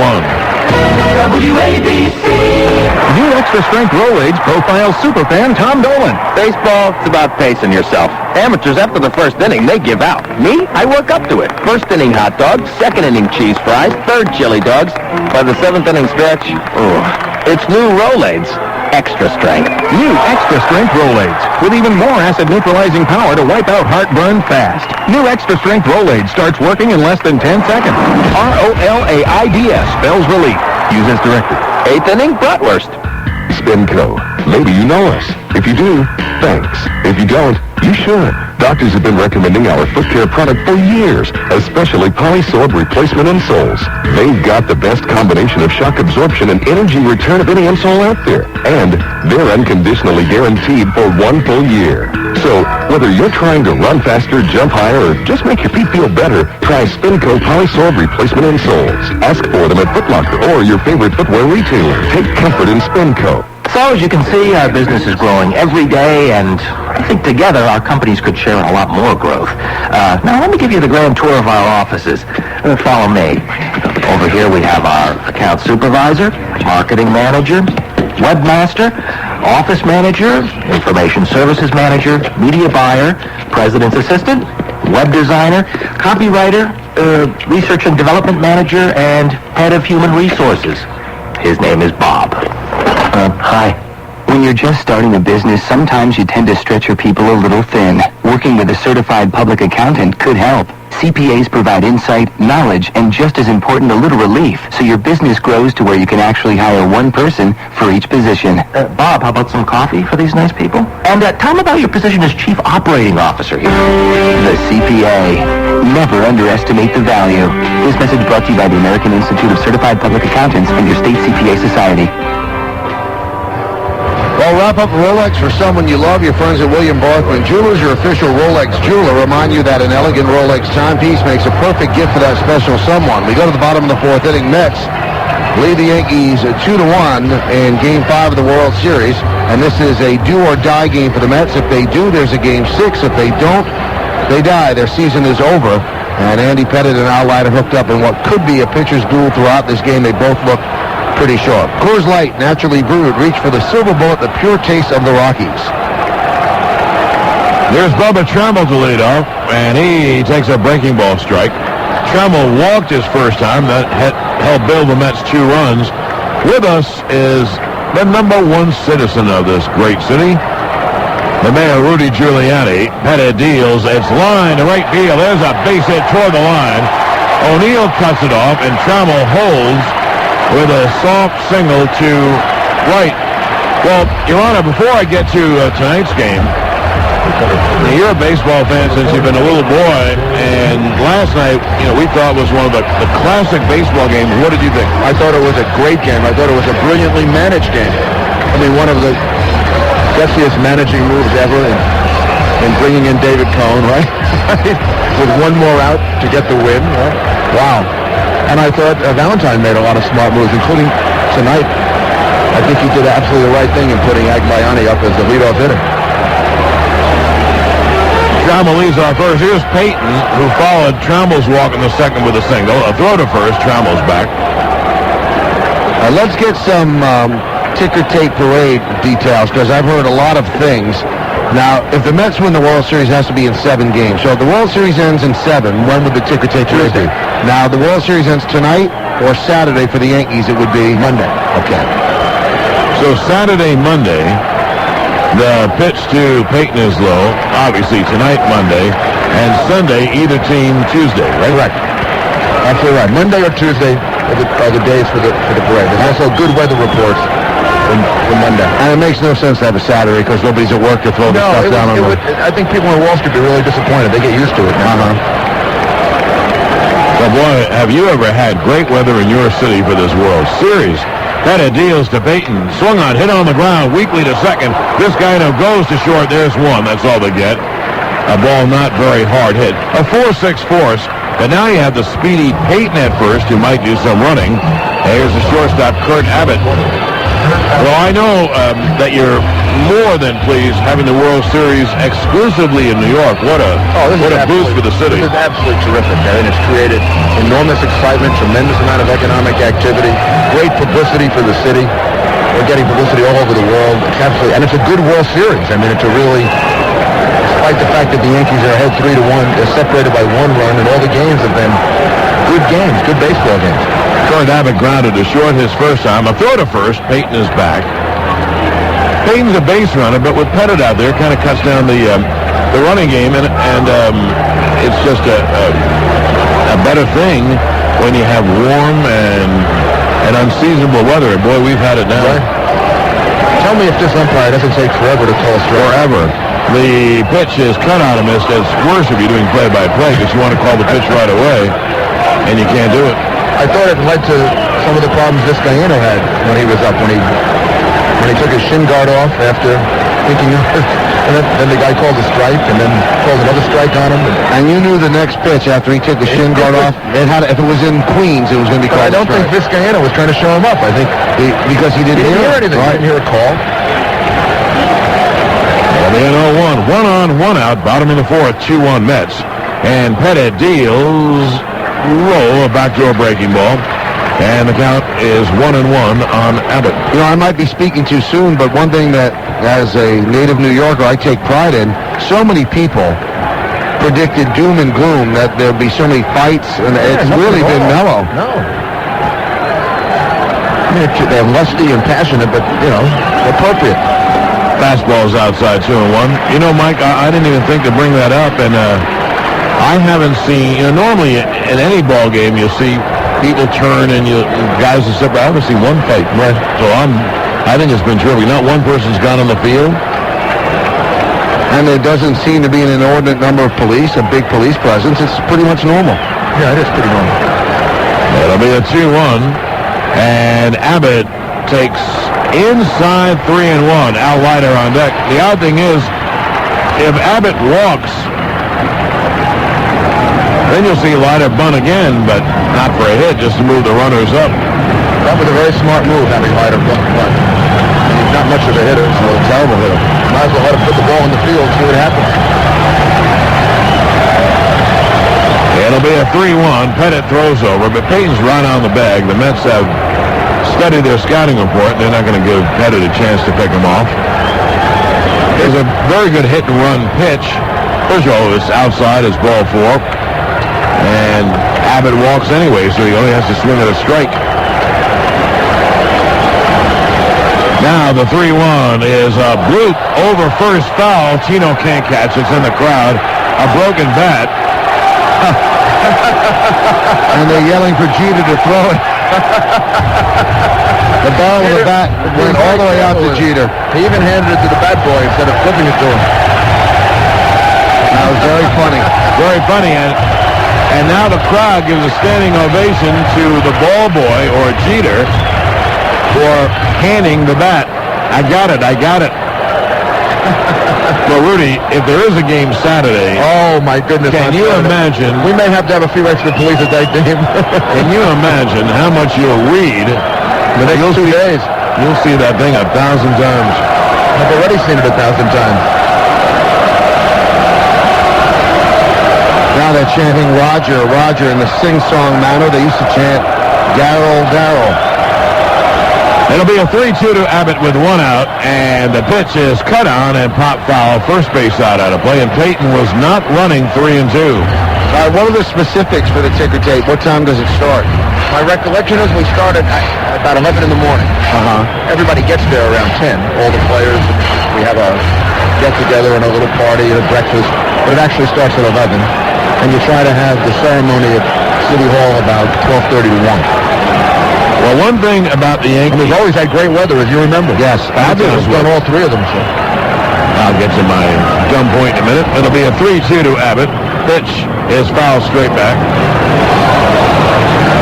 What Mike and I do is, with the players and Yankee officials, we go to the stadium because you don't want to drive downtown, and we go in buses. And the Yankees have a veritable armada of buses. Yeah. I mean, there might literally be 12 or 15 buses. A caravan. Right, and the police getting them through.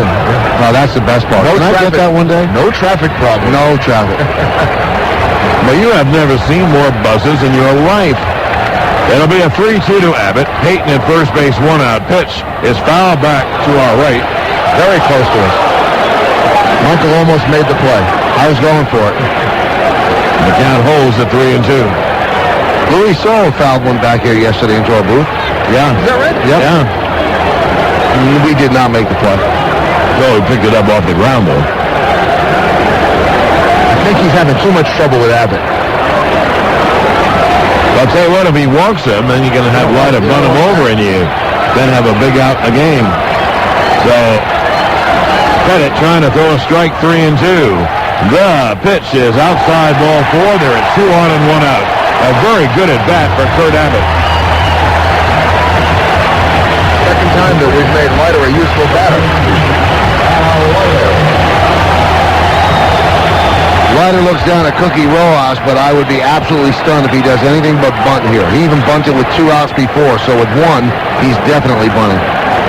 And if he gets the bunt down and gets the runners over, boy, then Agbayani has a shot at it to get 2 runs in with a base hit. Oh, he's got a bunt. 2 on, 1 out, and Pettit throws to first. They pick him off. How do you like that? Abbott got picked clean. We told you about Pettit's pickoff, and he got picked clean. Bad baseball. Bad baseball. How do you get picked off? You know, they deked him into it. Here's what happened. I was about to say Brocious is in and Tino is not. So when Pettit went into the kick, well, Tino cut right in front of the runner and blocked his path to first base. And then Pettit made a perfect throw. And boy, was he sleeping. You would think that you just stick close to that bag until the ball is released. Oh, that's huge. They're not going to make the play at second. Well, that is terrible baseball. And now, if Pettit gets Leiter, he's out of the inning. And Leiter takes a breaking ball strike. He's not fooling around with any fastballs. He threw him a hook. And the count 0-1. And Mike, was he out by a lot? Yes. That was not even close. So Abbott gets picked, and that's a pickoff 1-3. Leiter, who bunted and reached on an error his first time to bring in the first run, swings and misses, and the count is 0-2. Boy, did the Yankees get a break. Because if Leiter gets the bunt down and there's second and third 2 out, you have a really good hitter in Agbayani. And Rudy a base hit, make it 4-1. Yep. After a great at-bat, you can't understand what Abbott was doing. Not staying close to the bag. Amazing.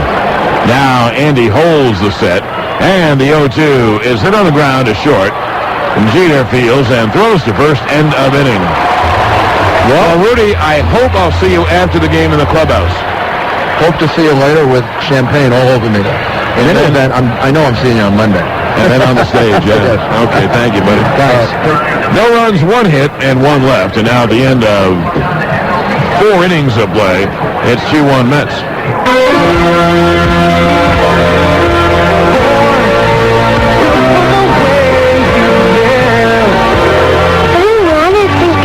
Mommy, where are my socks? Have you seen my black belt? He's looking at me. There's a knot in my shoe. Honey, where are my keys? Mommy, I'm starving. Mom, where's my backpack? Ford Taurus is designed to meet the highest safety rating ever because, heaven forbid, you should have a real problem. And now you can get a new Taurus and get 5.9% financing plus $1,000 cash back. Not all buyers will qualify for lowest APR. Take new retail delivery from dealer stock by 1/16/01. See dealer for details. That's 5.9 financing plus $1,000 cash back on Taurus with no charge leather on SES models. Only at your Tri-State Quality Ford store.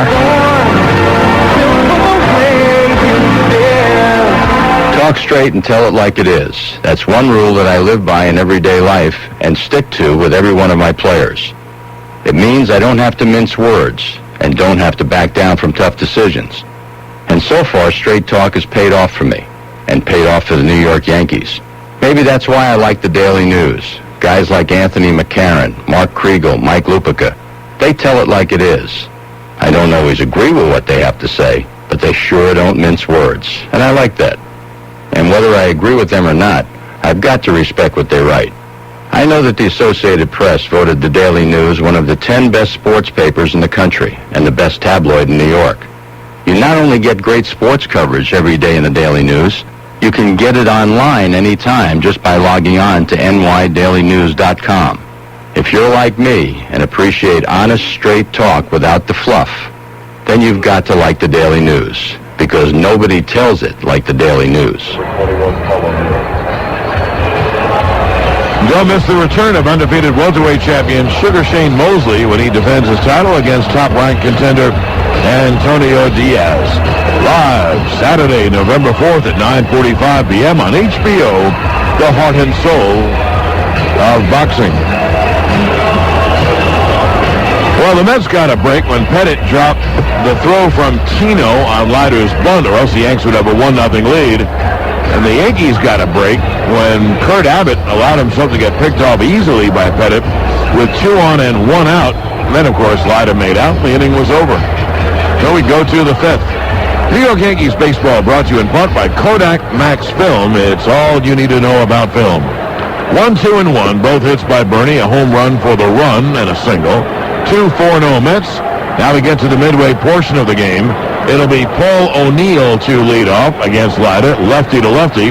And here with the play-by-play is Michael Kay. Thank you, John. O'Neill struck out in the second inning, and in the World Series, he's 9 for 17. Defense plays him straight away, and the pitch. Foul back to the screen, 0-1. Payton somewhat shallow in center field, shaded toward left center.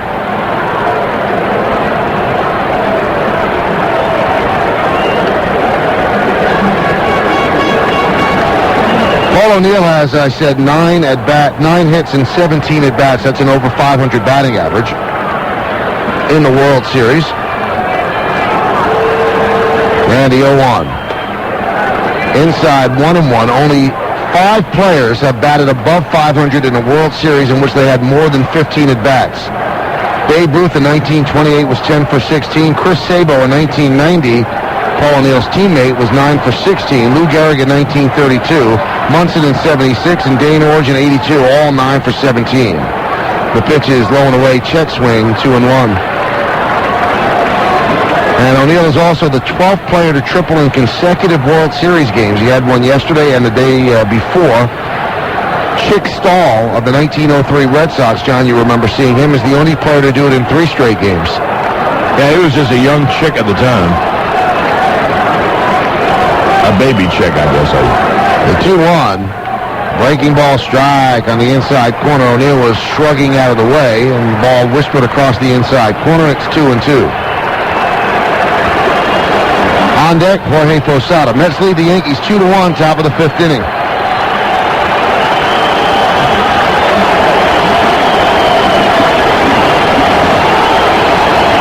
Leiter deals the 2-2. Nub foul on the ground all the way to the backstop, still 2-2.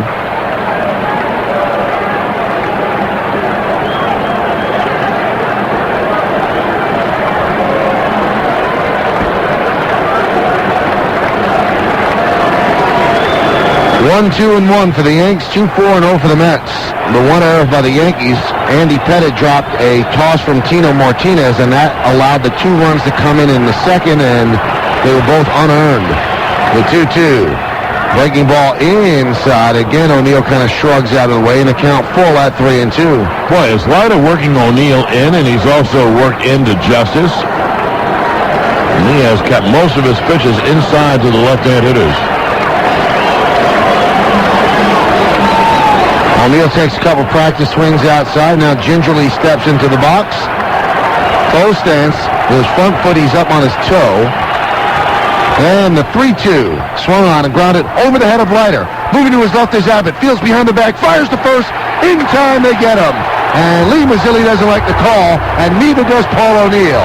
Now Mazzilli gets between O'Neill and Jerry Crawford at first, and then pushes O'Neill out of the way. And here comes Joe Torre to argue the point. Well, it was bang, bang. And I don't think from up here we could call it. Abbott had a twist his body and his throw floated a bit. And the throw either just beat him or O'Neill just beat the throw. Mike is closer to the monitor. I don't know, looked like a tie. It's hard to tell from the angle behind first base.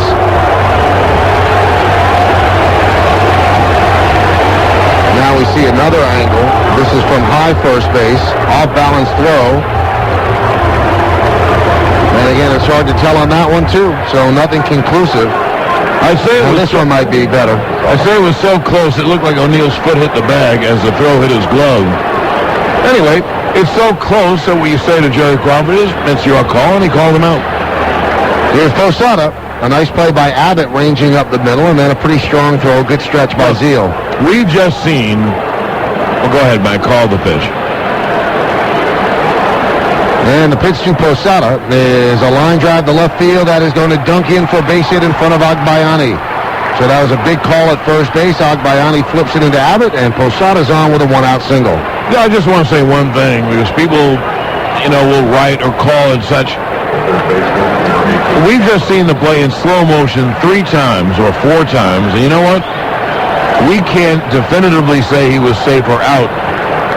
So if that's the case, then you got to accept the call. And boy, that was a big call, because if it wasn't for that call, the Yankees would have 2 on and no one out. Boy, Lou Mazzilli kind of manhandled Paul O'Neill, who's a big guy, pushed him away with his right forearm, and O'Neill almost stumbled backward, but Mazzilli did the right thing. He doesn't want O'Neill getting thrown out. Here's Scott Brocious. And Leiter throws to first. Posada is back. The base hit by Posada, the Yankees' 3rd of the evening.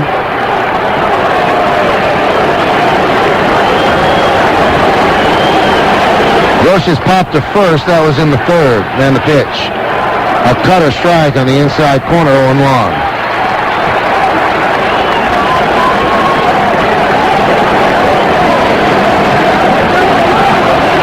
Brocious a .395 career average in World Series play. Throw to first, and Posada is back.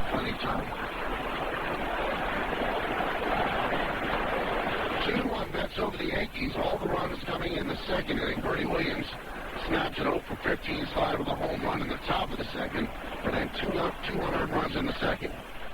Squared first base side, fielded by Zeal, steps on the bag, 1, throws to second, not in time. Posada slides in ahead of the tag by Abbott.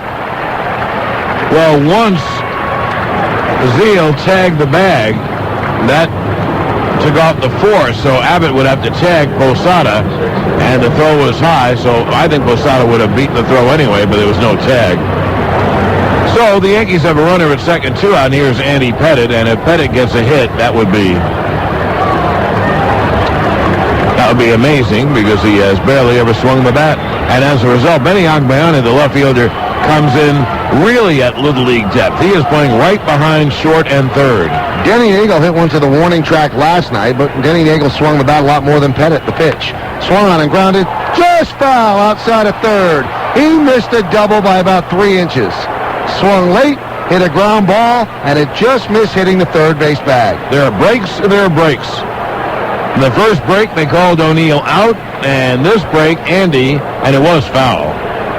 But, I mean, it was just foul, and you can't play anyone right over the bag, and actually that ball would have been down the line for a double. Andy broke his bat, and if you're Ventura, I think you start thinking of playing a little closer to the line.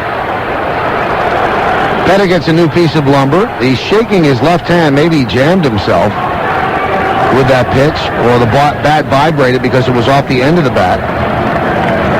Posada, the tying run, is at second. We're in the top of the 5th inning. Mets lead the Yankees 2-1. Didn't Pettit, Mike, as a hitter in one of these World Series games hit a long fly one time? Do you remember that? Mm-hmm. I do remember. It was on the road. It wasn't at Yankee Stadium. The 0-1. Swung and grounded to second base. Right there is Alfonso. Field, sets, flips to Zeal, and Pettit stops halfway between first and home.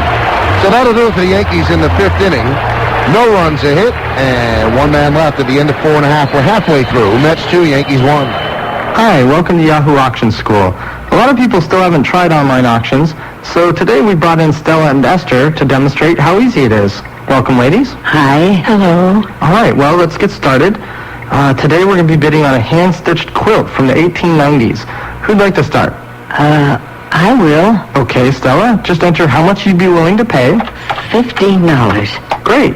Now it's your turn, Esther. I'll bid $40. You guys are pros already. Stella, do you want to bid again?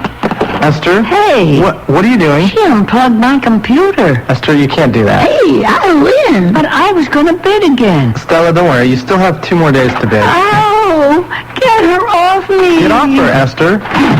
You can't hold her down for 2 days. Okay, well, I want to thank Stella and Esther for coming, and good luck on Yahoo Auctions. Hey, ladies. Do you, Yahoo? It's barely dawn. You're staring over the trees from the open door of a Black Hawk helicopter. The squad waits for your command. In seconds, you race down 50 feet of rope into the high grass. The squad regroups just as you planned.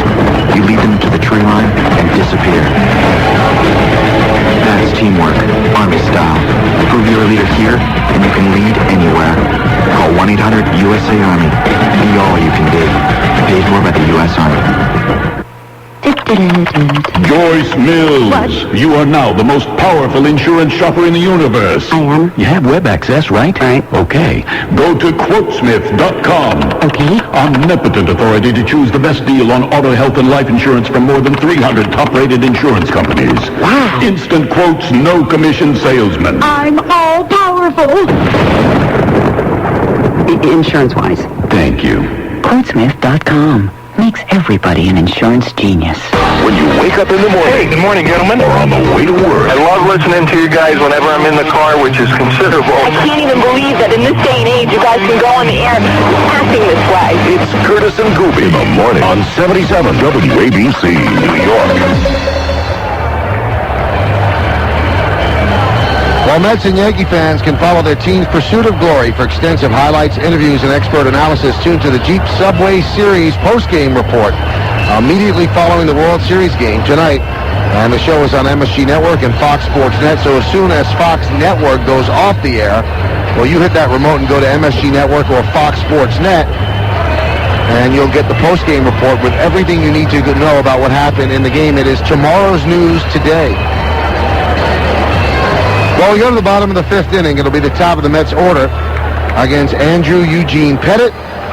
It'll be Agbayani, Alfonso, and Piazza. The Mets lead 2-1.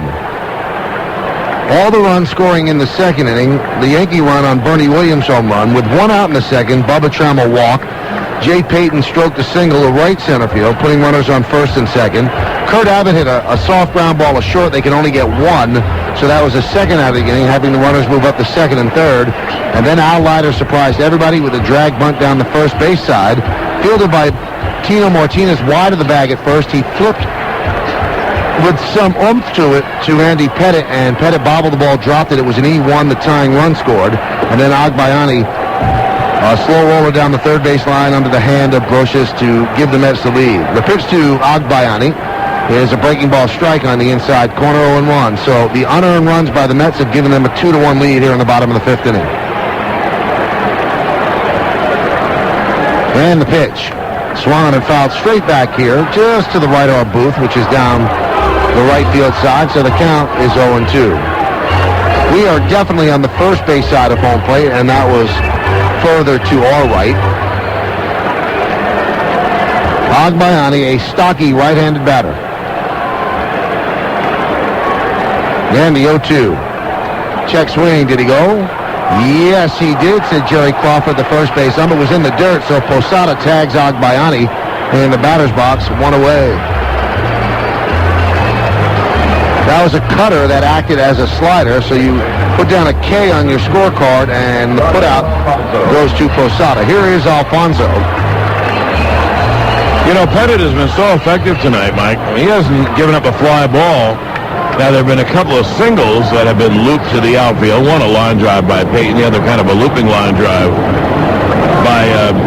by by Trammell, but not one fly ball. So you have to say Pettit is doing exactly what he wants. He just dropped that throw from Chino. Here's Alfonso, who's 0 for 2. He grounded to third and popped to second. And the pitch. Swung and grounded sharply to short. Right there is Jeter. Fields and flips across the diamond two-way here in the bottom of the fifth inning.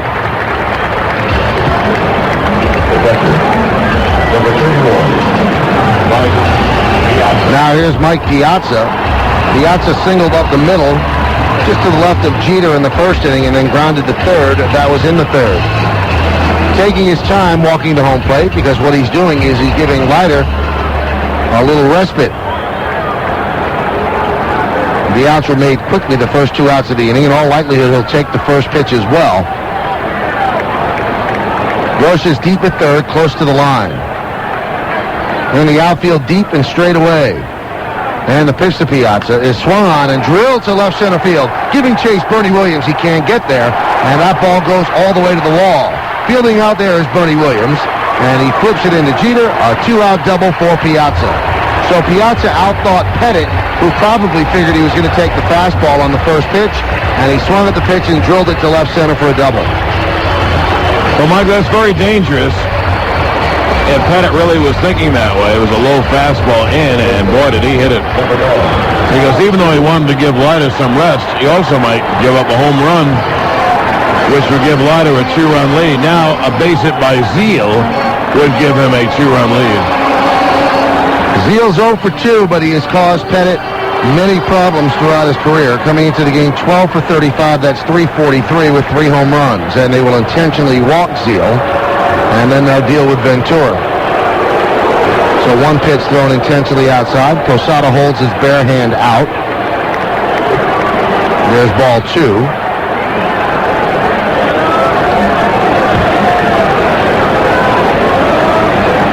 Two to 1 Mets lead the Yankees, bottom of the fifth. There's ball 3.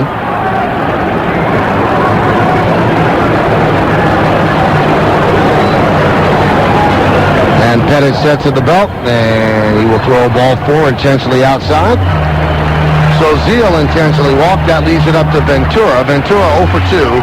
Struck out in the second, grounded to second in the third. Ventura in the World Series is 3 for 18. Lifetime against Pettit coming into this game 5 for 22, 2 homers. That's 227 batting average.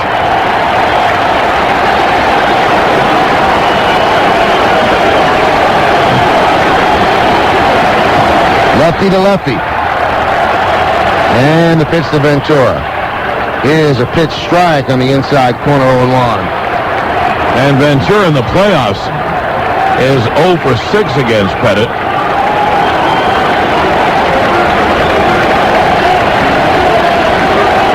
And in the postseason overall, 8 for 46. And the pitch. Swung on a miss. Fastball outside, and the count quickly 0-2. He does have 2 homers and 8 runs batted in. That's in the postseason as a whole.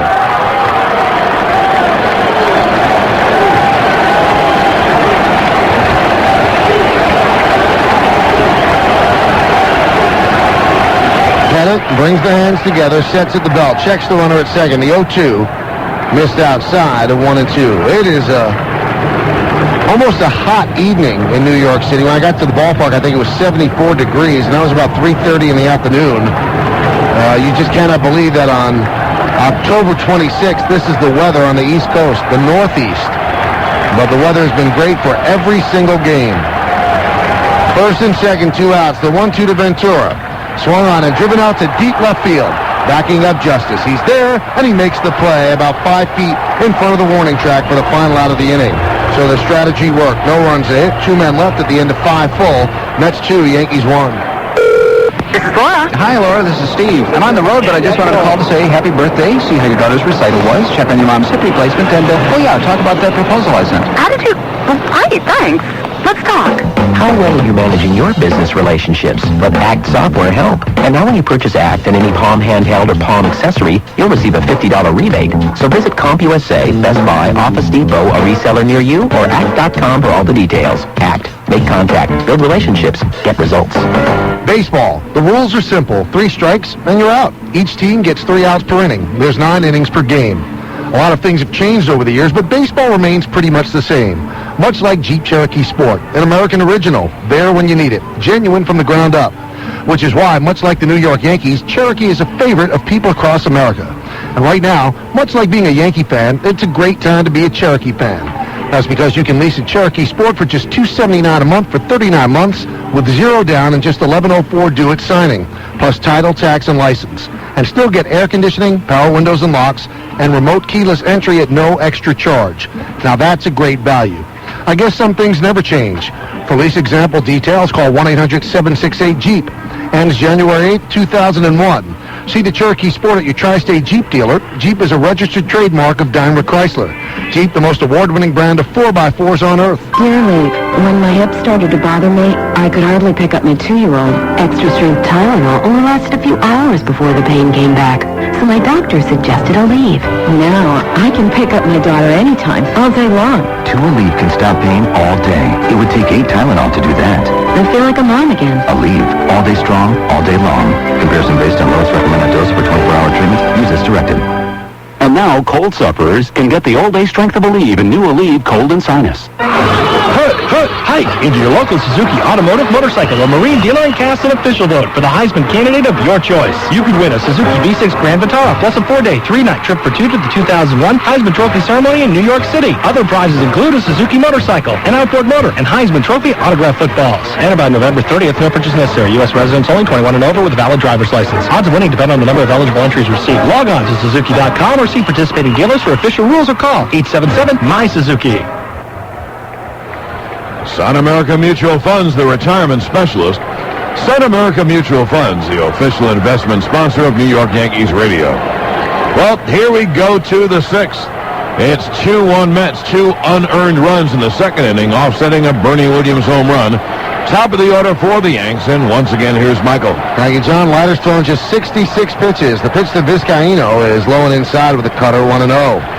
Well, he has now walked a batter, and he struck out 4. We expected both guys to pitch terrific games, and they're pitching terrific games. Vizcaino's 0 for 2, and the 1-0. There's a strike on the inside corner, 1-1. Now Ventura very close to the bag at third. I'd say by about 4 feet. Now he backs up slightly behind it.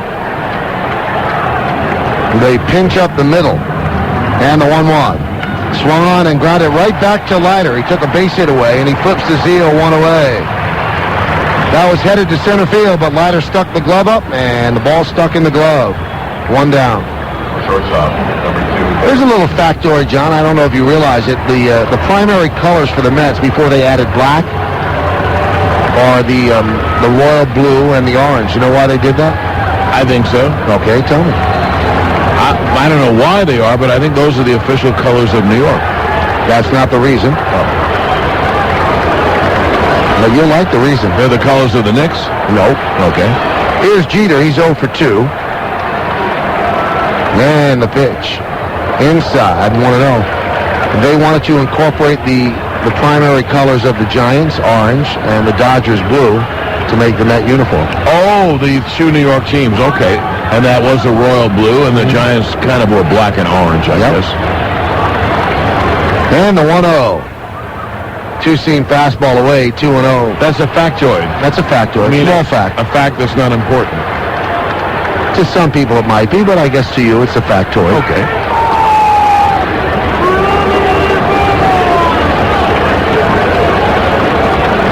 Ventura close to the line again, but deeper for Jeter at third. And the 2-0. Swung on and drilled deep to left field. Backing up Agbayani. Looking up. See ya! Over the Met bullpen in left field. Over the bleachers in left field. A home run for Jeter, and the Yankees have tied the game at 2. Oh, what a shot by Derek Jeter. Mike, that ball was hit. When he hit a ball, it was out. And I think it might have gone out of the entire ballpark. It went over the bullpen. Now, whether it got off the fence that encloses Shea Stadium, I don't know. But you know what? What a shot. It reminds me of a Piazza home run against the Yankees a couple of years ago on a Saturday afternoon. A fastball. He didn't get it all the way in. It was up about belt high. And boy, did Jeter belt that. You know, I said Met bullpen. That's obviously the Yankee bullpen out there. Here is Justice, and the pitch. Low and away, 1-0. So now, Pettit could think, okay, the unearned runs are gone. I'm even. And that's got to make him feel a lot better. And, Mike, this home run and the one last night, and hits like that. The pitch to Justice is a strike outside corner, 1-1. While we who seen Derek Jeter play every single game he's ever played, while we know that he is a flat-out winner. I don't mean because he's hot, but I mean he just does things to help win games. And this time he hit a home run. It might be a base hit, it might be a good fielding play, it might be a good base running play. 1-1 to Justice. There's a strike on the outside corner with a cutter, 1-2. The home run extends Jeter's World Series hitting streak to 14 straight, the longest hitting streak in Major League history during the World Series. It belongs to Hank Bauer, and that's 17 in a row. And the 1-2. Check swing, did he go? Yes, he went. Dropped by Piazza, and he tags Justice for the second out of the inning. So 2 down, that brings up Bernie Williams. New York Yankees baseball is brought to you by the Claridge Casino Hotel. If you want to be part of the action, come to the place where the excitement is all around you. The Claridge. Smaller, friendlier, and so much more. Mike, I would bet you the proverbial dollars to donuts that Leiter pitches Bernie very carefully. He's homered, he's singled, and there's a left-hand hitter, Tino, due after Bernie. John mentioned Bernie's 2 for 2. The pitch from Leiter. Cutter inside, the count 1-0. And you know, Bernie has to feel better. He's not as anxious at the plate. And Bernie is a really good hitter from the right side. The numbers have kind of swung in favor of him in the left side. But his natural side is right. He has great power from the right side. So the game is tied at 2 in the top of the 6th. The 1-0 to Williams. Low, 2-0.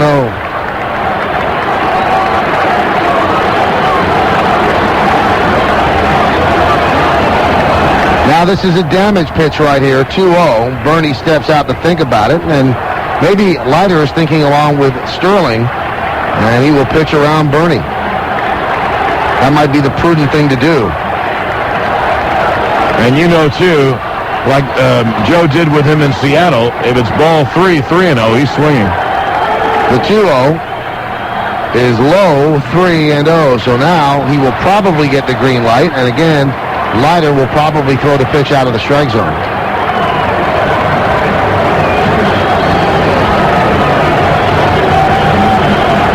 Leiter, contorting his face, still very upset about giving up the home run to Jeter, biting his bottom lip as he gets the sign. And the 3-0. Low and away, Bernie Williams walks. So a 2-out walk to Bernie. He's been on base all 3 times tonight, and that brings up Tino Martinez. You know, the Mets are trying to come back from a 3-1 deficit, John. And when they lose a lead, that's got to have a psychological effect on them. Well, I think so. Although Leiter's pitching great, he's made 2 mistakes, Bernie's home run and Jeter's home run. Other than that, he's terrific. Hey, listen, the Yankees could think, what if? Because if Pettit had held on to Tino's flip on the bunt, it'd be 2-0 Yankees, and I mean, Nelson, Stanton, and Rivera would be getting themselves ready. Martinez 0 for 2. Fly to left and fouled out to Ventura at third. Leiter throws to first, and Bernie's back. Now they have a plan that they'd like to run against Piazza whenever they can, but with Zeal doing the lead-off hold at first base and Leiter with a pretty decent move to first, Bernie doesn't want to get picked off. And again, a throw to first, and again, Bernie scampers back. 2-4-1 Yankees, 2-5-0 for the Mets. Top of the 6th inning here at Shea Stadium in New York.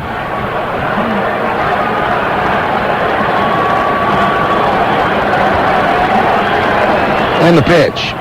Cutter, strike, outside corner, 0-1.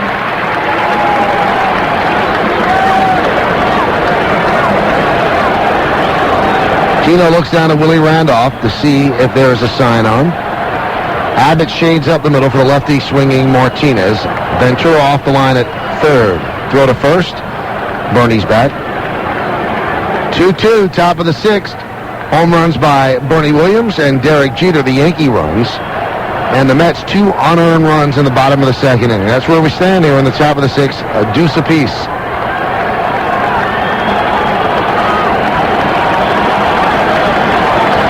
And the 0-1. Jumps away from a fastball inside, does Martinez, and the count 1-1. Well, every now and then he throws that good either cutter, which is like a slider, or a curveball down and away from the lefty hitter. So basically, the hitter is trying to keep the ball in and not let them extend the arms.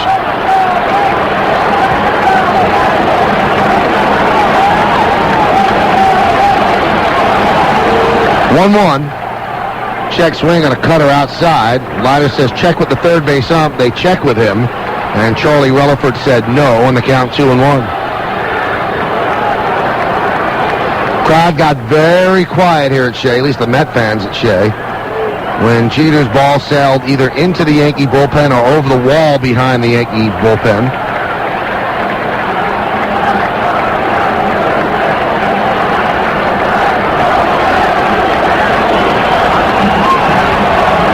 And the 2-1. Low and away, 3-1.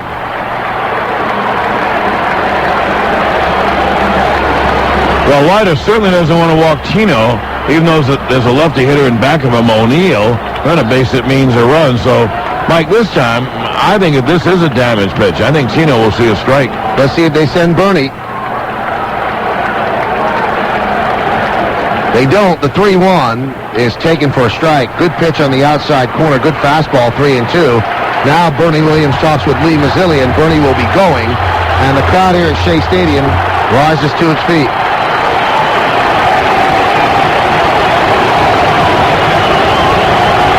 Bernie goes. The pitch is swung on and grounded sharply to short. Fielded there by Abbott. He fires to Zeal. They get Martinez, and that does it for the Yankees in the 6th. But they tie the game on Derek Jeter's home run. They lead 1, and at the end of 5.5, Yankees 2, Mets 2. WABC. I pledge to love and protect my children. And plastics are here to help from the first heartbeat on an ultrasound monitor, so I could meet my daughter before I ever held her, with safety gates and outlet protectors when I have to hold her back. Even her first trip was nestled in a plastic car seat, helping to bring our new family home safe. How has plastic touched your life? The American Plastics Council. Plastics make it possible. So does it seem to you that with all the .coms and internet stuff out there that soon people won't have to leave the house anymore? Well, I don't believe it. At least not until somebody comes up with a wind in your hair on a winding country road.com. That's why we're introducing NapaOnline.com, with the world's largest inventory of ready-to-ship parts and accessories, and your order shipped to your door, usually within 48 hours. But once you've got your car looking and running its best, climb in, because seeing the world from behind the wheel beats seeing it from behind a desk any day. NapaOnline.com. Officer William thought because he was covered through the department, he had enough life insurance. When we looked closer, he didn't. Randy Navarro sells life insurance for Allstate Life. Just because you're covered through work doesn't mean it's enough. Most work policies pay about a year's salary, which may sound like a lot, but add up your mortgage for however many years, cost of education, throw in inflation, and it's not going to cut it. Not by a long shot. William and I sat down and figured out just how much his family would really need, and for a lot less than he thought, got the extra insurance that make a big difference to his family should something happen to him. Life insurance is an important part of protecting your family, but how do you know how much is enough? That's when someone like Randy Navarro can make all the difference. Lots of companies sell insurance, but no one has people like Allstate. Like William, guess I'm into protecting people. You're in good hands with Allstate. Mine. Allstate Life Insurance Company, Northbrook, Illinois, and at allstate.com.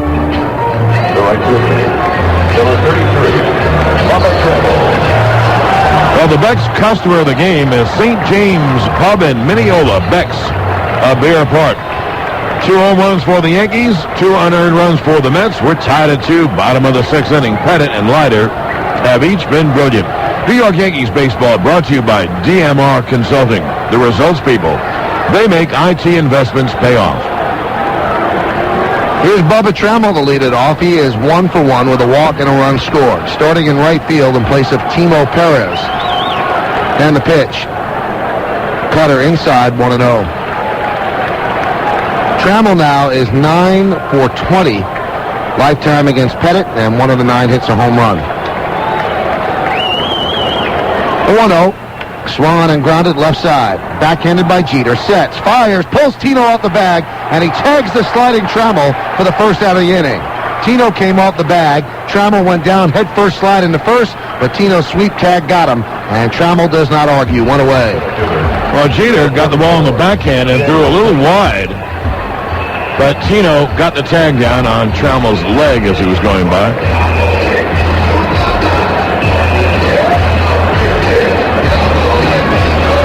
Here's Jay Payton. Payton's 1 for 2. Single to right and scored in the second, then reached on a 4-6 force in the fourth. Yankees 2, Mets 2. We're in the bottom of the 6th inning at Shea. Game 5 of the World Series. Yankees lead 3-1.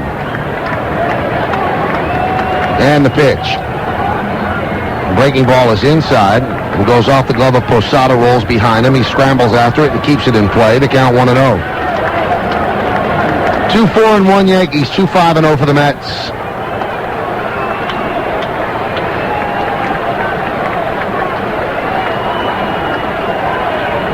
The 1-0 pitch.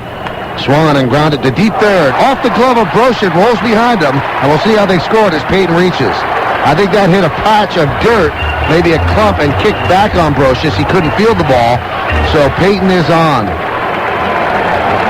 There was a hot ground ball at third, and Brosius was right there, but it kicked behind him. He was moving to his right, and it kicked left.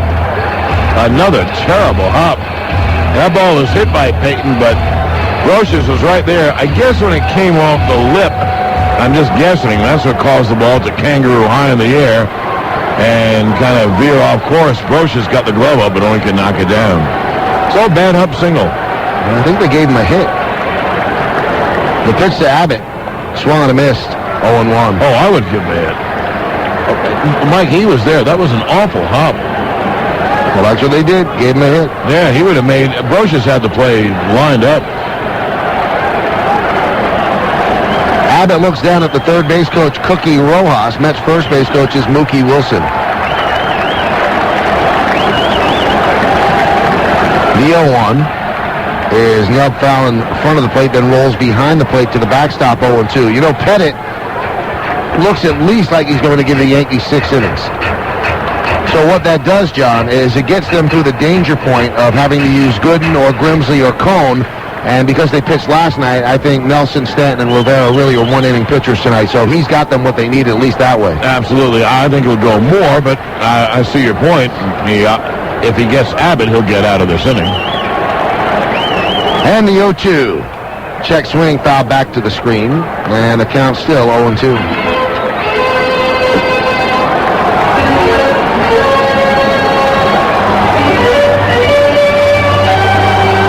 2-4-1 for the Yankees, 2-6-0 for the Mets. Again, a crowd of over 55,000 at Shea. The 5th straight sellout here in the World Series. And if there's a Game 6 and a Game 7, those are sold out as well. And the 0-2, outside, 1-2.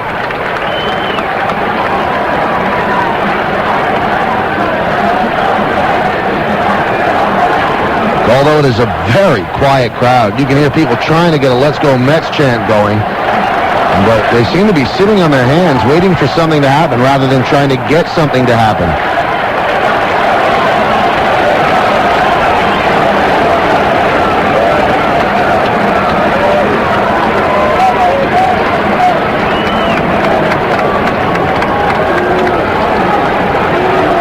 Payton with good speed leads off first, held there by Martinez. Abbott, a right-handed hitter, in the lineup in place of Bordick. And the 1-2, swung and grounded foul outside of third between Brosius and Rojas. It's still 1-2.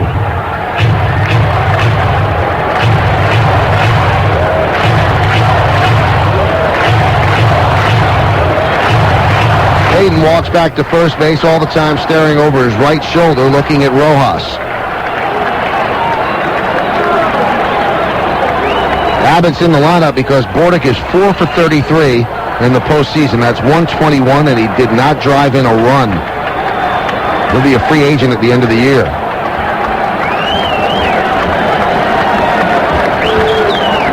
And the 1-2. Swung on and grounded slowly, third base side, but foul. And it's still 1-2. Boy, is Pettit ever getting ground balls? Andy has struck out 3, and every other out has been a ground ball, but for the fly ball by Ventura. That ended last inning. He is really having prolonged battles with Abbott. Abbott kept fouling off pitches in the 4th inning, and eventually Pettit walked him. And then Abbott got picked off.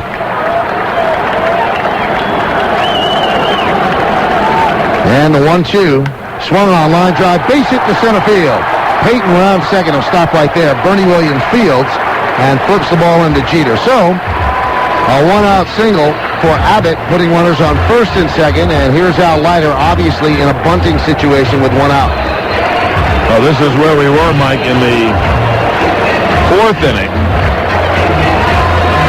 And before Leiter could see a pitch, Abbott got picked off. I guarantee Abbott will not be picked off this time. Mookie Wilson is talking to him, and I'm sure Abbott will stay very close to first base. And Tino will also back up again. This time, Abbott will be aware of it. Abbott's no stranger to the World Series. He was on the Marlins 1997 championship team. Tino is not playing for a bunt at first, so I guess they think Leiter will bunt down the third base line. Now Tino charges. And the pitch that Leiter is bunted at a miss. Now throw to second. Not in time. The throw received by Jeter, and Peyton just got back. Well, when you're leading off second base, you want to get as good a jump as possible to get the third. And so when Leiter missed it, Posada fired. Jeter was there waiting for it, and he just got back. He got back, but just. Now Leiter talking with McClelland. I guess Leiter was saying, I didn't bunt at that ball. I pulled it back, but McClelland, the home plate umpire, said, yes, you did, so the count 0-1. Leiter up in the box, spread stance, squares the bunt. Here come the corners and the pitch. Bunted at right to Tino Martinez. Nobody's at third, though, so he has to fire to Vizcaíno to get Leiter, so the sacrifice successful 3-4. If there had been a fielder at third, well, Peyton was out by plenty, but with Brosius charging alongside Martinez, he had nowhere to go but go to first. Now, Brosius couldn't anchor. The Yankees don't put the rotation play on. They don't use that. So even though Leiter bunted it hard on one hop to Tino, he had an easy play at third, but there was no one at third. Jeter was trying to hold the runner close. He wasn't going to third. Well, here's a situation where Pettit has two right-hand hitters, Agbayani, who has an infield single, ground ball out, infield single, strikeout, and Alfonso 0 for 3. But I think you have to go after Agbayani. Eventually, Alfonso, who's a better hitter, is going to get a base hit. Posada spreads his wings with his palms down to the ground, telling the infielders, knock the ball down. Second and third. Agbayani's 1 for 3. And the pitch. Cutter low and inside, 1-0. Yankees and the Mets are tied at 2. We're in the bottom of the 6th inning. Peyton on third. Abbott is on second.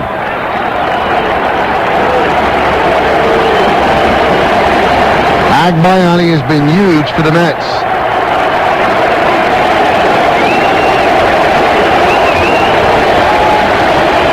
The 1-0. Low, 2-0. In the World Series, he struggled. Not awfully, though. He's 5 for 17. And he's hitting .313 in the postseason with 2 ribbies. Yankees play him straight away. Infield and outfield. And the 2-0. There's a strike. Cutter inside corner. Agbayani lifted his hands straight up in the air, trying to sell McClelland that the ball was inside, but he wasn't buying, so the count 2-1. Pettit has the ability to miss trying to be ultra fine. And when he wants to throw a strike, he can throw a pretty good strike, and he did there. Edgardo Alfonso on deck. And the 2-1. Check swing fouled off over the Met dugout, first base side, so the count levels at 2-2. Yankees got a break, huh? Because that ball was way in. Agbayani tried to check the swing, and the ball struck his bat. So Pettit at 2-2 has a chance to make the nastiest pitch he can make for a strike. 2 balls, 2 strikes, 2 outs, 2 on. Runners on second and third. Game tied 2-2. Deuce is wild. Rosas is deep at third, about 8 feet off the line. Payton dancing down the third baseline, and now Pettit steps off the rubber. Pettit's back, of course, is to Payton, but he could sense movement back there.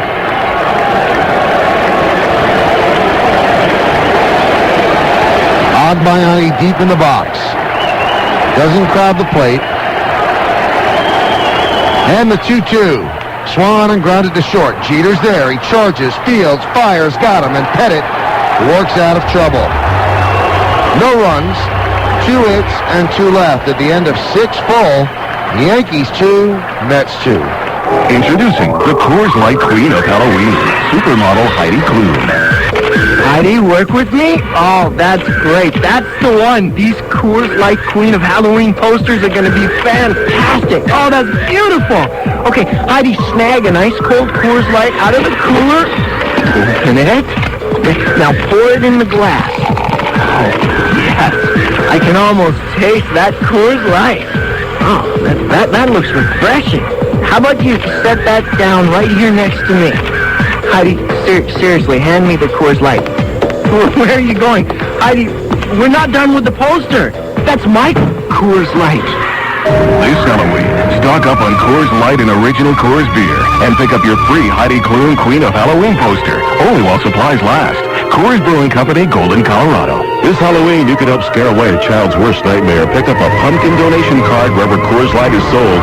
It helps support St. Jude's Children's Research Hospital. Your attention, please. Delta Airlines is paging Mr. Forth. Mr. Back and Forth, please report to the next Delta Business Elite U.S. flight to Los Angeles, San Francisco, or San Diego, where you'll find 5 spacious feet of stretch-out, power adjustable near flat sleeper seats, and your own private video entertainment system. So next time you crisscross the country, you won't get stuck watching that movie you didn't like when you had to watch it last week on some other airline. Thank you, and have a nice multiple time zone day. May I have your attention? Delta Shuttle is paging Mrs. Right Now. Mrs. I want to leave right now. Please report to the next Delta Shuttle flight to Boston or Washington, where your plane departs when it's supposed to 97% of the time, which means 97% less waiting around. And where if you bought a seat on that Delta Shuttle, you'll have a seat on that Delta Shuttle, and that seat is so guaranteed that even if the flight's oversold and Delta has to pull another plane out of the hangar, you'll have a seat on the Delta Shuttle. Thanks. Guaranteed seat doesn't include delays caused by weather or air traffic control.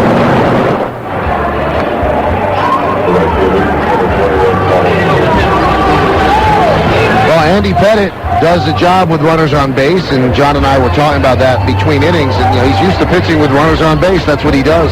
But that is some quality to make tough pitches with men on base, and that's what he does. Well, Pettit's been a strikeout pitcher, and he'll walk a batter trying to be too fine or pitch around, and since he gives up ground balls, some ground balls go through, so he pitches with men on base. New York Yankees baseball is brought to you in part by the History Channel, where the past comes alive. Well, you knew Leiter and Pettit would pitch great, and man, they have both pitched great. We're tied at 2 going to the 7th. And Paul O'Neill will lead off for the Yanks. The Yankee 2 runs on solo home runs by Bernie Williams and Derek Jeter. New York Yankees baseball brought to you in part by Blimpie, the big one, big sub, big taste, big value. Now that both starters, Mike, have gotten to the 7th, now you can see these bullpens start to get ready if the starters have trouble. It'll be Leiter to O'Neill, top of the 7th, tied at 2. O'Neill's 0 for 2. He struck out and grounded to short. 2-4-0 Yanks. And the pitch to O'Neill is outside 1-0. 2-4-1 Yanks. 2-7-0 Mets. No one warming yet in either bullpen.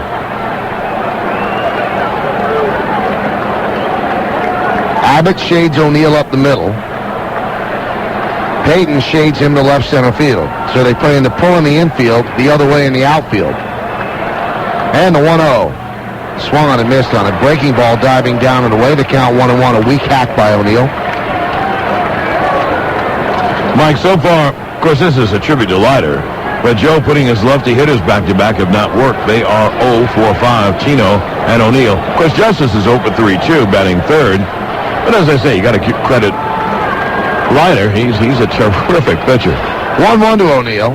There's a fastball inside, 2-1. Well, every victory the Yankees have had in the World Series has been a one-run victory, so this is certainly continuing along those lines. 4-3 game 1, 6-5 game 2, and 3-2 in game 4. And the 2-1 to O'Neill. Cutter is outside, 3-1. And Mike, the Met win, although it was a 2-run game, it was a 1-run game till 1 out in the 8th when Bobby Trammell hit a sac fly. So let's face it, these games are all close, and if it goes 6 or 7, they'll be close. O'Neill has hit home runs to left field here at Shea Stadium. Likes hitting in his yard. Here's the 3-1. And the pitch is low and away. A check swing by O'Neill. He works out a leadoff walk here to start the 7th.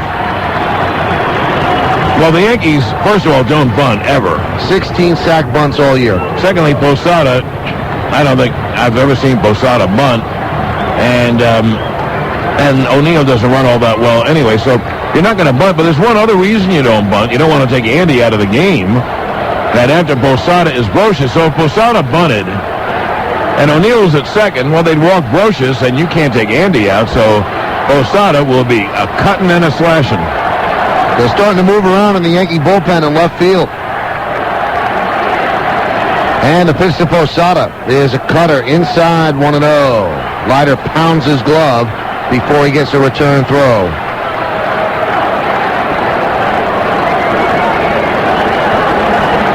If I had to guess, I'd guess that Jeff Nelson is throwing. It is Jeff Nelson. O'Neill leads off first. The 1-0. Swung on and drilled to left field. Backing up is Agbayani. He has room, and he puts it away. Tagging is O'Neill, but the throw comes in the second. O'Neill goes back to first. That one was off the end of the bat. Looked like he got it there for a moment, but Agbayani was right there, one away. Yeah, he didn't hit it on the sweet spot. Okay, Mike, let's manage. Brocious singles. You have 2 on, 1 out. What do you do? I send up Knoblauch. Whoa, and you take Andy Pettit out of the game? Yep. Want to get your run, don't you? Yes. I'm just asking. I think that's why Nelson is up. I think it's exactly right. I will not pinch it for Pettit with Canseco or Hilbo. It's got to be Knoblauch. And the pitch to Brocious is a fastball strike outside corner, 0-1. So I would gather, I would do this too, that if Brocious makes out, 2 outs, a runner at first, I'd send up Andy. Brocious is 0 for 2, popped to first and grounded to first. O'Neill leads off first, and the pitch. Low and away, 1-1. Now, let me amend that, and I'll tell you why. In the Mets 7th, you have their 3 best right-hand hitters coming up. Alfonso, Piazza, and Zeal. And you know what? You may want Nelson to pitch to those 3. Throw to first, O'Neill's back standing. Well, the Yankees looking for their 26th world title, and the Mets are not going to give it to them easily here in Game 5 at Shea Stadium. Yankees lead 3-1. Top of the 7th, 2-2 game. And the 1-1. Swung on and blooped to right center field. Coming on Trammell. On the run, he puts it away for the second out of the inning. And it looks like they're going to let Pettit hit.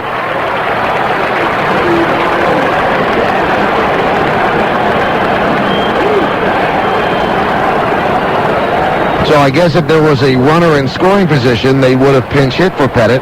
But this way, Joseph, what was the likelihood anyway? Hill and Canseco have been zeros at the plate, and if I send up Knoblauch, he's just a singles hitter anyway. Oh my God, I agree with everything, man. So they feel that Andy has enough stuff to get out those tough right-hand hitters, and they are tough. That is 0 for 2. He struck out and grounded to second.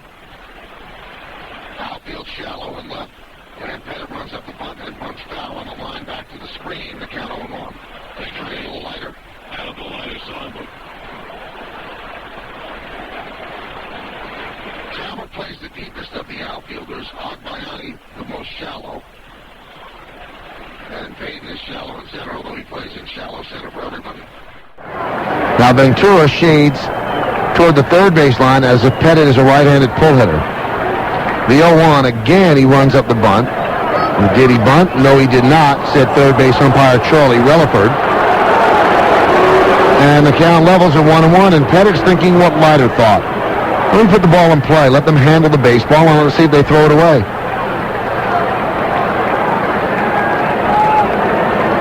Pettit looks down at Randolph, but there's really no sign to give right here. Pettit stands straight up and down, left-handed hitter. Does not look very comfortable in the batter's box. Throw to first, and O'Neill is back. It's tough to ask a guy to hit in the World Series when they didn't hit in high school. They didn't hit in the minors. They haven't hit all year, but that's what they do here in the World Series in the National League Park. The 1-1. There's a strike. Cutter outside corner, 1-2. That time Pettit did not try to bunt.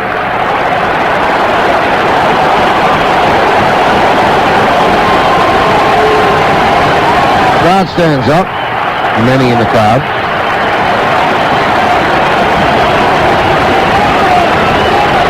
And the 1-2. Swan and chopped to first. Fielded there by Zeal. He'll take it himself.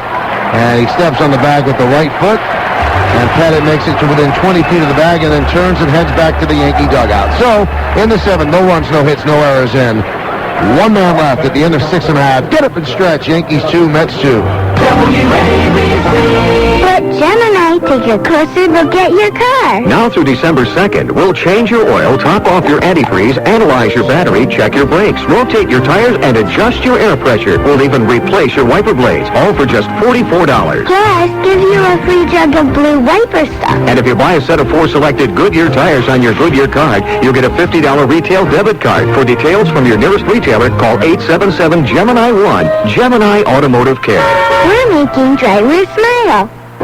Good old-fashioned one-upmanship. Yes, outdoing your neighbor is an American tradition. When old Bob gets a weed whacker, you've got to have the turbo weed whacker. Maybe it's time the DirecTV installer made a little house call. That's right. Now that proud satellite slinger in the blue felt cap is offering free standard installation when you buy a DirecTV system and sign up for Total Choice programming, guaranteeing that you and not your neighbor has the best, nay, the ultimate in television. Imagine access to over 225 channels of digital nirvana to his analog same old, same old. Local channels, mister, you got 'em. After all, why settle for cable TV that's had to burrow through the ground like some lowly rodent when you can enjoy crystal clear television beamed to you all the way from outer space? Call 1-800-DIRECTV today to learn more about our free installation special. Hardware and programming sold separately. Programming subject to change. Applicants 11401. Other conditions apply. See retailer for details. Call 1-800-DIRECTV today. Okay, so maybe you're not the metropolitan area's most feared hitter. Maybe you're not the city's most electrifying catcher or Shea's most revered reliever. And maybe you won't be the one who make the apple rise this fall. But you can still look the part. Look for the exclusive MLB Authentic Collection label on Mets caps, jerseys, and jackets, and wear what your favorite Met wears on the field. Available at the Sports Authority or MLB.com. The MLB Authentic Collection. How close to the World Series are you?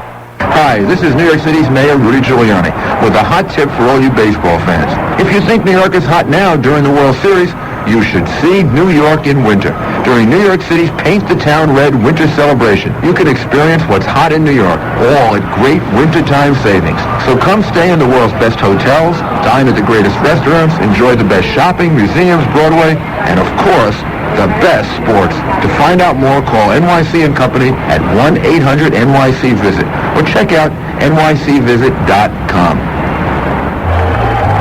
Well, the 7th inning stretch was brought to you by OTB. At New York City OTB, we've got your number to open a telephone betting account. Call 1-800-OTB-8118. Well, here we go. Bottom of the 7th against Pettit. The Mets' 3 best right-hand hitters coming up. He's thrown 105 pitches. Here's 106. The pitch is high. Fastball 1-0 to Alfonso. Alfonso's 0 for 3. And like Bernie Williams was due, Alfonso is due. Alfonso against the Yankees in the series, 2 for 19. And the 1-0 from Pettit. A fastball strike on the outside corner, 1-1.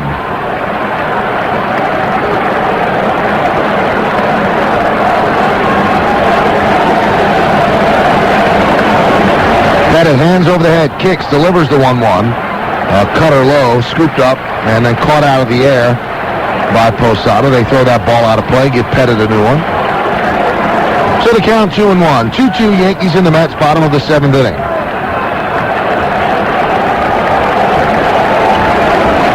Defense straight away. Brocious close to the line at third. And the 2-1 to Alfonso. Swung on and grounded foul outside of third. Hits up against the stands. And rolls down the left field line. So the count levels at 2-2.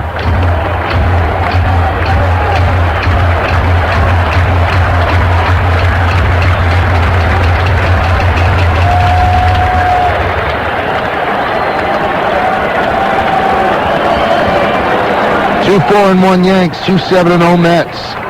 The left-hander Pettit deals the 2-2 to Alfonso. Swung on a hit shortly through the left side for a base hit. Alfonso starts the 7th with a single. Justice fields and flips it on one hop to Vizcaíno. And Alfonso slaps his hands together at first. Well, Mets and Yankee fans can follow their team's pursuit of glory for extensive highlights, interviews, and expert analysis.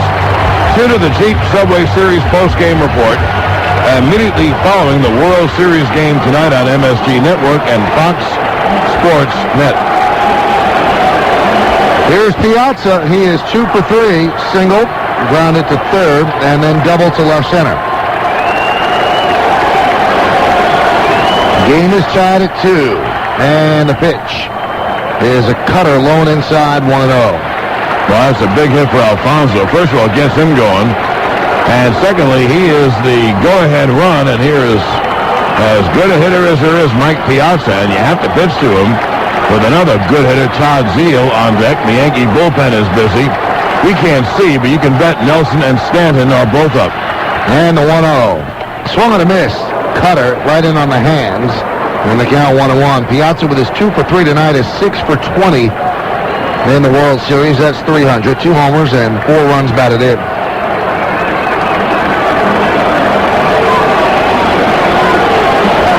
Alfonso leads off first, held by Martinez. Nobody out, bottom of the 7th, game tied at 2. And the 1-1. Swung and fouled straight back here. And the count now 1-2 again. Nelson and Stanton are the ones warming in the Yankee bullpen. There's nobody up in the Met bullpen. Leiter's done a great job. 2 mistakes, a home run to Bernie and a home run to Derek Jeter. Yankees looking for the double play off the bat of Piazza. You can double him up. He hits the ball sharply, and he is a catcher. Although he's not slow, he doesn't run very well. And the 1-2.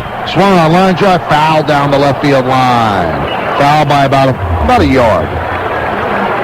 He got around quickly on a pitch, but a little too quickly. Pettit tried to get the cutter in, kept it up, and didn't get it all the way in.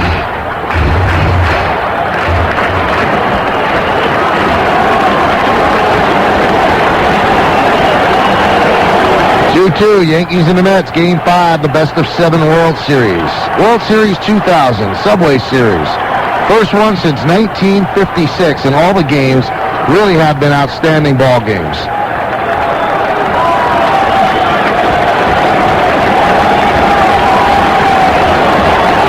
Pettit set to the belt, and the 1-2.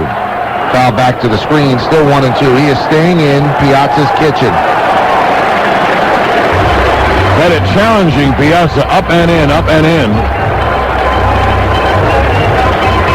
And as long as you keep it all the way up and in, you got a chance anyway, because you can't extend the arms. If you miss, if the ball doesn't get all the way in, boom.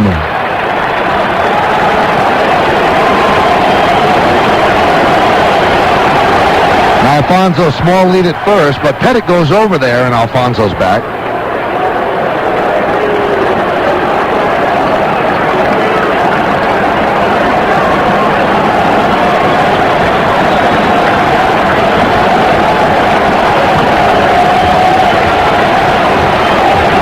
Piazza, big, strong right-handed batter. 38 home runs in the regular season. And the pitch. Just missed outside. Boy, did Pettit want that. The count levels at 2-2. Piazza with 4 home runs in the postseason.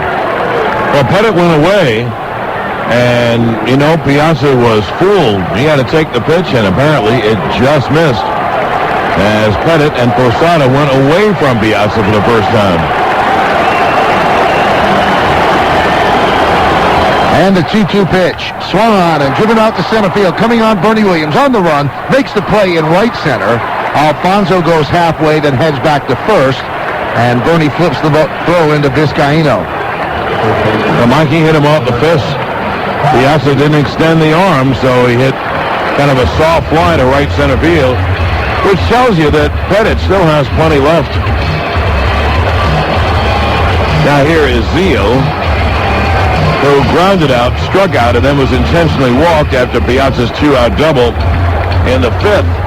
The Yankees went after Ventura and got him on a fly ball to left. Well, Posada goes out and talks with Pettit. Pettit can empty the tank, as they like to say, because he is not starting another game the rest of the year. Obviously, if there's a Game 7, they would ask him, or might ask him, to pitch in relief. But this is probably it for Pettit. Zeal is 0 for 2 with the intentional walk. Rounded to short, struck out looking. Throw to first, and Edgardo Alfonso is back.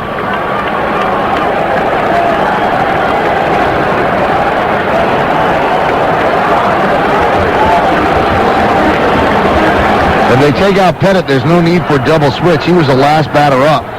They would just bring in the pitcher. And the pitch to Zeal. Swung on and foul tip behind the plate, rolls all the way to the backstop. The count 0-1.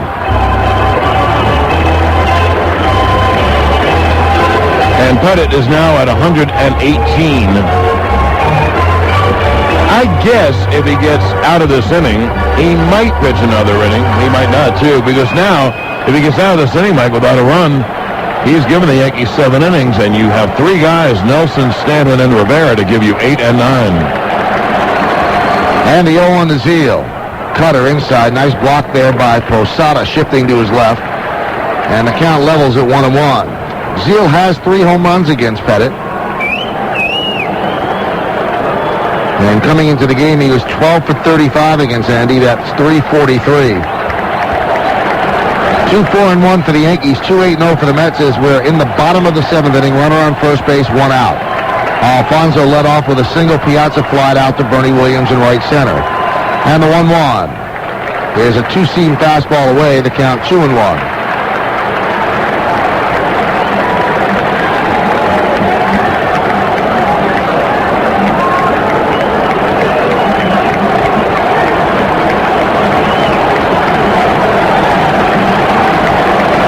Pettit gets the sign and the 2-1 pitch. Breaking ball, strike on the outside corner. He went back door on Zeal and evens up the count. That is not what Zeal was expecting. He was expecting something hard, and Pettit floated a beautiful curveball on the outside corner. Alfonso taking a very short lead at first. He does not want to be picked off by Pettit. And Pettit goes over to first, and Alfonso takes 1 step. He's back on the bag.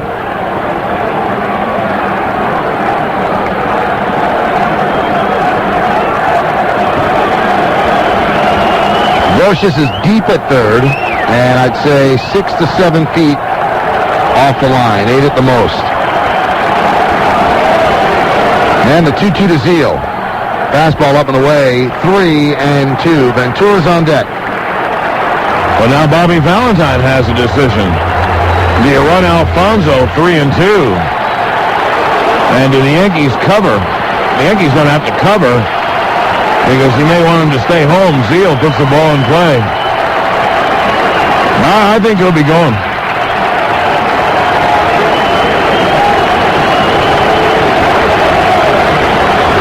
He stays. The 3-2 is swung and a miss. He got him on a slow breaking ball.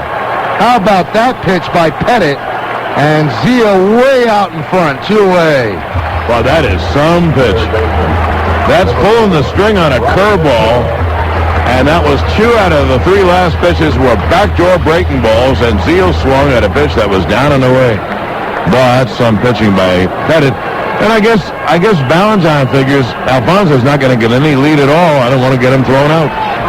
Here's Ventura 0 for 3, and the pitch is swung and a miss. Pettit keeps the pitch low and inside. That was a 2-seam fastball, and the count 0-1. Ventura has struck out, grounded to second, and flied to left. Yankees and the Mets are tied at 2, bottom of the 7th inning. And the 0-1. Breaking ball is inside. Ventura shrugs out of the way, and the count levels at 1-1. Bubba Trammell on deck.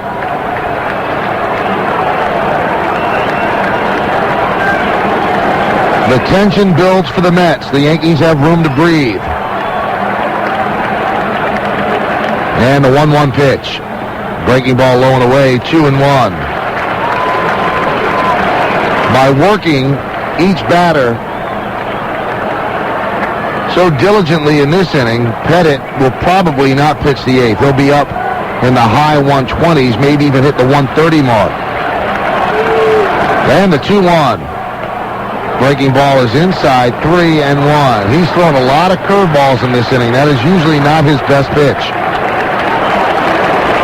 And this gives the Mets a chance. If Pettit walks Ventura, they have a right-hand hitter, Bubba Trammell, up. You might see Nelson. Of course, the Mets probably go to the left-hand hitter. And the 3-1. Swung on and drilled down the right field line, but foul into the seats. And it's just a long strike, so it's 3-2. Well, that's one advantage for the Mets, now that Alfonso will be off without question. With 2 outs, he is off on the pitch, and so if Ventura happens to line a double somewhere, Fonzie will probably score.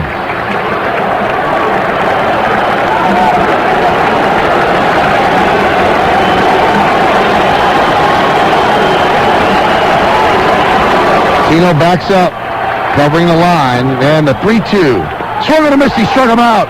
A cutter diving down and away, and Pettit punches his left fist into the air. What a pitching performance by Andy Pettit, and the leadoff single by Alfonso is wasted. No runs a hit, and 1 man left at the end of 7 full. We have got a dandy. Yankees 2, the Mets 2. Accounting, this is Phil. Yes, Mr. Sims? Have you heard about this Nextel thing going on? Yes, I've heard about the Nextel promotion. Buy one i550 Plus internet-ready digital cellular phone, get the second one free. We should buy this bull on the horse show. Oh, I think so, too. Phil, get me $5 coverage of this sucker. You want $5,000? You bet I do. They got one bells and whistles. Lots of innovative features, yes, but... Yes, our best deal since Carter's It's a great deal, yes, but we're just a 2-man operation, sir. Now when you buy one i550 Plus digital cellular phone for $99.99, you get a second one totally free. To order, call 1-800-NEXTEL-9. Nextel, how business gets done. Phones by Motorola. Offer ends October 31st, 2000. New activation required and subject to terms of a 1-year promotional agreement. Now through October 31st, 2000, get 300 cellular minutes for $39.99 per month and choose from one of the following free options. Basic internet service, 1,000 weekend minutes or long distance. Call 1-800-NEXTEL-9. Nextel, the official wireless sponsor of the New York City Marathon. I'm here with Daredevil Blaze Magnum, who's about to attempt a jump over the Snake River Canyon in his rocket car while blindfolded and on fire. Blaze, this jump was scheduled for Tuesday. Why the delay? Oh, my car transmission trouble, man. Why, what did you do? I took it to Lee Miles. You'd have to be some sort of fearless lunatic to trust your transmission to anyone else. Why's that? When I crushed my knee in 27 pieces, I went to a knee specialist. When I have a problem with my transmission, I go to the transmission specialist, Lee Miles. They've been repairing and replacing transmissions for over 50 years now. Gee, Blaze, you really don't take any chances. Never. Now, could you light me on fire? Listen to your car. If it's hesitating, leaking, or just doesn't sound right, it's probably your transmission saying, "Get me to Lee Miles." For the independently owned and operated Lee Miles Transmission Center nearest you, check the yellow pages or call 1-800-LEE-MILES. That's 1-800-LEEMYLES. Curtis and Kuby in the morning. You guys are great. I love listening to your show. I have to tell you, I never, ever agree with Kuby about anything, but I enjoy your interaction. Curtis and Kuby in the morning. 77 WABC, New York. Along with John Sterling, I'm Michael Kay. You're listening to Yankees Baseball. And we certainly do thank you for that on this beautiful Thursday evening in New York. And what a game. Game 5 of the World Series is all tied at 2. Knobloch will pinch hit for Vizcaíno, the leadoff batter in the Yankee lineup, and the leadoff batter here in the 8th inning against Leiter. And now I turn over the play-by-play duties to John Sterling. John? All right, Michael, another beauty. We're tied at 2. Leiter has been great. He's made 2 mistakes. Solo shots to Bernie and Derek Jeter. Here's Knobloch. And the pitch low on the count 1-0. Vizcaíno was 0 for 3. I would doubt that Knobloch will do anything more than pinch hit. I don't think you put him in the field in a tie game in the 8th inning, so undoubtedly Soho will go into play second base. That'll be a 1-0. Way inside the count 2-0 on Knobloch. Jeter and Justice on deck. There is no warm-up activity yet anyway in the Mets bullpen. 2 4-1 Yanks, and boy, the one was a biggie. 2 8-0 Mets. Now the 2-0 is a fast strike on the inside, the count 2-1. Bernie Williams homered in the 2nd inning. And Jeter homered in the 6th. Those are the 2 Yankee runs. And there's the 2-1. It's inside, cutter, and the count 3-1. Well, Knobloch, a great leadoff man and very good base runner. And boy, would the Yankees like to get him on base. Derek Jeter waiting on deck. We are tied at 2, top of the 8th. And Leiter's 3-1. God, on a miss. Good fastball by Leiter in the count 3-2. Well, the count goes full.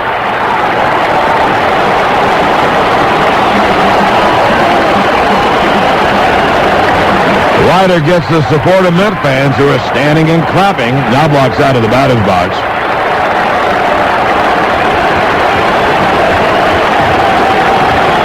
And here's the payoff. Swung on and fouled away, first base side. For those late tuners in the 2nd inning after Ventura struck out, Trammell walked, Payton singled, Abbott hit a slow grounder to short. Jeter's only play at first. So 2 out, 2nd and 3rd, and Leiter surprised everyone by drag bunting, making Tino, the first baseman, field the ball wide of first. There's the 3-2 to Knobloch. Swung on, a high pop, a mile high behind the plate. Piazza throws the mask away and makes the catch. And there's one away. So Leiter comes back from 3-1 and gets Knobloch to pop behind the plate. Well, Tino fielded the ball. He did juggle it out of the mitt, and he flipped it to Pettit on a race with Leiter to the bag. Pettit got there, and he caught it and dropped it for an error, and the run scored. So that was 1 run. And then Agbayani hit a little trickling ground ball to 3rd. Brocious couldn't make the play, and that was the other run. That's how great Pettit is pitched. If Pettit had caught that ball, the Yankees would have a 2-0 lead here in the 8th inning. John, I watched the replay on that one. Piazza fought that ball right into his mitt, and if he didn't catch it with 2 hands, he would not have caught it, because he actually got more of the pop-up with the bare hand, guiding it into the glove, than he did with the glove. Well, here's Jeter, who homered his last time. He's 1 for 3. And Leiter deals low outside, the count 1-0. That was Leiter's 107th pitch. Boy, times have changed. He used to throw so many more pitches in the first 5 innings. That'll be a 1-0. It's inside the count 2-0. There's some movement in the Mets bullpen. No one's warming yet. I'm amazed that no one's warming. I mean, the season's on the line. Leiter's been great, but anyone can get tired. Here's the 2-0. Swung on and foul, first base side out of play. Now Franco gets up. Hey, John, the last game that Al Leiter ever pitched for the Yankees, it was a complete game against the Twins in the rain in 1989, and he threw 166 pitches, and he was traded on April 29th with Jesse Barfield to the Blue Jays. Well, that was my first year, and Dallas Green wouldn't take him out of the game. He wanted him to finish what he started, but that was an adventure. It was a freezing night, a Friday night, cold and rainy. Steve Balboni hit a grand slam to win the game with the Yanks. The 2-1 is cut on and missed. And the count 2-2. That was a cutter all the way in, and Jeter had a very awkward swing.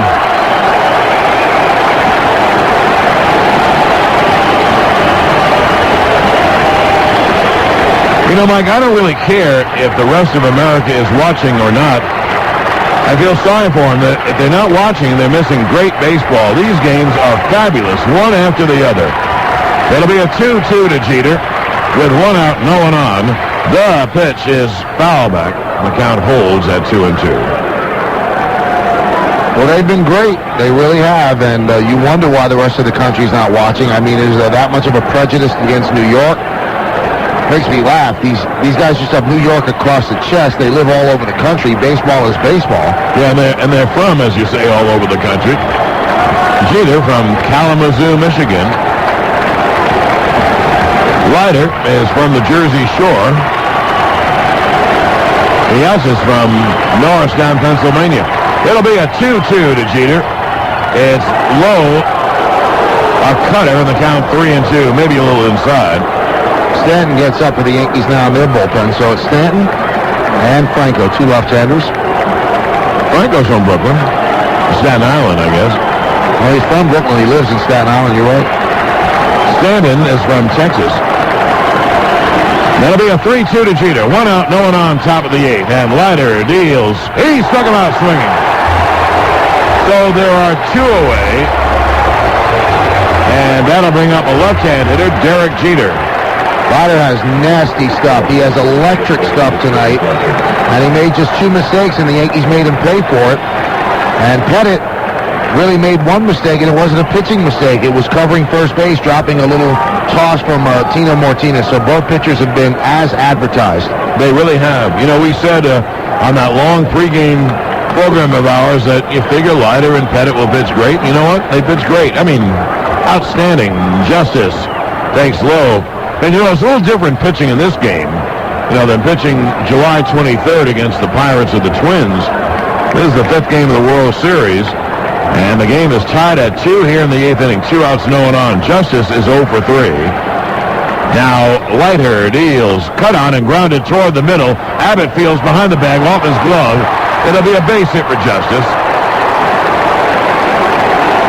I doubt whether Abbott, even if he fielded it, would have thrown him out, a slow ground ball up the middle. So there is the go-ahead run, but with 2 outs, and here is Bernie, who has homered, singled, and walked. For Justice, that's just his third base hit in 5 games. And here comes Dave Wallace. Is it possible that they would bring in Franco? Now, if Bernie has a weakness, John, from the right side, it's hitting the changeup, as Dennis Cook proved the other night, and Franco is very good at turning the ball over and taking something off, but I'd be shocked if they took out Leiter. Again, you can't tell. Usually other teams, when the pitching coach comes out, that's it. They're just talking, and the manager makes the move, but here, Dave Wallace makes the pitching changes by order of Valentine. And that's it. He's going to leave him in. He heads back to the first base dugout. Well, Mike, I know we would leave him in. In this inning, Knobloch popped up, and he came back from 3-1. Jeter on 3-2 struck out swinging, and that was a weak ground ball. The ground ball just happened to be in the middle of the diamond, and so it was a base hit. And now you've got Bernie, who Leiter has been unable to get out all night. The home run on the 3-2 pitch to left, the single through the left side in the 4th, and then the walk in the 6th. David Justice, the go-ahead run at first, but there are 2 outs. And here's Bernie batting from the right side. And Leiter deals inside and low in the count 1-0. Left-hand hitters on deck, Tino Martinez. Bernie's home run was a long drive deep down the left field line. His single was lined to left, and then Leiter flat out pitched around him. His last time up, and walked him. The 1-0. There's a strike on the count, 1-1. Leiter bouncing around the mound. He knows what he's doing. He's very pumped up. He's very in control. He doesn't look it, though. His head is bobbing. He's moving his body. He is a terrific competitor. There'll be a 1-1 to Bernie. And the pitch is inside in the count 2-1. Well, that's what he said. He said, I look like I'm out of control. He said, but I'm focused on everything I have to do. He said, just because I have some histrionics when I'm out there on the mound doesn't mean that I don't know what's happening. He said, I know everything that's happening. I am tunneled. He said, I just like to express my emotion rather than internalize it. The outfield plays extra deep to cut off the extra base hit. But every team does that in a tie ball game. Late innings, and it's a tie ball game. Late innings tied at 2 in the 8th. Bernie is out of the batter's box. Tim McClellan, the home plate umpire, held up play. I don't know why, but he did. Now a throw to first base. Justice is on the bag. Bernie taking practice swings outside the right-hand hitter's batter's box. The outfield is ultra deep. Now the stretch by Leiter. It'll be a 2-1. Caught on a miss on the count 2-2.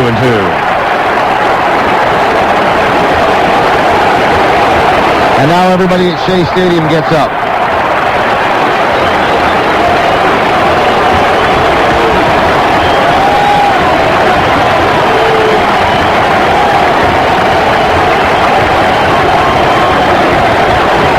Leiter is at the belt. Here's the 2-2.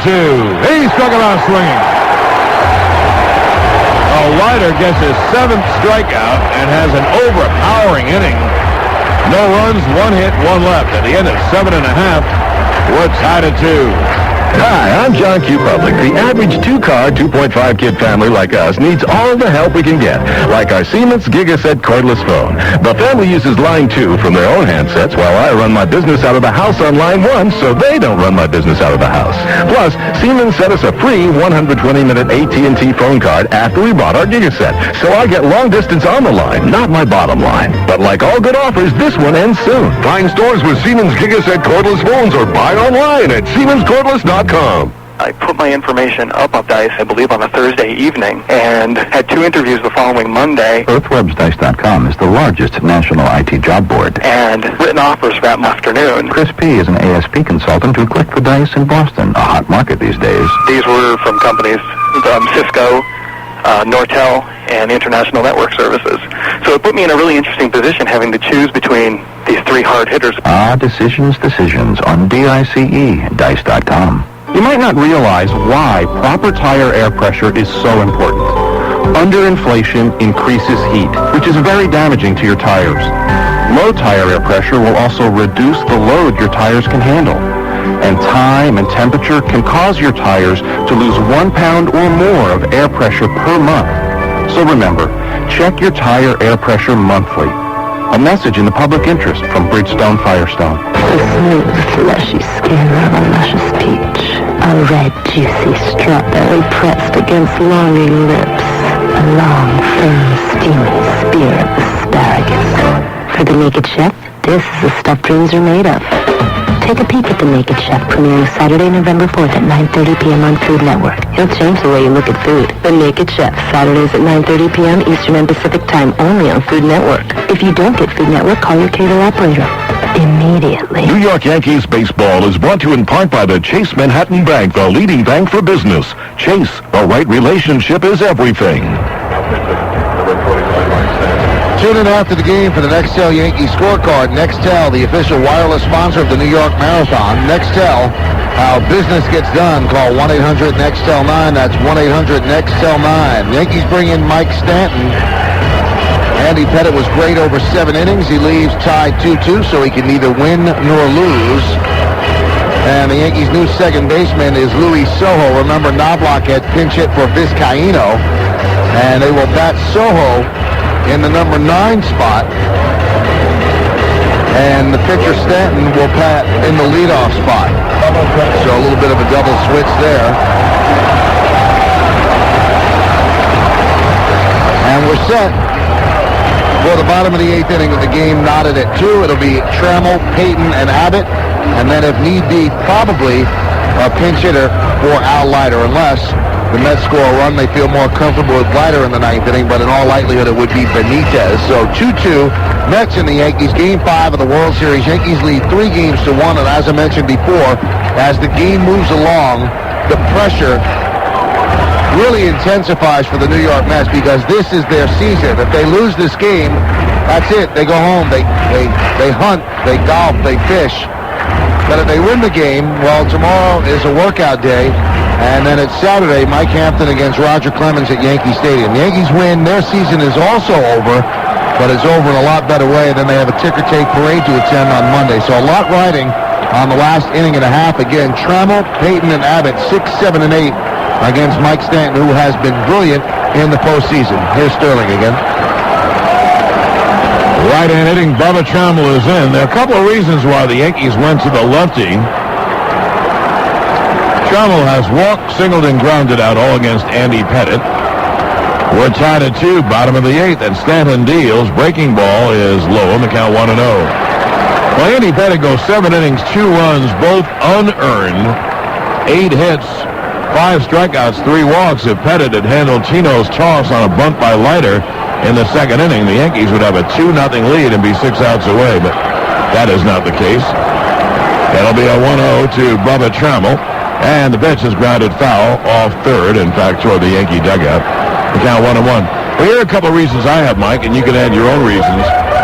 If they brought in Nelson, he wouldn't have right-hand hitters to pitch to. They would bring up their lefties anyway. This way, it saves Nelson. Let's say it's a tie game. It saves Nelson for the righty hitters they want him to face, Agbayani, Alfonso, and Piazza, and Zeal. And this part of the order has been the tough part of the order, at least for Pettitte it was. It'll be a 1-1. Swung on and popped up foul, first base side out of play. The count 1-2. So let's say Stanton will get these 4 batters, Trammell, Payton, Abbott, and whoever hits for Leiter. And then if he gets a side out in the 9th inning, then you probably will see Nelson against the great right-hand hitters. Since 1997,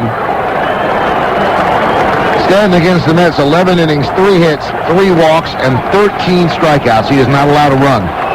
There's the 1-2. Hit on the ground, wide of third, gobbled up by Brocious. Throws off balance, in time, 1 away.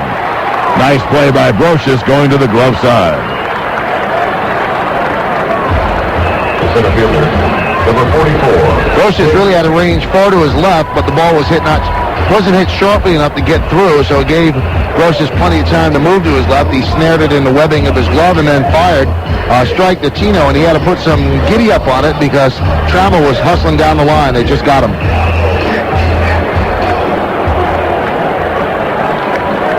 Jay Payton, a right-hand hitter with power, stands in. He's 2 for 3. He singled to right, hit into a force play, and then hit a hot ground ball of Brocious that took a bad hop off his glove. Now, Stanton deals. It's inside 1-0. That was a fastball.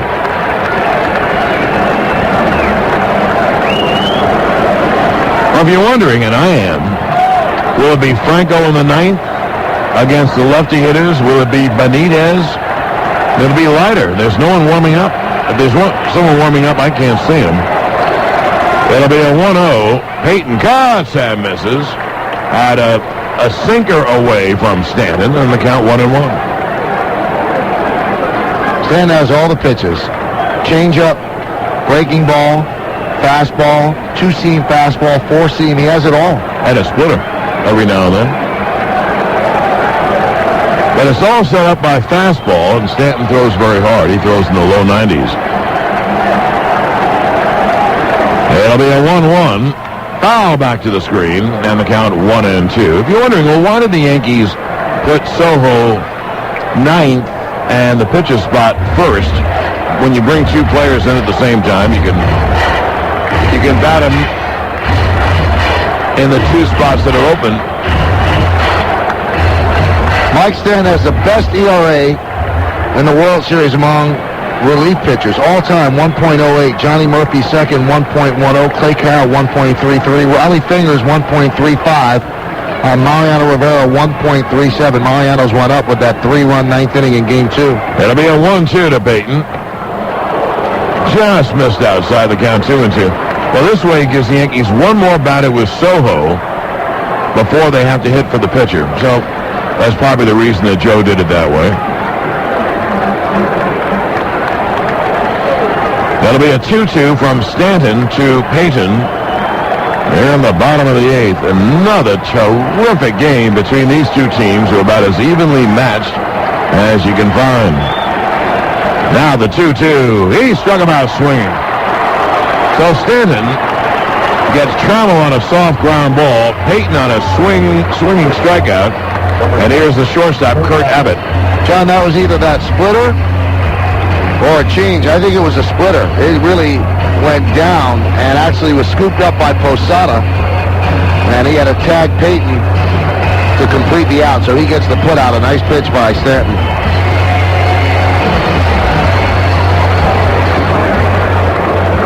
Now two-way, and here is the right-hand hitting shortstop, and here comes Billy Connors. Man, Connors is going out to talk. Maybe Stanton has never seen Abbott, and Abbott, although he strikes out a lot, can hit the ball out. So they talk on the mound how to pitch to Kurt Abbott. Hit .217 in the regular season, 6 homers and 12 ribbies. Stanton has faced him 4 times, and Abbott is hitless in those 4 times. Yankee bullpen in the postseason since '96, John, 13-3, 2.30 ERA, 26 saves and 27 opportunities. And the Yankee record when leading at the 6 is 30-1. When trailing at the 6 is 13-12, which I find even more extraordinary. Yes, the trailing after 6, that is an amazing record. Well, two-way, here's Abbott. And Stanton deals and misses outside 1-0. And Al Leiter is on deck. Mike, why is no one warming up in the Mets bullpen? What happens if Abbott hits a triple or double? Then they stall. It'll be a 1-0. Pitch caught on a miss in the count 1-1. I told you that Abbott, who has power,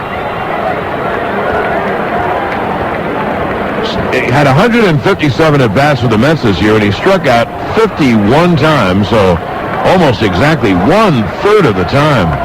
That's a lot of strikeouts for a middle infielder. And it'll be a 1-1. Caught on a miss, overpowered him with a fastball to count 1-2. I mean, it might be acceptable for a guy who has 40 home runs, but not a middle infielder. If it was Alex Rodriguez, you'd accept it. Yeah, but he's too good a hitter to do that. That'll be a 1-2 to Abbott. Boy, are these great baseball games, one after the other. We're tied at 2, bottom of the 8th. Game 5. Yankees can win the championship. Mets can force a Game 6.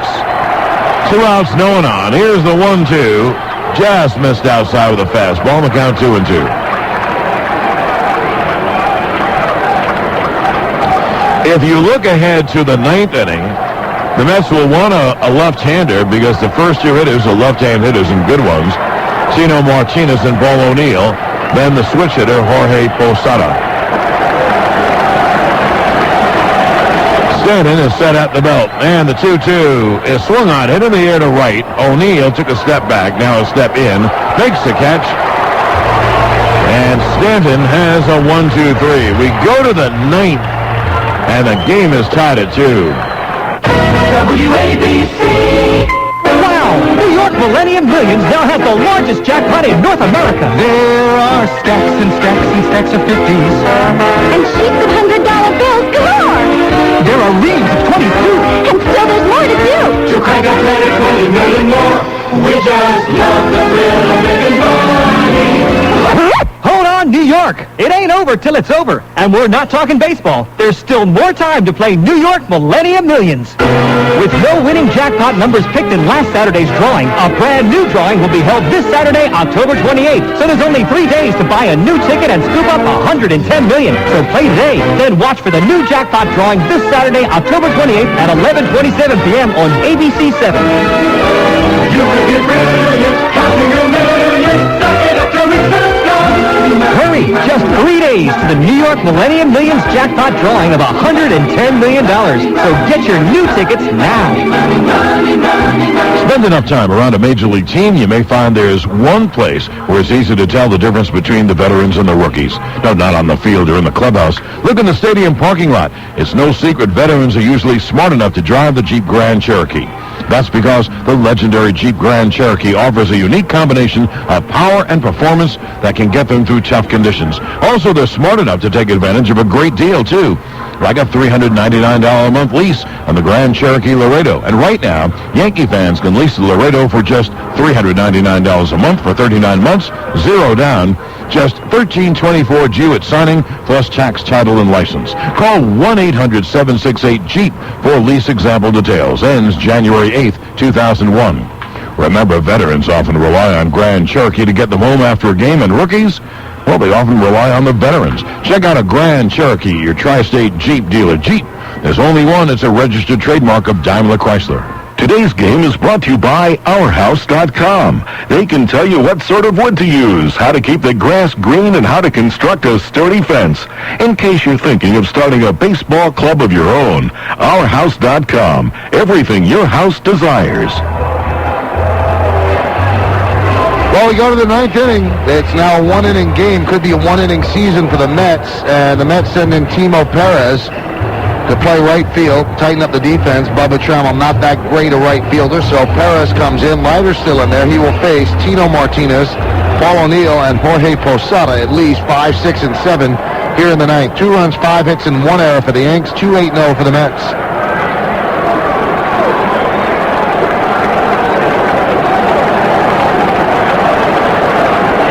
Well, Al Leiter goes out for the ninth inning. He's been great. 2 runs, 5 hits, and the 2 runs on 2 solo home runs. Bernie hit one in the second, and Derek Jeter hit one in the 6th. That's it. Here's Tino to lead off. He's 0 for 3. Leiter deals. There's a fast strike on the inside corner. The other 3 hits, the Bernie Williams single and the 4th. A Posada single in the 5th. Pitch, foul back, and count 0-2. And an infield single by Justice in the 8th. And Leiter has walked only 2. He struck out 7. He's been absolutely great. It'll be an 0-2 to Tino, leading off the ninth. The pitch is a half swing and a breaking ball. Did he go? Yes. So there's one away, as Tino went down swinging on a breaking ball down and away, and here's Paul O'Neill. Leiter's actually getting better as the game goes along. And just those 2 mistakes, and he must be thinking, come on, score some runs.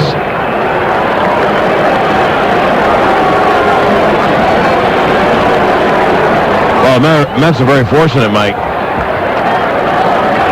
that the error occurred at the time that it did, or else they would be thinking, we got to get 2 runs in the 9th. Here's Paul O'Neill. He has struck out, grounded out, and walked. And Leiter deals, swung on, and lined deep down the left field line, but tailing foul, and a long foul ball, 0-1. It wasn't home run distance. However, if the ball was fair, probably would have one-hopped the wall. And it definitely would have been a double.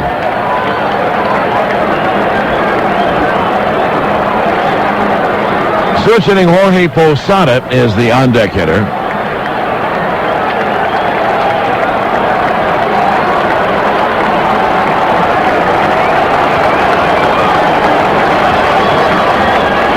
And O'Neill fouls at third base out of play, and Leiter jumps out ahead 0-2. He finished off Tino on 3 pitches. Now he's ahead of O'Neill 0-2.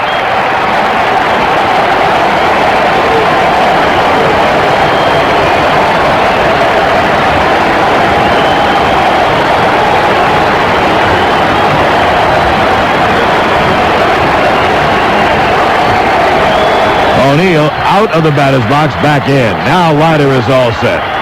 And it'll be an 0-2. A foul tip to stay alive. The ball in and out of Piazza's glove. So Leiter came within a nonce of getting his 9th strikeout. The last 3 outs have been strikeouts, interrupted by a single by Justice. A very slow ground ball right up the middle.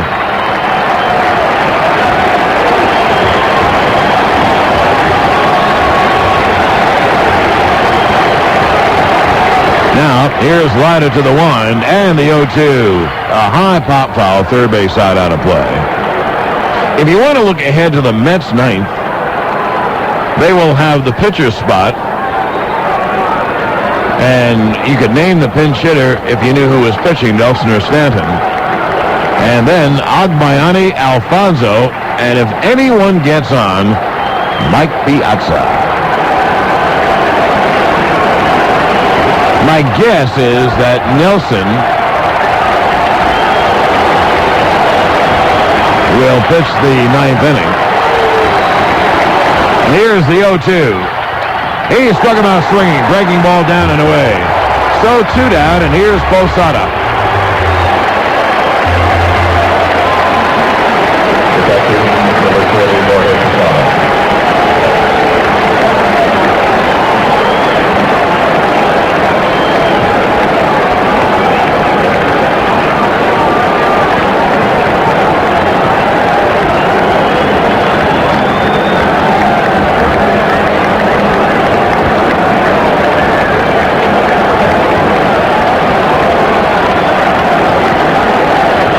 Well, they have no kick coming with Leiter, John. Oh, boy.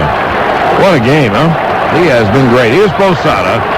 He's 1 for 3. And the pitch high. The count 1-0. And he was great in game 1. And the bullpen blew the lead. He turned over a lead to them. And that, if the Mets lose this World Series, John, I think that's the reason why, that game. Indeed.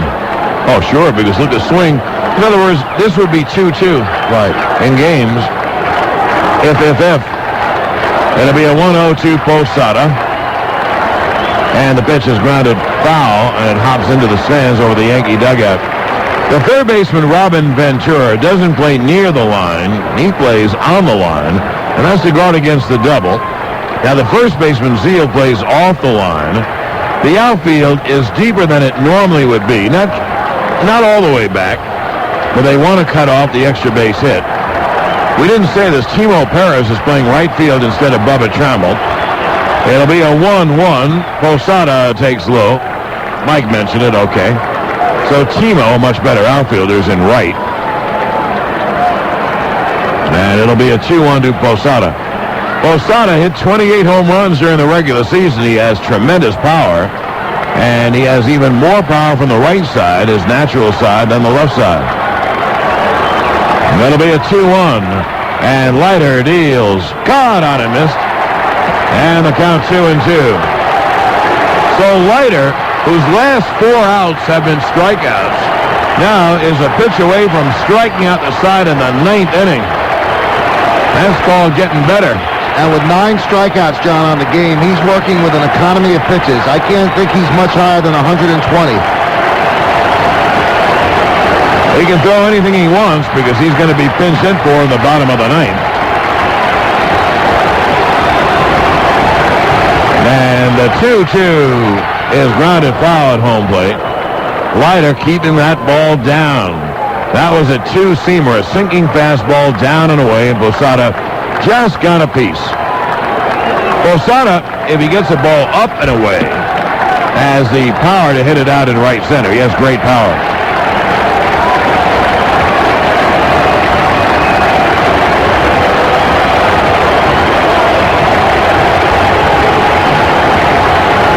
Here's the 2-2. Swung on and line, but foul down the left field line. He hit it hard, but hooking foul into the seats down the line. So the count holds at 2-2.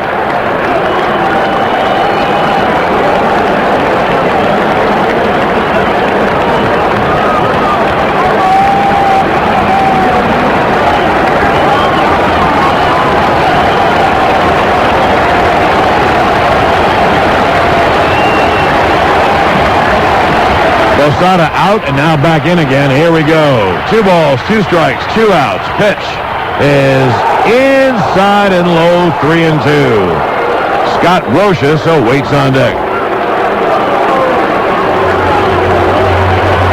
And that's not insignificant. Brocious has a habit of getting big World Series hits. So you lose Posada, you can't just say, okay, it's Brocious' turn. We get him, he's a number 8 batter.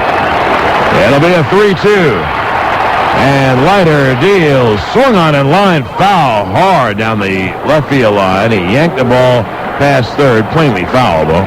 Well, the count holds 3-2. Posada was too far out in front.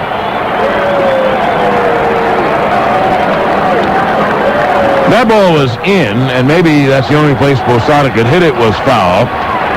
But you wonder if Leiter will try to go away from Posada, who may be thinking in. How dominant has Leiter been? You take away the home runs, he's allowed one runner to reach second base. That was Posada in the 5th. Once again, it'll be a 3-2. Leiter to Posada, and it's inside ball 4.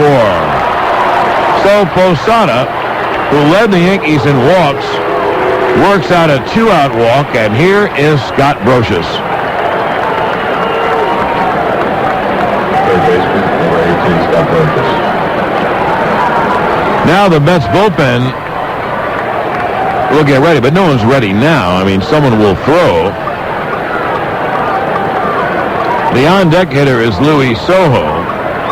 If the Yankees wanted to pinch hit for him, they could, because they have one other second baseman, and that's Clay Bellinger. Well, it's Franco again that's up. And he can get ready in a hurry. He's already warmed up out there. Brocious 0 for 3. The pitch is inside 1-0. But you know what, Mike? I think if Brocious extends the inning, walk, single, I think Soho would hit for himself. I agree. The outfield plays deep. They're trying to cut off the double in the gap. Posada the go-ahead run. The 1-0. Outside corner strike, and the count 1-1. That's a generous strike. That's a strike that McClellan has not been giving them tonight. That looked like it was up and away from over here. Again, we're on the first base side behind home plate. So we're not directly behind, but it did look as if Piazza reached up and away. That'll be a 1-1. Posada off first. Leiter deals. Swing on line. There's a base hit left field toward the line. Agbayani cuts it off. Posada holds at second. So a 2-out rally by the Yanks. A walk to Posada and a hard line drive single by Brocious. And now here's Soho. If you wanted to pinch hit, you could pinch hit Canseco or Hill, but they're home run strikeout hitters. Or you would pinch hit the left-hand hitting Polonia. Well, you wouldn't do that against Leiter. So you know what, Mike? It obviously would be Soho. This is the guy I want. He's the guy that puts the bat on the ball. All you need to do is get a single. Although coming out of the dugout right now, well, Glenn Allen Hill's coming out of the dugout because he would pinch hit for Stanton, who was batting in the leadoff spot. But Soho's the type of guy, he'll take a Leiter pitcher on the outside corner and just punch it into right field. Timo Perez has a somewhat erratic arm. Posada has not run the bases well for the last 2 months. Sometimes he hesitates, even with 2 outs, which doesn't make sense. He's a little gun-shy. The Met outfield is in medium range in left and right, and Payton is shallow in center, and he has to be because he has a terrible arm. Now Perez comes in a little bit in right. So is a right field hitter. Leiter's thrown 141 pitches. Here he's ready to go to 142. The pitch swung on, hit on a ground ball at the middle. It is a base hit, center field. Posada scores. Going to third is Brocious, and the ball hits the base runner. Here comes Brocious. He will score. On to third goes Soho. It is a 2-run hit for Luis Soho, and the Yankees take a 4-2 lead. A ground ball up the middle. Payton threw home. The ball hit Posada and glanced into the Mets dugout, and scoring in back of him was Brocious. So it's a base hit and RBI. The second one scores on the error by Payton, and the Yankees take a 4-2 lead. Rivera will get ready, and the Yankees are 3 outs away from winning the World Series. It was a pretty good throw by Payton, but the throw hit Posada. It hit him on the left hip, and then it caromed out to the first base dugout, and once it went into the dugout, that allowed Brocious to score. So that's an E8 on Payton, although no fault of his own, a pretty good throw, but the ball and Posada arrived at the same time. Now Bobby Valentine goes out and talks with McClellan, and he will probably double switch when he takes out Leiter. They announced Glenn Allen Hill, the pinch hit for John Franco, and the Yankees are now 3 outs away from their 26th World Championship. Now Valentine is walking out to the second base umpire, Ed Montague. Montague is the crew chief, and he's walking out there with Tim McClellan. And let's see what they could be talking about. Maybe a Yankee batted out of order. I doubt it. We had that Soho was batting ninth, and he was just waiting to see. But Valentine, with his hands in his back pockets, talking with Montague, and that's right around second base. McClellan is out there as well. Valentine now has his hands on his hips as he walks toward the first base dugout, and now they stop on the grass to talk even more. The only thing I can think is there's something that Valentine is challenging rules-wise, and I can't even guess what it would be other than maybe somebody batting out of order. He's pointing towards center field, and Montague is pointing toward left field. And now Valentine has his arms crossed in front of him as he talks with Montague. It's not a very heated argument. They're talking calmly. But do you have any idea, John? No, and the only way they would have batted out of order if Valentine felt he didn't receive word that Soho was batting ninth. But, Mike, we covered that last inning, the reason why Soho came up. So Posada came home. The throw was made it a lot closer than I thought. But the ball bounced off Posada as he slid. Now Leiter is leaving. He should get a great hand. And then Brocious scored when the ball bounced into the Mets dugout. Well, Valentine takes the ball from Leiter, who walks with his head down, and he shouldn't, toward the first base dugout. He was brilliant, and they call on Franco. This pitching change is sponsored by Geico. One 15-minute call can save you 15% on car insurance. This is New York Yankees baseball. Ow. Careful. Jeez. Sorry. Listen, guys, she wants to be kissed, not exfoliated. Shave with Edge Pro Gel for a clean, close shave that'll leave you looking good and feeling great. I'm out of here. Edge. Save your skin. And hers. The playoffs are heating up, and so are the deals at Priceline.com. Right now at Priceline, you can save up to 40% off the lowest published prices on airline tickets to wherever you want to go. Fly the major airlines and names you know and trust at the price you want to pay. Need a hotel room or rental car? Priceline is the easiest way to save on the best brand names around. Just name your own price. Millions of people have used Priceline. Isn't it time you gave it a try? Log on to Priceline.com and name your own price today.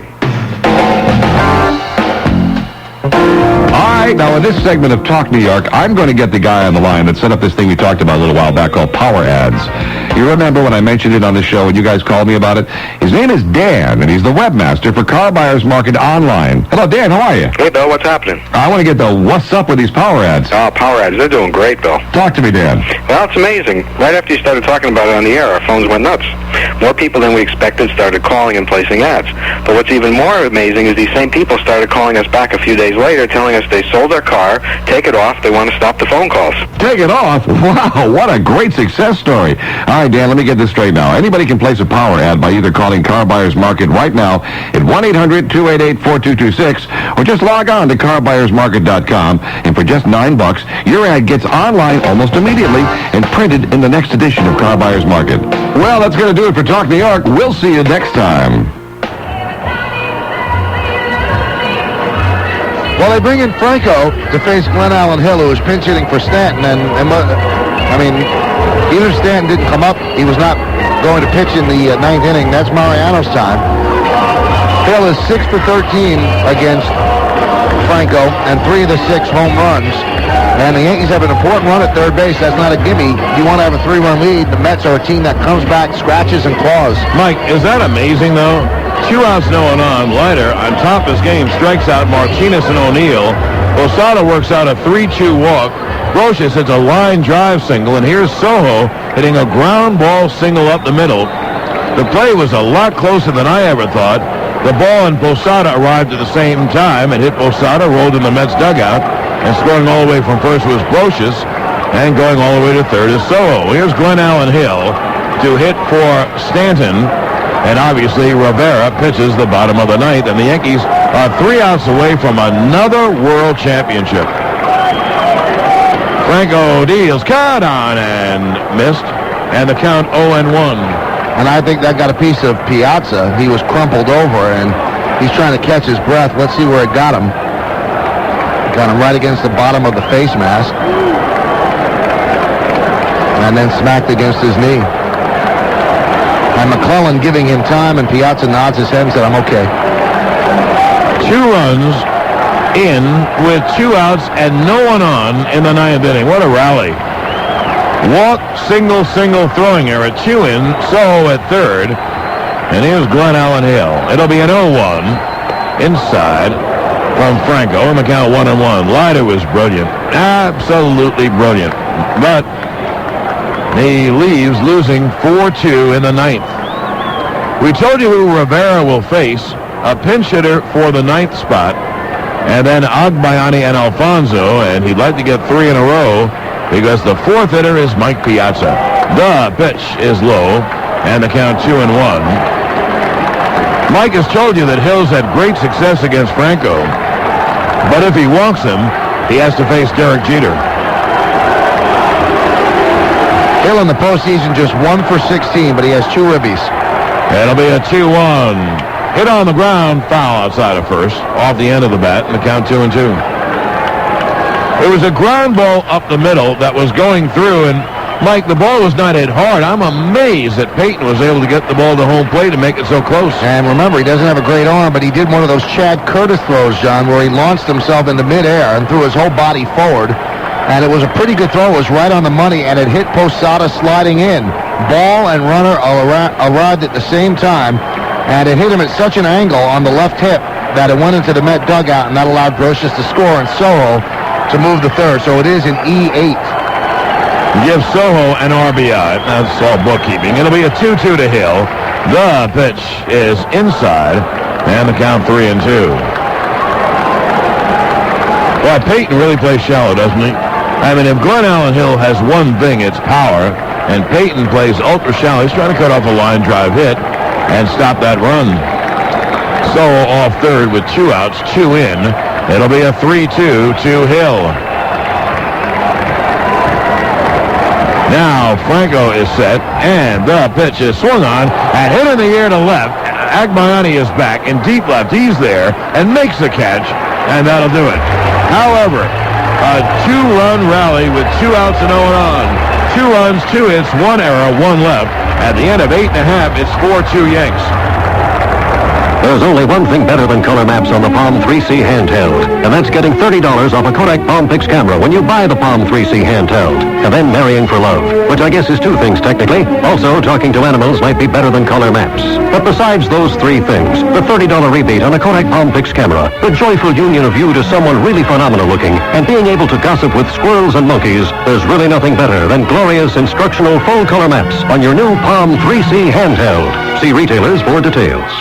Hey guys, Mel Kiper Jr. here with a tip for you. You know me, a football guru with a great eye for talent. So trust me when I tell you that everyone is different. Skin, for instance, and beards. As different as a linebacker to a quarterback. Well, here's where the tip comes in. Those shavers work for some men, but miss the rest of us. But not the Wall Custom Shave System. The Wall Custom Shave comes with different shaving heads, so one will be just right for every beard. The Wall Custom Shave System is made in the USA by Wall, a world leader in grooming products for over 80 years. So try Wall for the close shave that's custom made.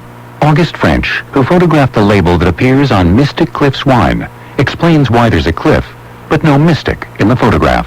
I couldn't work with the mystic. He was a freak. Instead, August chose to photograph a lone tree on the cliff, creating a label that is every bit as striking as these coastal wines are flavorful. Give me a look of solitude, you sexy tree. Yes. Mystic Cliffs Wine, the delightful wine with a tree, but no mystic on the label. Yes. Mystic Cliffs Vineyards, Monterey, California. Quotesmith.com, the only place in the world where you get instant auto, health, and life insurance quotes from more than 300 top-rated companies. Quotesmith.com. Search the insurance marketplace in seconds. Sort by lowest price, updated daily, guaranteed accurate. Buy from the company of your choice. Quotesmith.com. Instant auto, health, and life insurance quotes. More than 300 top-rated companies. You'll never have to deal with a commission salesman. Quotesmith.com. Makes everybody an insurance genius. New York Yankee Baseball is brought to you by AT&T Wireless and by Kia. Everybody needs a well-made car. Well, this is it. This is what you work the whole year for. This is why you go to Tampa in the middle of February and play all those games. And for the Yankees this year, 161 in the regular season, 5 in the American League Division Series, 6 in the American League Championship Series. And now they're 3 outs away from a three-peat, becoming the first team to do it in over a quarter of a century. The last team, the Oakland Athletics, 72, 73, 74. It would be the Yankees' 4th championship in the last 5 years. And who else should they hand the ball to but the guy who is as responsible for those championships as anyone that wears the interlocking NY on the midnight blue cap, and that is Mariano Rivera. Rivera has to get 3 outs.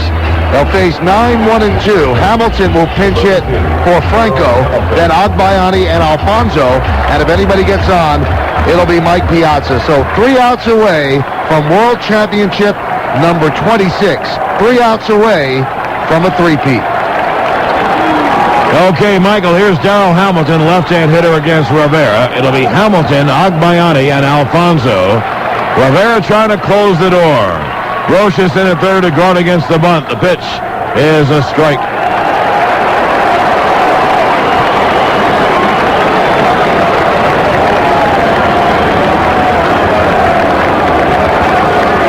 Hamilton, a line drive lefty hitter.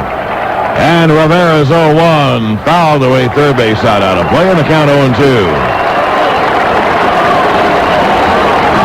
The Mets need a base runner. First of all, they're down 2.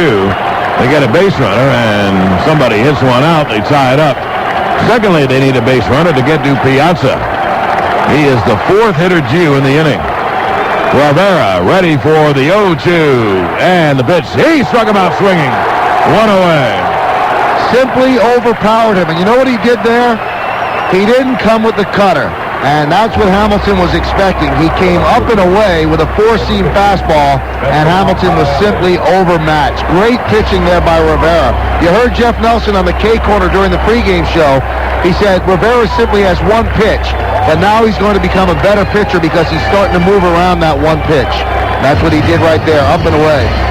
And Mike, he can't become too much of a better pitcher. Yankees will take any improvement, though. 1 away. Here's Agbayani. And the fastball is high, 1-0. Benny is 1 for 4 on the night. If the Yankees do win this championship, it'll be pitching, pitching, pitching. Now it's like real estate. Location, location, location. The Yankee pitching has been absolutely brilliant. If you take out the 9th inning of Game 2 and they had a 6-0 lead, their pitching has been just unbelievable. Tonight, the 2 runs, unearned runs in the 2nd inning. Here's the 1-0, low, 2-0. Agbayani, for a young hitter and a young power hitter, has a pretty good knowledge of the strike zone.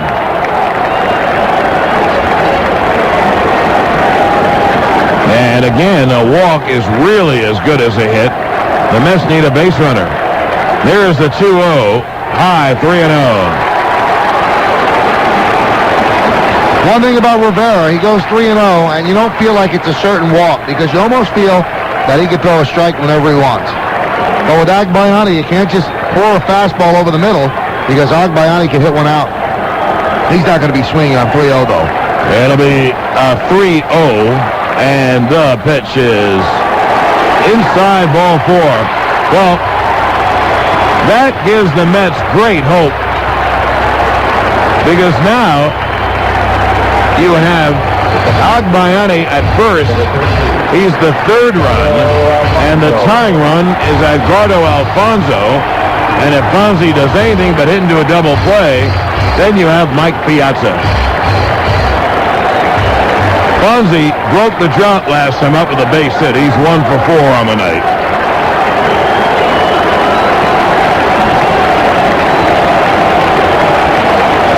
Now Rivera is set, and he deals strike on the outside corner, the count 0-1. The Yankees have a 4-2 lead with 2 two-out runs in the top of the ninth. And if they get 2 more outs, they will win the World Series. It'll be an 0-1 to Alfonso. Rivera deals high. Stealing second is Agbayani. I think they'll call it a DI, defensive indifference, but that takes away the double play.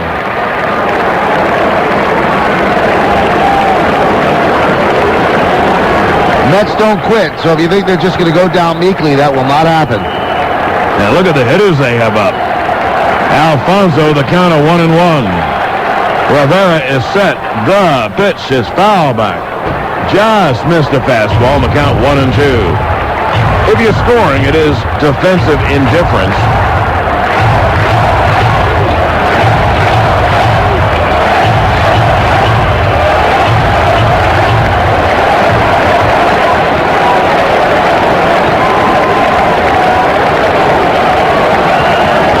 Now Rivera is set.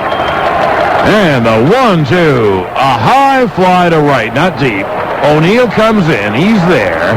And he makes the catch, and there's the second out, and Agbayani goes to third. The Yankees could care less about Agbayani. His run means nothing at all. In fact, if he wanted to steal home now, they would let him. They don't care about Agbayani. It comes down to Piazza. And, Mike, what a dramatic ending.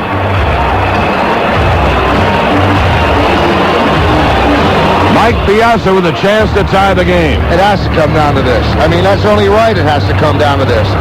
The best relief pitcher probably in the history of baseball, and the best hitting catcher in the history of baseball. Why not? What a way to end the World Series or keep one going. If Piazza hits one, the ball game is tied. Todd Zeile is the on-deck hitter, just in case the Yankees think about pitching around Piazza. Mike has singled and doubled tonight. He's 2 for 4. 2 outs, a runner at third. The pitch, strike, a stream of milk fastball on the inside part of the plate, 0-1. The Yankees are 1 out away from another World Championship.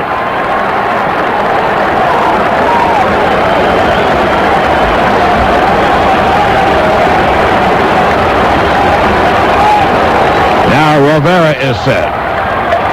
And the 0-1 swung on, hit in the air to deep center. Bernie back, away back. He's there. He makes the catch. Ball game over. World Series over. Yankees win. The Yankees win. The New York Yankees have once again reached the summit of the sports world. They've won their 3rd straight championship. 4th in the last 5 years, and 26th all-time, the most successful team in the history of professional sports. Starting the new millennium, the New York Yankees are once again world champions. And they congregate between the pitcher's mound and second base. And how apropos that Bernie Williams caught the fly ball, and the clock said 12 midnight.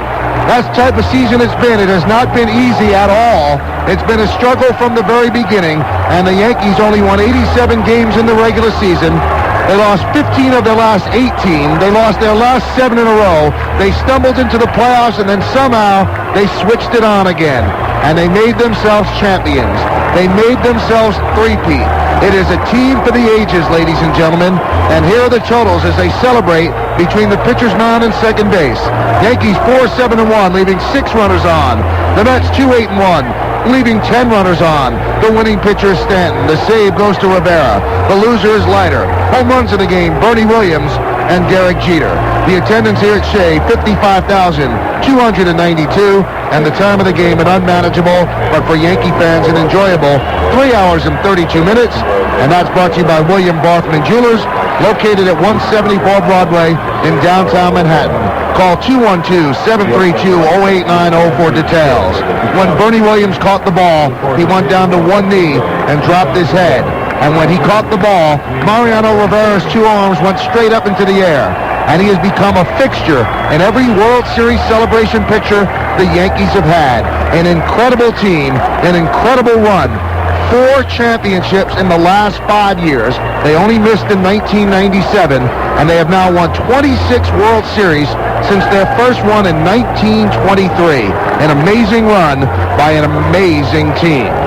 We're going to come back. We have a big postgame for you. Matt Devlin, John Sterling's downstairs, Roberto Clemente Jr. We will cover every single angle, so keep it right here. Thanks so much for listening to us during the season. We hope you enjoyed it, but stay for the postgame. This is New York Yankees baseball.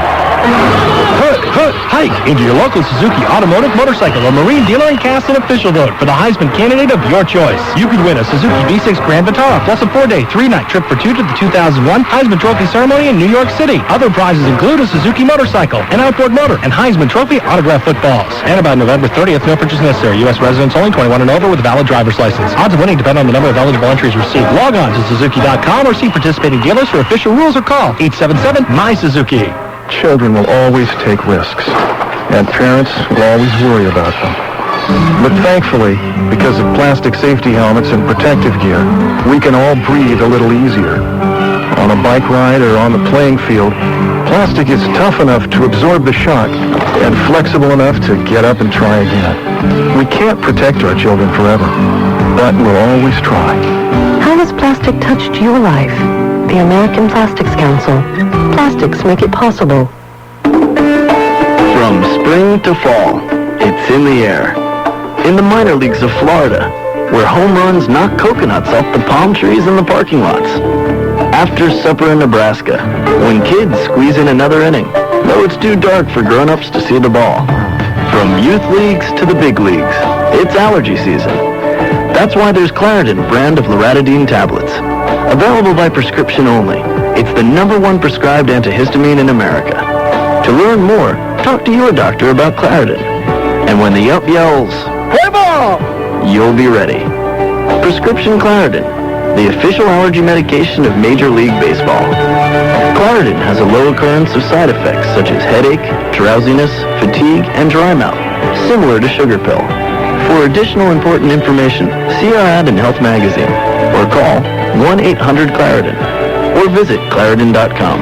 Morton's of Chicago, the Steakhouse, featuring its renowned USDA prime aged beef with 2 Manhattan locations and in Stamford, Connecticut. And coming soon, Great Neck, Long Island. Morton's, the world's premier steakhouse. Welcome back to Shea Stadium. A scene right behind home plate as Joe Torre heads back toward the stands in search of his family as the New York Yankees win their 3rd consecutive World Series. Of course, the last time that happened, 1972, 73, and 74, the Oakland A's, as Joe Torre is embraced by his wife, Allie Torre, right behind the home plate area in foul territory as he worked his way toward the seats. Allie Torre came down from where she was sitting to greet him, and tears streaming down his face. Certainly the most pressure-packed World Series that he has been involved in. The Subway Series, the first since 1956, and the New York Yankees win it. Of course, the Yankees now 11-3 over the course of those Subway Series, and they were 6-1 against the Brooklyn Dodgers, 4-2 against the New York Giants, and now 1-0 against the New York Mets as Joe Torre now heads back toward the dugout on the third base side. The New York Yankees win it, their 26th World Series. They have appeared in 37, and You can hear in the background, certainly I can, down below in the bowels of Shea Stadium in the locker room, the champagne and the corks are popping, and the triumphant New York Yankees are there. I mean, what a World Series. When you look back to Game 1, the New York Yankees win it in extra innings. They hold on in Game 2 and win it 6-5. And then, of course, the Yankees lose Game 3 by 1. Last night, the Yankees came back to win it by 1. And then, of course, tonight, with Luis Sojo on a base hit back through the middle, Jorge Posada scoring the go-ahead run and eventually the winning run. And the New York Yankees win it by a count of 4-2. As Mariano Rivera came out in the ninth inning, and the New York Yankees were able to get Mike Piazza to fly out to center field, and Bernie Williams squeezed it for the final out. And the New York Yankees, at the stroke of midnight, win their 26th World Series. What a night in Queens. And we'll certainly have more here on the post-game show. Roberto Clemente Jr. is down in the locker room. John Sterling also will be down in the locker room. And there's John Sterling. I'm here. Let's go ahead and send it down to John in the locker room. Take it away. You know, about all these celebrations. You know, sometimes they are warranted, sometimes they're not. This isn't warranted. I'm going to get Scott Brocious in a moment, who had a big hit in the ninth inning. He's right here. Scott. I don't blame him. He's pouring champagne down Mike Stanton's shirt. How can you? And I don't. Scott. Oh, my eyes are burning.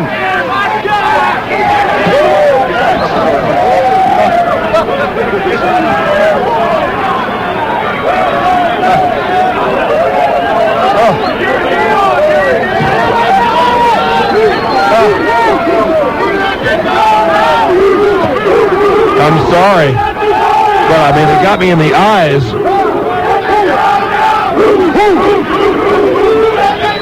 And I think I have to wait for an interview because they're going nuts. I don't blame them. This is a signal achievement in baseball, an absolutely signal achievement to win 4 championships in 5 years, and this ranks with the 36 through 39 Yanks who won 4. The 49 through 53 Yanks who won 5. And the reason it ranks up there and maybe higher is for one reason, because those teams obviously did not have to win 2 playoffs. They didn't have to win 1 playoff. They just went right to the World Series. So I don't want to bore you to death with my standing here and talking to myself. The celebration is nutty. It is as nutty as can be, and they've earned it. They have earned it. They scored 2 runs in the ninth inning with 2 outs and no one on. And as Posada worked out a 3-2 walk, and Brocious singled, and Luis Sojo would come into the game after Knobloch had hit for Vizcaíno, hit a ground ball single up the middle, and on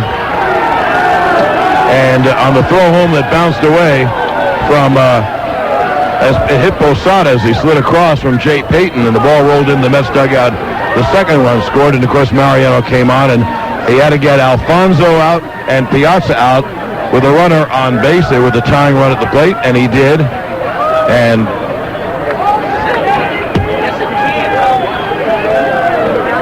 And I have lost contact. I like that. Take it. But I'm off. I can't hit it.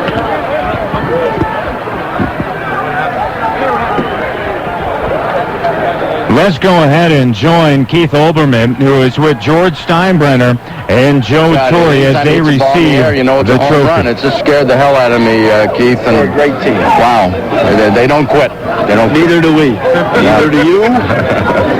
Neither do they. And if anything would sum up your season, it would be the fact that with 2 out in the top of the 9th of the decisive game, Luis Sojo is the man who brings in the winning run. And there is no such thing as a spare part. There's no such thing as a role player here. Plus, you had to go through, Mariano had to go through Edgar to get here, and then he had to go through the big Mike Piazza here to get this trophy. I want to say one thing, Keith. I'm sorry Brian Cashman isn't here. He lost his mother-in-law, he and Mary. And of course, Mel Stottlemyre has been such an inspiration for this not only the pitching staff, the whole ball club.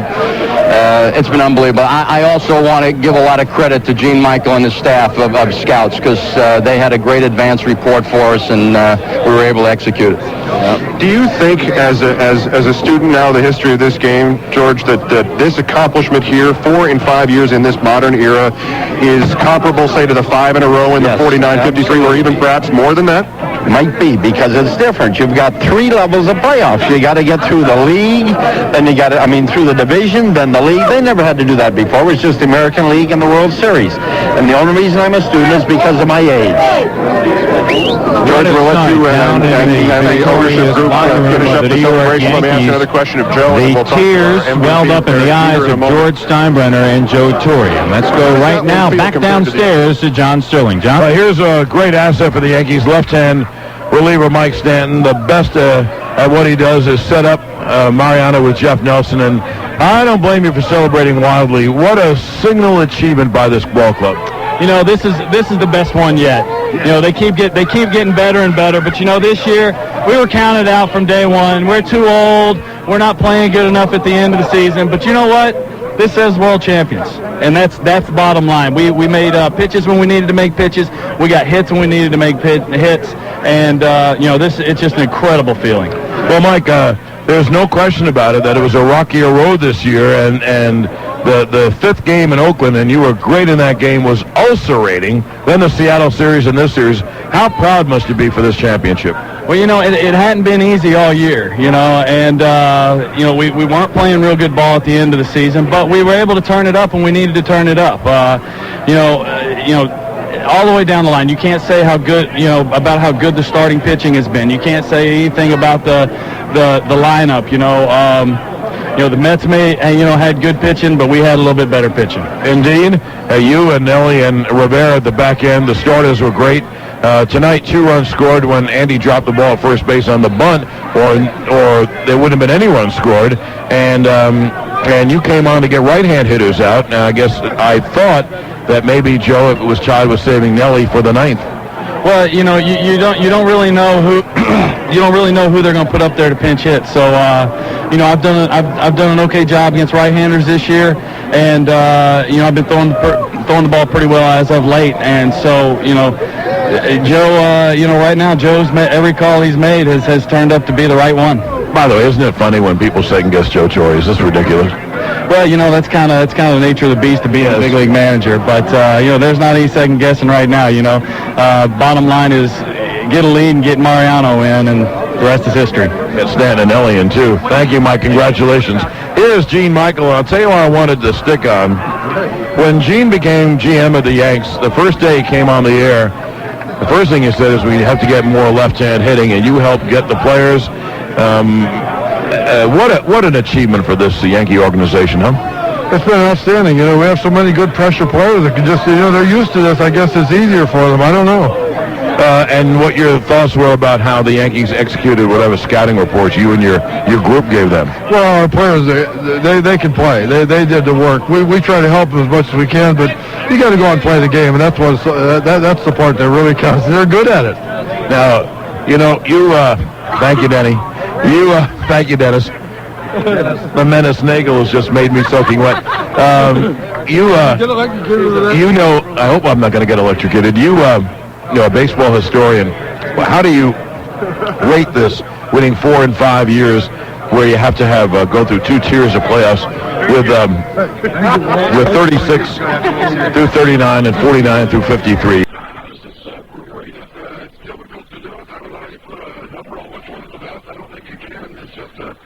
It's just a great event. When you win 3 in a row or 4 out of 5, it's a not a luck involved, but there's a lot of good heart involved. The coach and the managers. The managers, he's handled it great. No, he certainly has. I mean, how much more success can you have? See, 4 in 5 years with the 2 tiers of playoff, to me, might be the greatest achievement in baseball. Thinks he's been reborn. Yeah, absolutely. Anyone who thinks he's going away is nuts. Here's Denny. Thank you. Stick, thank you very much. Congratulations. Thank you. Hey, Denny Nagel, congratulations. Thank you, man. Now, you told me in the Seattle championship that you wanted to start the 4th game, that you liked Shea, that you liked the mound. Hey, you pitched a hell of a game. The Piazza home run notwithstanding, you pitched a hell of a game. You know, and even the Piazza was a good pitch. He just, you give him credit. That's the type of hitter he is. He hit a good pitch. But, I did my job again. I gave us a chance to win. We won the game, but more importantly, we won the series, and that's what it's all about. Oh, it's amazing that, you're quote-unquote a newcomer to the Yanks, but not to the postseason, and it must be a great feeling for you. Unbelievable. Obviously, it'd be fun to be a part of the complete three-peats, championship, but just even to get one for me was just a dream come true. You play this game to play in the World Series and win, and it's an incredible feeling. On the manager show today, before the game, Joe said, I asked him, it was a good pitch he threw Piazza. It was down and away. Just a great job of hitting on his part. And you look at the Yankee pitching, the pitching was just unbelievable. I mean, the bullpen and the starters.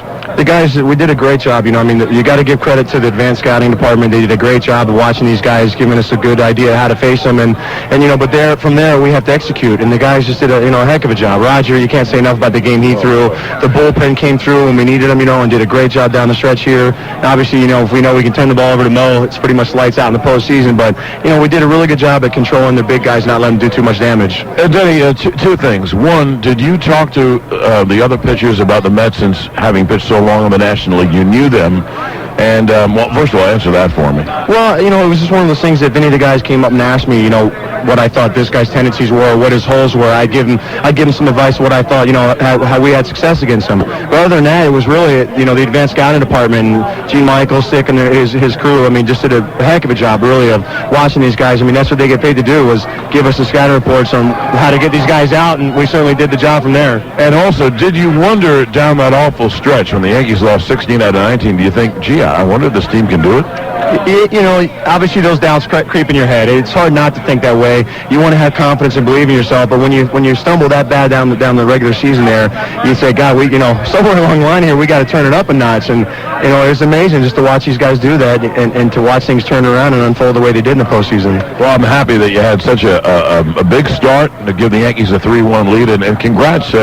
You came over here to win a championship, and you did. That's why they got me, and I feel like I did my job, and now I'm going to soak it all in and enjoy this now. You sure did. Thank you, Denny. I'm moving over here. I got Jeff Nelson, my buddy.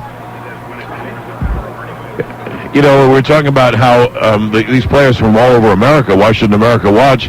Interestingly, Denny Nagel, Jeff Nelson, they're both from the Baltimore area, my old stomping grounds. Jeffrey, it never gets old, I know. Congratulations.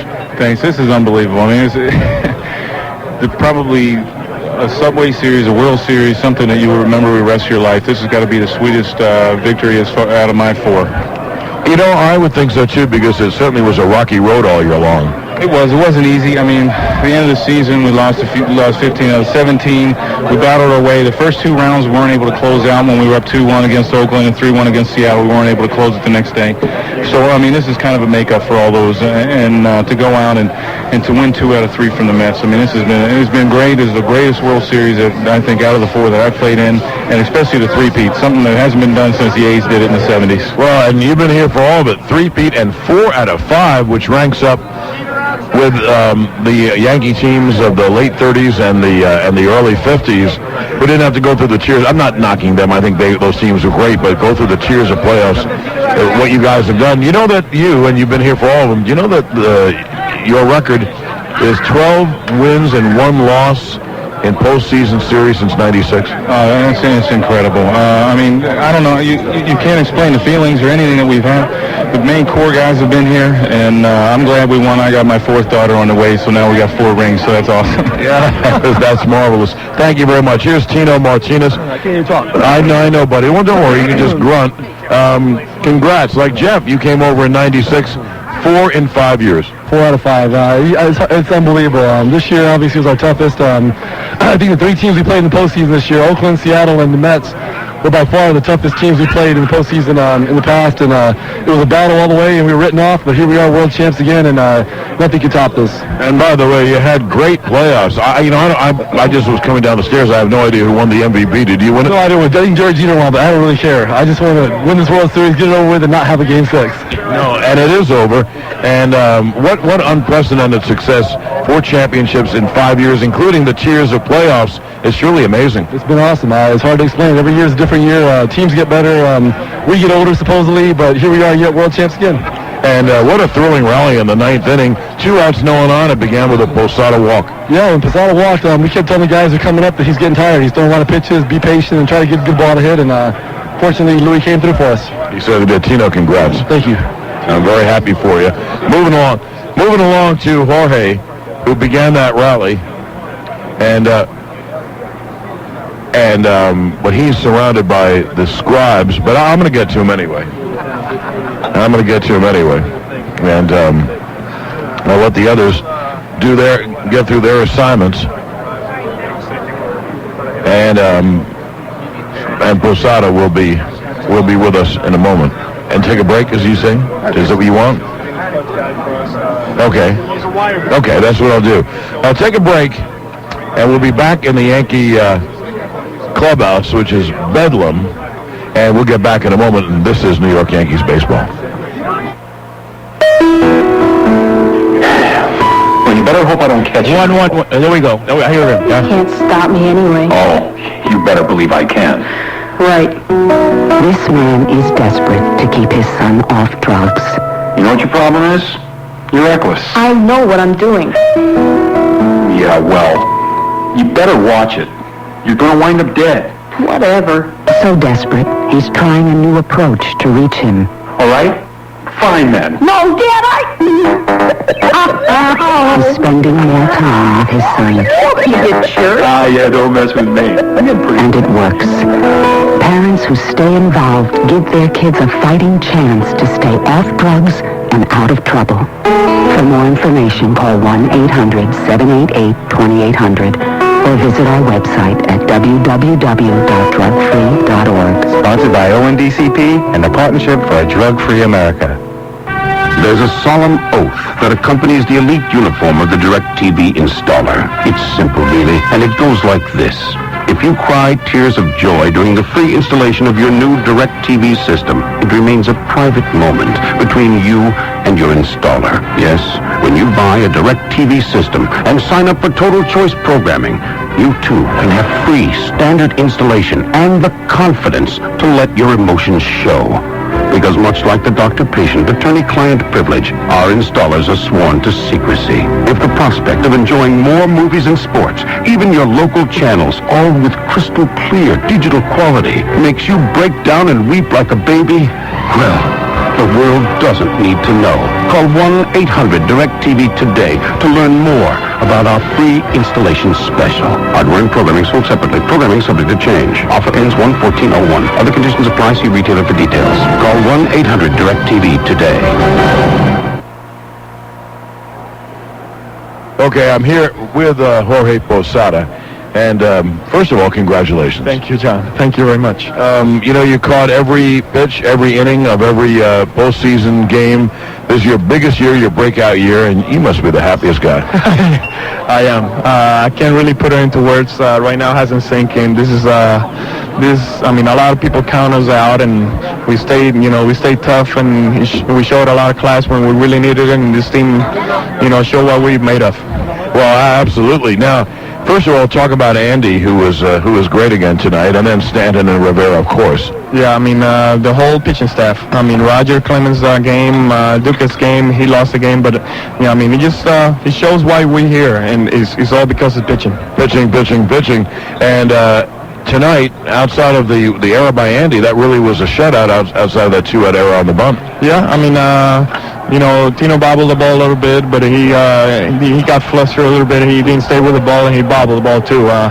But yeah, I mean, he could have folded there, and I mean, he didn't. He stayed strong with us, kept focus, and he showed why Andy's our main guy in the postseason. Now, 2 outs, and you're up. 2 outs, no one on. Normally, you think you'd go up there and swing for the fences, try in a 2-2 game, but you worked out a 3-2 walk. Talk about the at bat. Well, he threw some tough pitches. I was just trying to hang in there, try to get a base hit, double, or anything, just to get on base. And I hung in there. He threw some tough pitches inside the corner, and I laid off him. And he's been getting me out all day with those. But I wanted to get on base, and Brocious came through too. Yeah, and everyone else light as a heck of a pitcher. So Brocious singles. Now Louis is up, and he grounds the ball at the middle. I didn't think the play was going to be that close. Did you know it was that close coming in?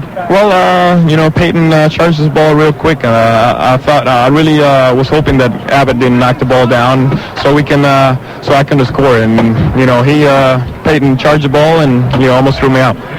But the ball arrived with you, and it glanced off your body, and that got another run in, and then Mo closed it out. Well, what a feeling this must be, huh? This is a lot of fun. I mean, it shows a lot. A lot of people doubt us during September when we were, struggling a little bit, but we came through and we're here again. Good. Georgie, congrats. Thank you, Don. All right, now, as I veer off, get out of some people's way, as the celebration continues. Hi, Howie. How you doing? I'll throw it upstairs. I'm going to go to another area and see if I can get some people. So let's take a break. We'll throw it upstairs, and the Yankees have won their 4th World Championship in 5 years, and we'll get back with more in a moment on New York Yankees baseball.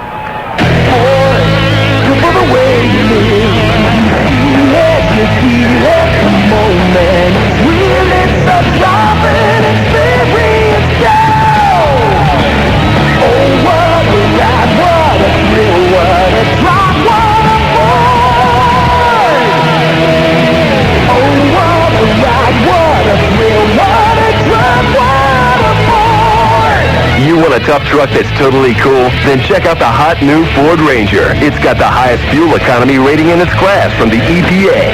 Now, lease a new Ranger XLT for just $199 a month for 24 months with $1198 due at signing. And the security deposit is waived.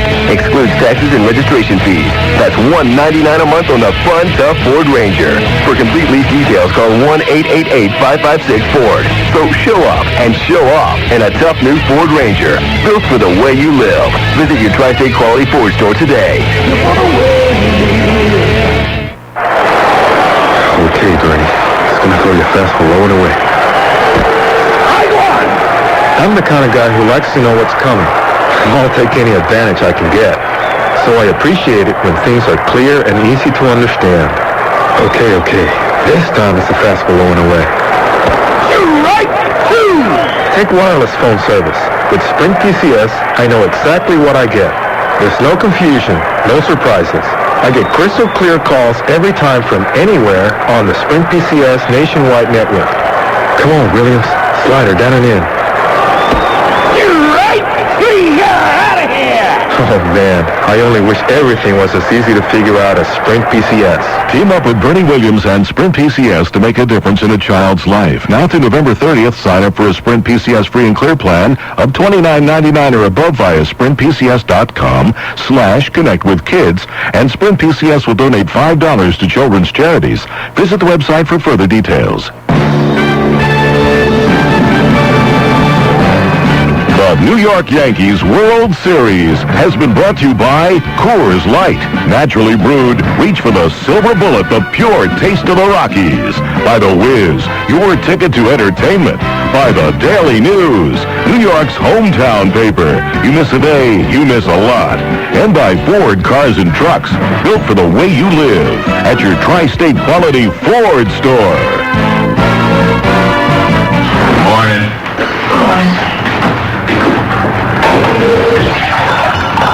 You up early for a Saturday? Yeah, I'm gonna build a deck today. Is there a game on or something? No, seriously, I'm building a deck. Whatever. It's not that hard. Pass me the sugar. You just wait. I'll tell you what. If you build us a deck, I'll take off all my clothes and barbecue you a steak.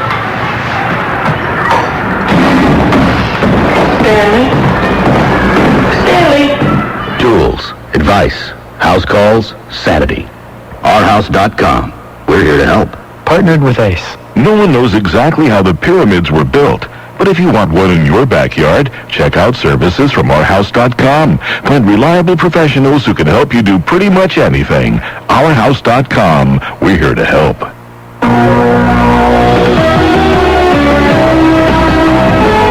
This is the Nextel New York Yankees World Series post-game report. Nextel, how business gets done.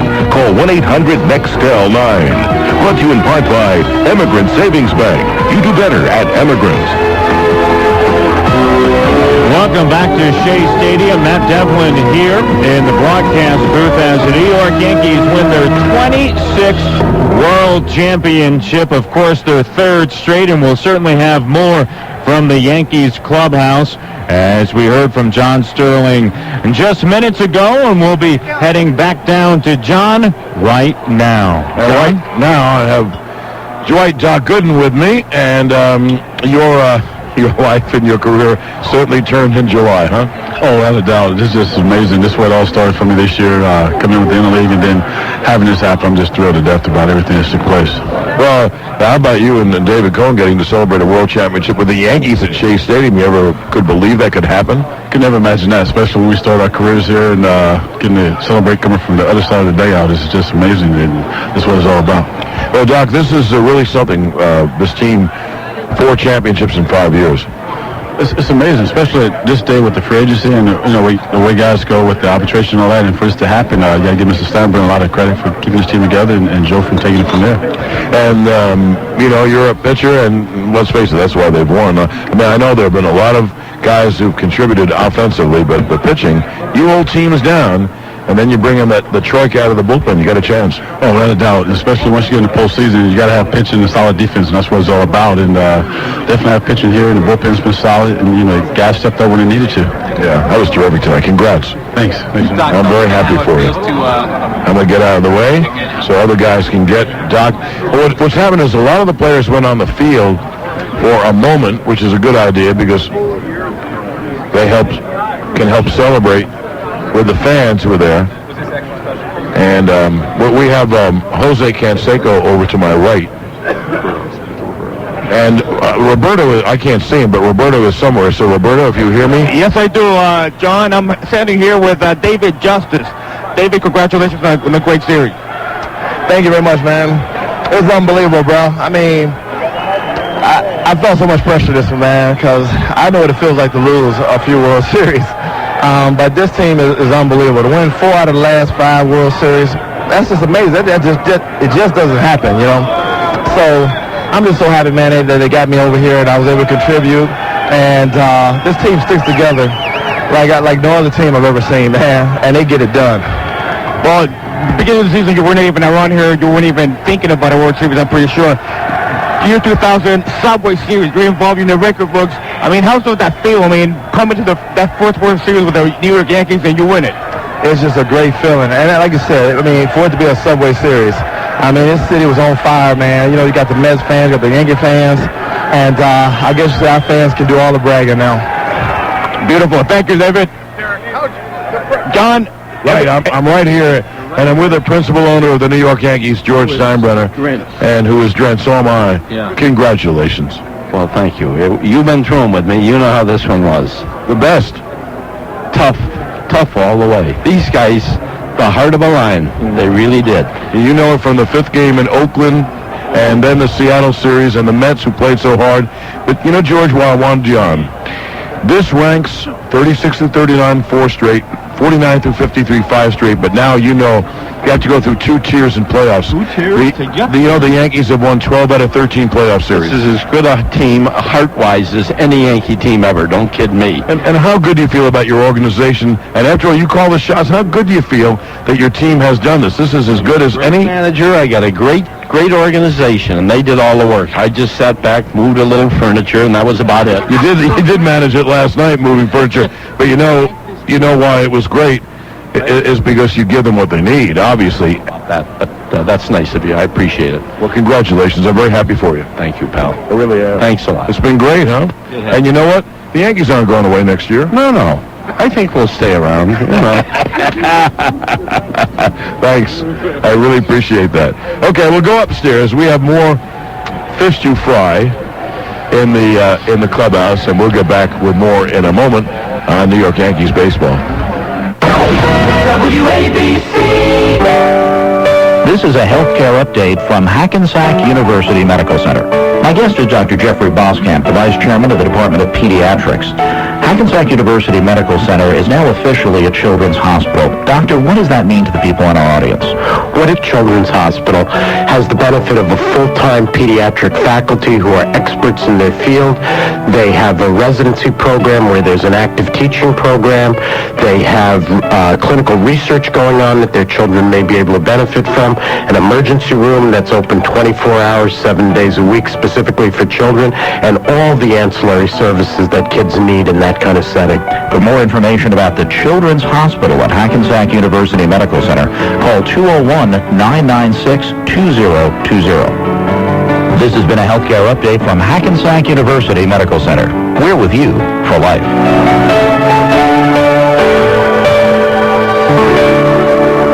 Hi, this is New York's Mayor Rudy Giuliani. You know, fall is a great time of year in New York City, especially this October. But if you haven't been able to make it to the World Series, don't worry. You can still experience the best of New York during this winter's annual Paint the Town Red winter celebration. Believe it or not, January and February are when this city really comes to life. Broadway, the restaurants, the museums. The hotels have great deals, the stores have sales, and you should taste what happens during Restaurant Week. So come help us paint the town red this winter. We'd love to have you. And if you want to know more, call NYC & Company, the city's tourism bureau, at 1-800-NYC-VISIT or log on to nycvisit.com. You'll see that we're not just the baseball capital of the world, we're pretty hot during the off-season, too. New York City's Paint the Town Red Winter Celebration runs from January 5th to February 28th. Enjoy special events, cultural tours, and dining deals at 100 of the city's best restaurants during Winter Restaurant Week. Oops, there goes another one. Michael, hand me that tape, please. John, what are you doing? Well, every time I see a fan drinking a Heineken, I hang up a cardboard H outside the booth. Hey, way to go, fella. John, don't you think you should be watching what's important? Michael, to acknowledge a fan when he's drinking Heineken is pretty important. More important than the game? What game? Oh, there's another one. Ice cold, right, buddy? Heineken, it's all about the beer. Imported by Heineken USA, White Plains, New York. New York City OTB congratulates the Yankees for another outstanding season. The New York City Off-Track Betting Racing Network on Channel 71 has also had a successful year. Tune to NYC OTB's winning lineup of racing personalities Saturdays for Racing Desk from 9:30 till 11:30 a.m. and Mondays and Tuesdays for Thoroughbred Central, where you can enjoy all the action from noon to 5:30. You can see it all live on Channel 71. To open an NYC OTB phone account, call 1-800-OTB-8118. That's 1-800-OTB. TB8118. Paul O'Neill, who is with us, he just got off the Fox stage.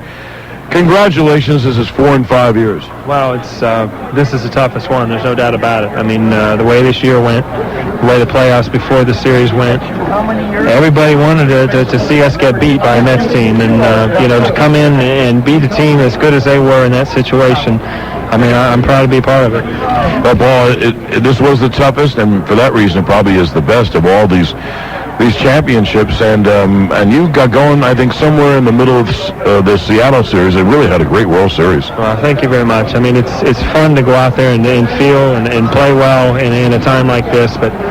You know, winning the games is what you do to win a world championship. It's not about who gets the hit or something. I mean, tonight Louis comes off the bench, hadn't played 2 or 3 days, and gets the biggest hit in the series so far. So that's the way this team wins, and it's neat. It is the way they win, and they also win with great pitching. And you got to take your hat off to the entire pitching staff. What pitching by the Yanks in this series? Well, that's why we're here. That's why we've been here in the past. Mariano, Andy Pettit, Rocket, it just came up huge, took all the press away from us during the series. So it was.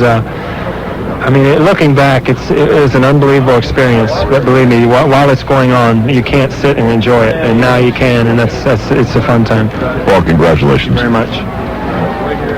Here's the president of the Yanks, Randy Levine, and this championship ensures, first of all, it ensured it anyway, but dramatically this ensures that this group, this dynasty of 4 and 5 years will be thought of with all the other great Yankee dynasties of the past. Well, this is a phenomenal team. The history has been sensational. The organization from George Steinbrenner right on down, Brian Cashman, Joe Torre, the entire organization is sensational. And what's so great about this is everybody counted them out, and they just showed what great champions they are, hearts of lions, and it's just fabulous, just great. Well, they had a battle tonight because Al Leiter was great. Derek hit the home run to tie it. Bernie had hit a home run earlier. The Mets only scored 2 runs on that error on the bunt.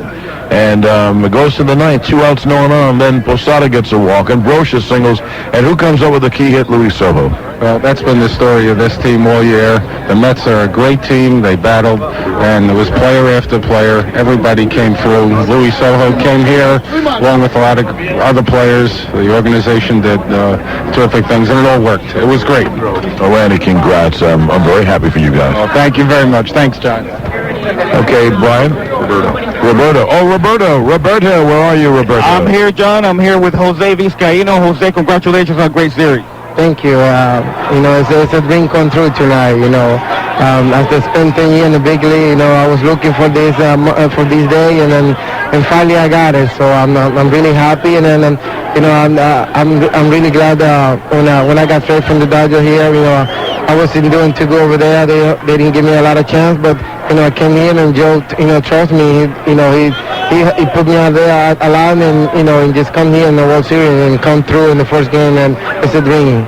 You certainly contributed during the regular season, but were you surprised after that surprise started the first game? I mean, how did that feel to be in the Subway Series starting the first game? Well, it's a dream come true. When you're a kid, you're dreaming to play in the World Series, and just being a hero, and then the first game, it can't ask for more than that. And tonight, that dream just came true. Well, Jose, congratulations again. It was a great series. Thank you, John. I'm right here, and I'm right here with Billy Connors, who has always been the organization pitching coach, but took over when Mel had to get well. We send our best to Mel. Yes, Mel, this is for you. You're the greatest, and hope you get well soon. And how did the Yankees win? By pitching. And who's been the shepherd of their pitching? Mel Stoudemire, who is flat out fabulous, and he is getting well. And we're going to see him. We're going to see him next year for sure. Yeah, for sure. I hope everything is fine. He'll come back and take this team to the 4th championship in a row. Well, Billy, see, the pitching, well, you don't win a championship without pitching. Now it's 4 and 5 years, and I don't care if you're talking about Pettit or Clemens or El Duque or Denny Nagel, or obviously the Troika was fabulous again. But you're the pitching coach. Talk about the pitching. For example, talk about what you saw with Pettit tonight. Well, I told Joe as we came in, Andy had great stuff warming up, and then early he was throwing a lot of pitches. A little concerned about that, but then he kept us where he didn't score. He just scored the 2 runs, and then as the game got on, he felt better. In fact, when we took him out, he really wanted to stay, but we thought that was time to take him out. Joe did, and it was a great decision. I want to ask you this. You trotted out there to talk to Stanton about Abbott. Stanton had faced him a couple of times. Now, Kurt has power. What did you talk about? Basically, what it was, he's a first ball, fastball hitter, so we wanted to make sure they knew that. We didn't want him to beat us because he's got power. Yes, he does. And have you ever seen anyone quite like Mo? Mo's been tremendous. He just handled the ball and just, here we go, Mo.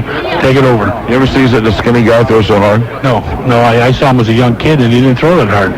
He started throwing harder and harder the older he got. Yeah, it's something. I mean, you've been in baseball a long time. We're starting as a young, skinny right-hander with these Mets, and now you're with an organization that's won 4 championships in 5 years. Well, it's great. You know, the boss has given everybody from the top to bottom an opportunity to go first class, and our kids are down below are treated great, the people up here, and it's great to win because that's what he wants to do is win, and that's what he's done. Indeed, 3 straight 4 to 5. Billy, congrats. It's great working with you. Thanks, Johnny. Pleasure. Billy Connors right there. We're going to go upstairs. We have more from the clubhouse. I'll tell you why, because there's one guy we haven't talked to yet, and I'm going to talk to him. That's Joe Torre, and who is going into the Hall of Fame without question. But we'll get back with more from the Yankee clubhouse in a moment, and this is New York Yankees baseball. Well, Michael, Yankee fans and Met fans are really going at it. They're arguing over everything. They're arguing over who has the better team, who has the better stadium, which subway has the better brakes. There's only one area where Met fans and Yankee fans agree. Yes, that both teams have interlocking NYs on their cap. No, it's not that, Michael. It's on what beer to drink. All New York baseball fans know that when watching the Subway Series, you better make it a Heineken. It's all about the beer. Hey, does Heineken have any interlocking letters? Sorry, Michael. Imported by Heineken USA, White Plains, New York. You can't wear the Yankees World Championship rings on your finger. You can't wear their robust batting averages to work or their supermodel girlfriends on your arm. But this fall, you can wear something they wear. Look for the exclusive MLB Authentic Collection label on Yankees caps, jerseys, and jackets. And wear what the players wear on the field. Available at Modell Sporting Goods or MLB.com.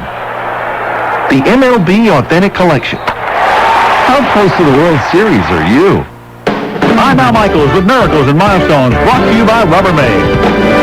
After a spectacular 1968 season that would see St. Louis Cardinals right-hander Bob Gibson win the National League Cy Young Award and MVP Award, the World Series began in St. Louis with Gibson taking the mound against the Detroit Tigers.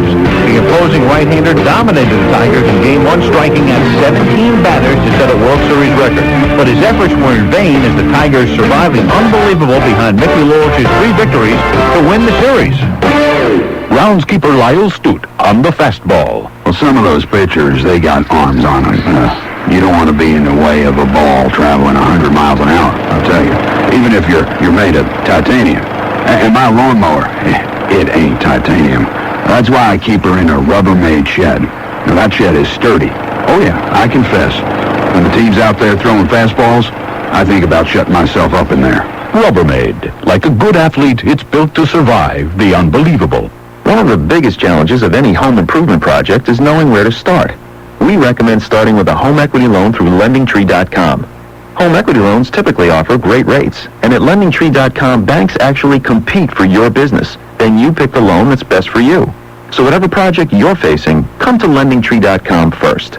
LendingTree.com. When banks compete, you win. Equal housing opportunity. For additional information and state license disclosures, please visit our website located at www.lendingtree.com. We challenged the world's fastest talker to name all 300 top-rated insurance companies covered by Quotesmith.com in just 30 seconds. He's wishing he was naming the 5 or less companies shown at most insurance websites. Quotesmith.com has the largest insurance database in the world. Instant quotes from top-rated auto, health, and life insurers sorted by lowest price and no commission salesman.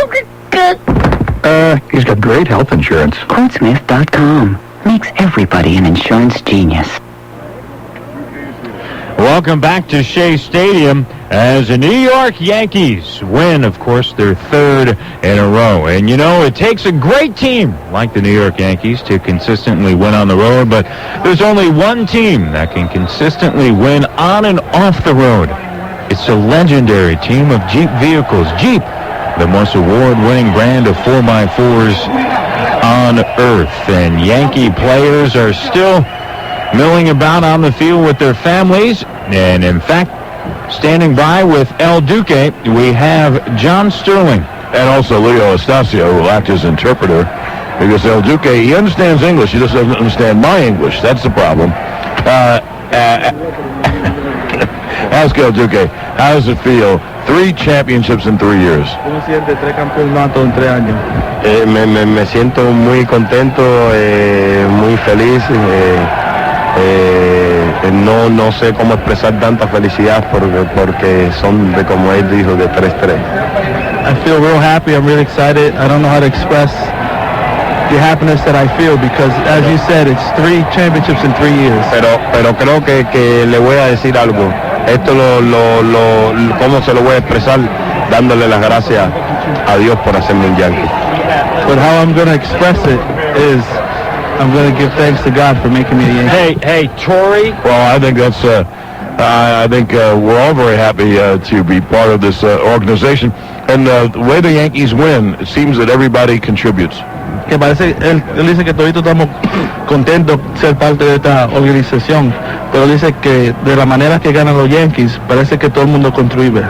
Sí, seguro. No tenemos a los ganadores de 20, no tenemos a los honroneros de 50, no tenemos a los líderes bateadores, pero sí tenemos un gran colectivo que aporta un granito de arena a todo el mundo y eso contribuye a la victoria.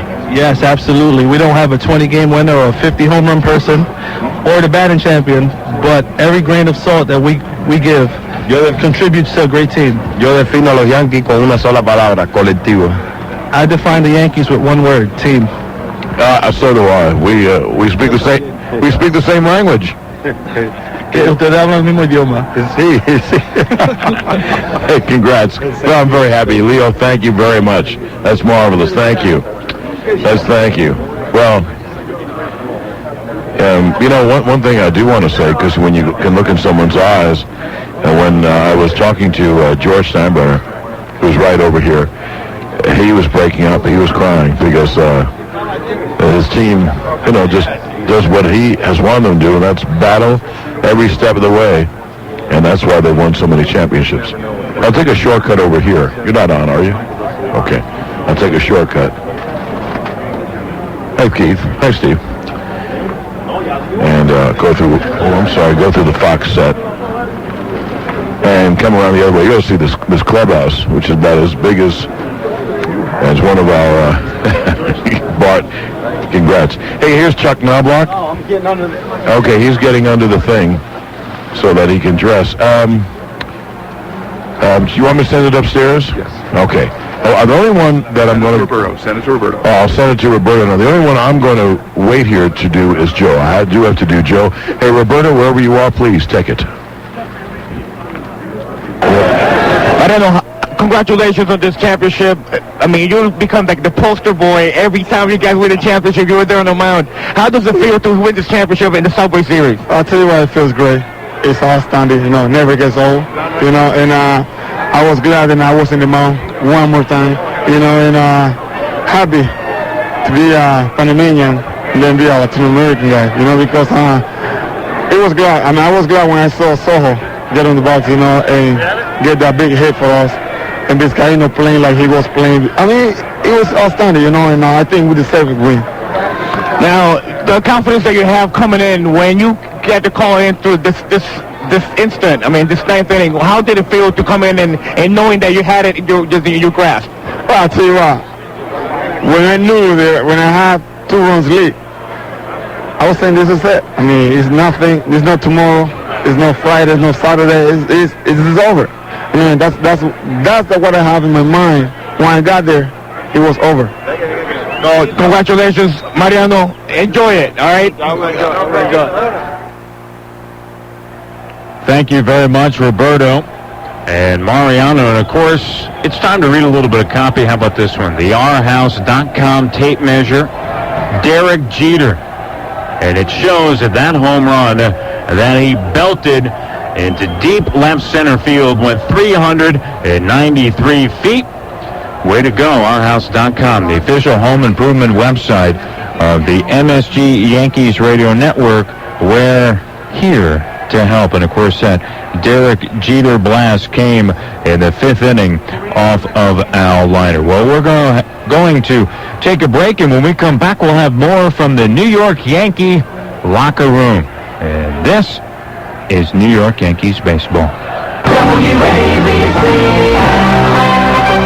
Now, for the first time ever, New York's dream of a Yanks-Mets Subway Series has come true. Don't miss this once-in-a-lifetime opportunity. Wrap up your tickets for the 2000 World Series right now by calling 1-877-MAGIC-00. That's toll-free, 1-877-624-4200. Operators are standing by to help you be part of New York sports history. Pick up the phone right now and call TicketMagic.com at 877-642-4200. Catch all the intense action live and in person. The Amazing Mets or the Bronx Bombers. Who will it be? All tickets include entrance to an exclusive TicketMagic.com party at the world-famous Planet Hollywood. Call now, 877-MAGIC-00. Don't miss the fun. Get into the game. You can also visit us on the web at TicketMagic.com. Announcing preseason savings opportunities on select 2001 models from Lincoln. Tri-State's reigning domestic luxury brand, featuring $1,500 cash back on the unmistakable comfort of the 2001 Lincoln Town Car. This remarkable car comes with rich leather trim seating surfaces, automatic climate control, an exceptionally smooth and quiet ride. Now we see $1,500 cash back when you buy your new 2001 Lincoln Town Car. And for a very limited time, special preseason leases are also available. Luxury's most affordable time of the year is right around the corner. But why even wait that long? Your Tri-State dealers have made it possible to afford the 2001 Lincoln Town Car right now. But don't delay. By definition, preseason savings must end soon. See your Tri-State Lincoln dealers today. Lincoln, American luxury. Residency restrictions apply. Dealer preparation may affect savings. Take new retail delivery from dealer stock by 1/16/2001. The Subway Series is here, and now is the time to win an exclusive Subway Series collectible, courtesy of Steiner's Sports. This Steiner Subway Series sweet spot is a Paul O'Neill hand-signed baseball. You'll also receive an exclusive Rawlings official 2000 World Series game ball. Lucky number 7 to the WABC contest line, 212-268-WABC, will win this authentic collector's item. This Subway Series sweet spot is brought to you by Steiner Sports, the leader in authentic sports collectibles. Call today, 1-800-759-7267, and insist on the real stuff. That's Steiner Sports at 1-800-759-SCORE, or visit their website, steinersports.com. As you know, the Steiner seal means it's real. Listen tomorrow for your next chance to win. Coming to you. Here we go. Go. Lieutenant. Go, John. Go, Brian with John. Lieutenant. Phil. We're here at Shea Stadium as the New York Yankees win their 3rd straight World Championship, their 4th in the last 5 years. And how about Derek Jeter, the MVP? What a spectacular World Series for him. 9 for 22, 2 doubles, 1 triple, 2 home runs, and a pair of RBIs. The New York Yankees behind not only Jeter, but also the magnificent work by their bullpen. And, of course, that leads us to tonight's picture-perfect play of the game, which is brought to you by Kodak Max Film. It's all you need to know about film and that picture-perfect moment. I mean, what a moment it was. You had Benny Agbayani at third, Mike Piazza, the batter, and Mariano Rivera on the hill. And he dealt the pitch, and it was drilled deep to center field. And awaiting that high drive was Bernie Williams, and he squeezed it for the final out. And that, of course, secured the 26th World Championship for the New York Yankees. You know, we mentioned Derek Jeter being the MVP. How proud must his father be? Well, we'll find out right now because Roberto is standing by with him. Yeah, go. Mr. Jeter, 4 out of 5 for Derek. He's got 4 rings already. How special do you think this one is? Well, I think it's very special, because I think, like the players have said, all of them are different, really. And this one, you had that tough September, things weren't going well, and of course, then people were saying that they're old, and maybe it's time for them to, for somebody else to become a champion. And I think these guys pulled together, did a fantastic job, really. Played together as a team. The pitching, defense, offense, everything came together just like in the last championship years. Was there any doubt that Derek might probably talk to you about during the season? I mean, any worries about this team coming to the World Series? To be honest with you, no. Really, he was very confident that they, during the season you have your ups and downs. He felt like, at the end, they had their downs, but he felt very comfortable that they were going to do well. Really. Well, to be in the championship. Beautiful. Congratulations again. Thank you very much. Thank you.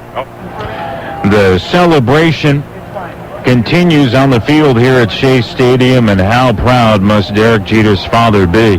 I mean, what a way for Derek Jeter to cap off a season in which he not only was the World Series MVP, but also, as you know, the All-Star MVP. And the New York Yankees win it tonight by a final score of 4-2. The celebration continues. In fact, as you take a look out over the field here, down the third base line, as well as the first base line, the New York Yankees are still there. Paul O'Neill and his family out in left center field celebrating just amongst themselves, and Roger Clemens and his sons headed out towards center field to celebrate by themselves.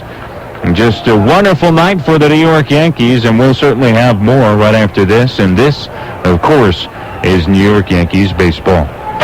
WABC. Okay, providing uniforms can help you attract more employees and keep the ones you have. Not having them might do the opposite. Take a production facility. With uniforms, you'll attract workers dedicated to professionalism and quality assurance. Take away the uniforms and you'll get a bunch of disgruntled workers betting on who will be the first to leave. Then there's the fast food restaurant. With uniforms, you keep crew members who arrive on time and ready for business. Without them, you'll have to settle for a bunch of slackers who may not arrive at all. So call Cintas, the uniform people. Uniforms from Cintas will make sure your staff looks professional. I'm going to get Joe Torre. I don't know if Joe can get through the mob. I wonder who all these people are. So,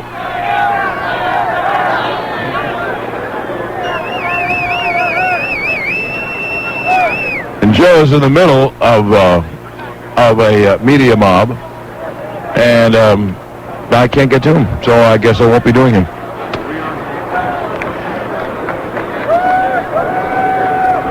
Hi, how you doing?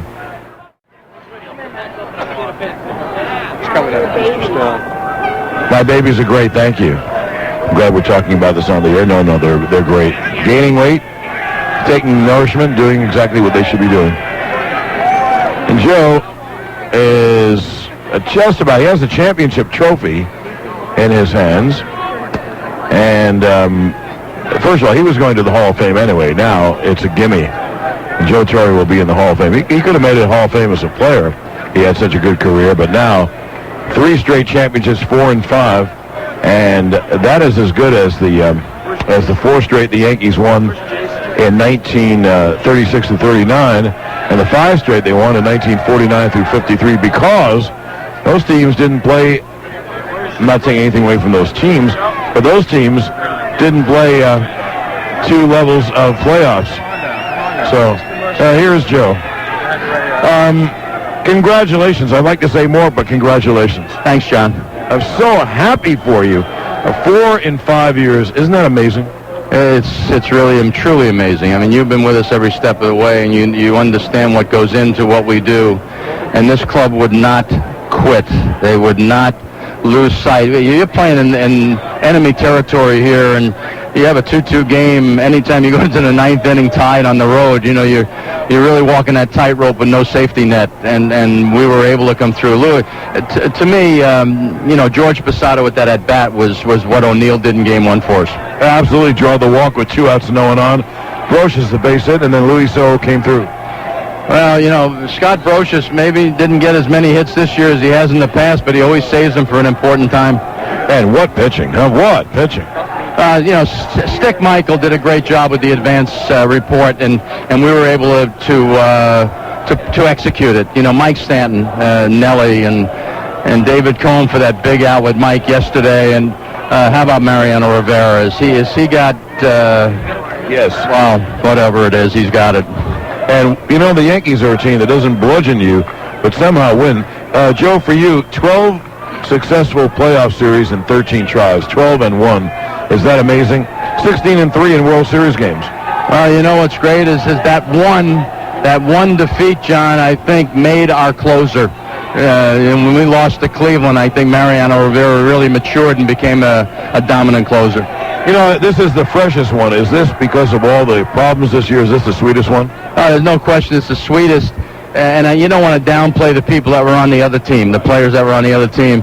But we had a lot of hardship this year, starting in the spring with Mel Stottlemyre, who was on the phone when I came in after the game tonight.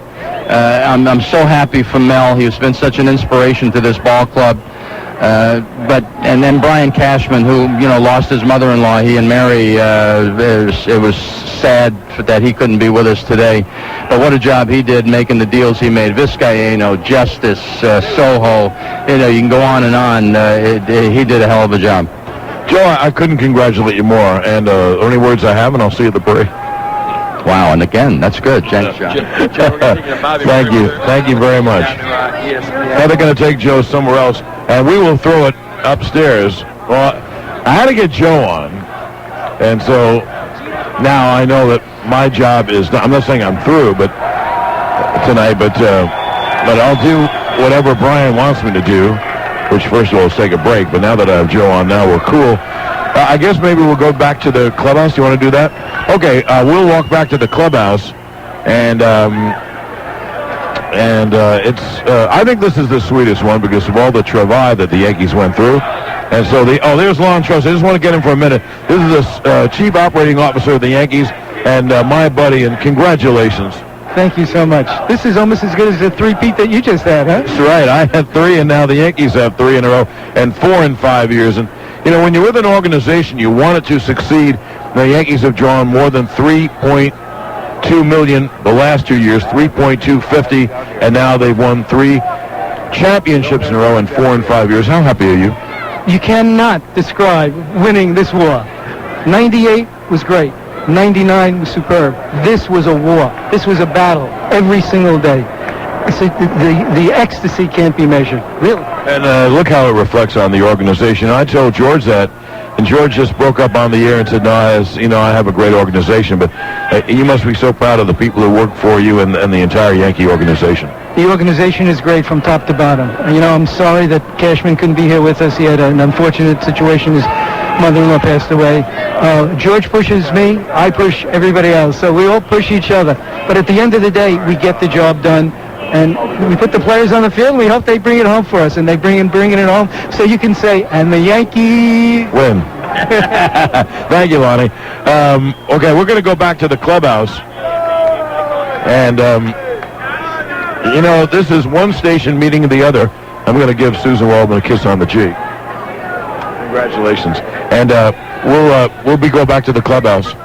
And we'll see you all a bit later on. So let's go back upstairs, and this is New York Yankees baseball. Honey, you awake? Uh-huh. I can't sleep. What should I do? Oh, I don't know. Try counting shrimp. Don't you mean sheep? No, shrimp. Like the 30 delicious shrimp you get in Red Lobster's 30 shrimp dinner for just $10.99. Great idea. 1 shrimp, 2 shrimp. Honey? What? Well, I started counting, and I thought 30 shrimp for only $10.99. I must be dreaming, but I'm not because I can't sleep. Okay, get dressed. Where are we going? To Red Lobster for their 30 shrimp dinner. But it's only 3 a.m. I know, but I have a feeling I'm going to be awake now for a very long time. Commercials are more believable if you get to know real customers. So on the line with me is Michael Weisbrod, a Geico Auto Insurance customer. Michael, tell us about the real you. Well, I'm 5'11", 170 pounds. My turn-ons are sunsets, honest people, walks on the beach, puppies, and low-cost car insurance. It doesn't get any more real than that. To join sensitive people like Michael, call 1-800-947-AUTO. You could save 15% or more. 1-800-947-AUTO. Geico Direct, the sensible alternative. You might not realize why proper tire air pressure is so important. Underinflation increases heat, which is very damaging to your tires. Low tire air pressure will also reduce the load your tires can handle. And time and temperature can cause your tires to lose 1 pound or more of air pressure per month. So remember, check your tire air pressure monthly. A message in the public interest from Bridgestone Firestone. Monkby, you've got a 104-mile-an-hour fastball. Yeah, I'd toss me some heat. Heat? Your delivery's slow as a glacier compared to UPS. What? UPS delivers by 8:30 a.m. to 163 international cities. Now that's fast. Can you even throw a baseball across the ocean, Bullet Boy? Well, I never tried. There you have it. Bullet Monkby. Failure. Hey! For the fastest international express deliveries, call 1-800-PIC-UPS or visit UPS.com. Group Health Incorporated congratulates the American League champions. And like the Yankees, GHI offers a winning combination too, with a variety of innovative, affordable health insurance options. Plus, one of the largest networks of doctors and specialists in New York State. To learn more about GHI, call 1-800-444-2333 and be part of a championship healthcare team. The future is here now at The Wiz, and your DVD future can be so much cooler if you hit the great October sale at The Wiz. So hit it hard and hit it now. Make a run to The Wiz and catch dozens of awesome Warner Home Video DVD titles for an amazing $9.98 each. Yeah, just $9.98. Are you ready for some true-to-life, totally in-your-face DVD action? Then the great October sale at The Wiz is the only game in town. Snap up the planet's MVPs of DVDs from Warner Home Video for only $9.98. New Jack City, Excalibur, Pacific Heights, and Deep Cover are just the beginning of a totally all-star lineup. Plus, you can pick up Panasonic's Kickin' DVD player with Like You're There Rock Your Wall surround sound for just $249.99. For what's hot, what's cool, what's new, whatever's out front in the techno world, The Wiz is your technology destination and your ticket to entertainment. Welcome back to Shea Stadium. This is Matt Devlin. It's time for the highlights. Well, Al Leiter got the start for the New York Mets, and he worked an easy 1-2-3 inning. Vizcaíno grounded out to second, and Jeter struck out, and then Justice grounded out to the first baseman, Todd Zeal. Andy Pettitte came in, did his work in the first inning, gave up a base hit to Mike Piazza. And that brings us now to the top of the second inning. In the batter, Bernie Williams. Scoreless top of the second. And Leiter with the 3-2. Swung on and hit in the air to deep left. That ball is high. It is far. It is gone. Bernie goes boom. He drills a 3-2 pitch deep in the left field stands. Burn, baby, burn. And the Yankees take a 1-0 lead. The New York Yankees, as John Sterling just said, took a 1-0 lead, and that was the first hit for Bernie Williams in this World Series. The Yankees got the lead. Tino Martinez, Paul O'Neill, Jorge Posada, after that home run, went down in order. Well, we go now to the bottom of the second inning, and in the second inning, Robin Ventura led the inning off, and he struck out.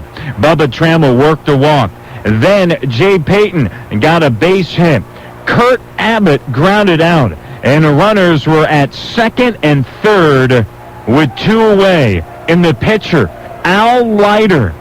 Nobody expected it, but yes, he did it. A bunt. Leiter 3 for 58 during the year, and he bunts toward first. Tino fields and throws to Pettitte. In there, drop. The ball's dropped. A run scores. So Leiter bunts his way on, a run scores, and the game is tied at 1.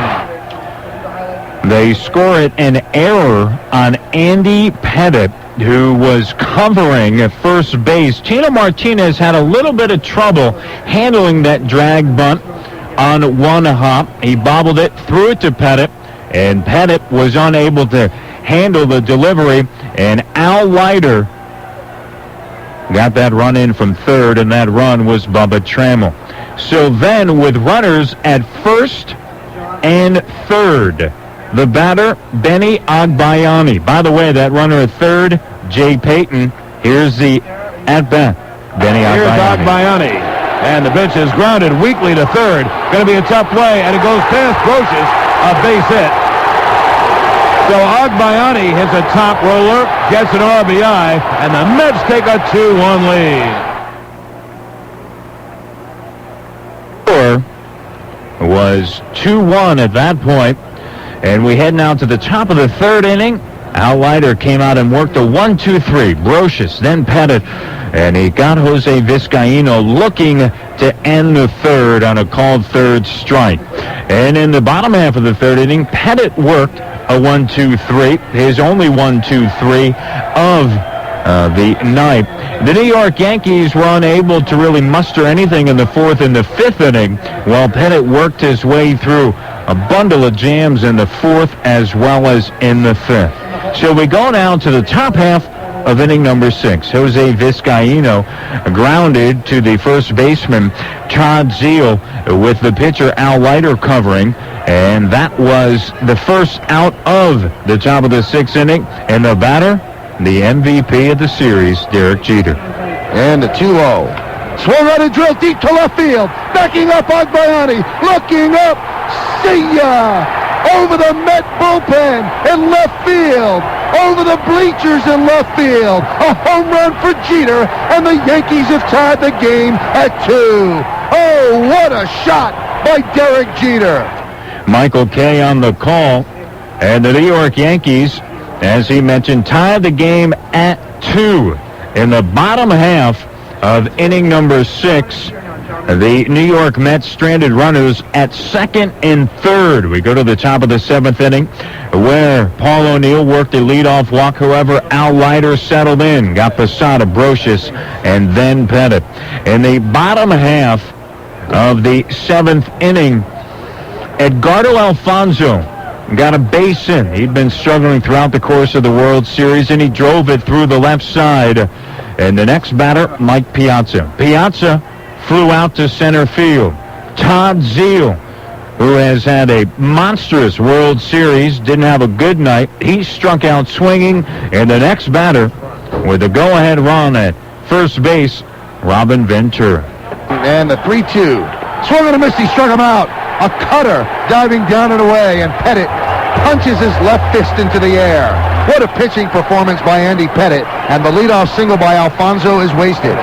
That was the last batter that Andy Pettit faced, because after that, the New York Yankees had Mike Stanton on the hill.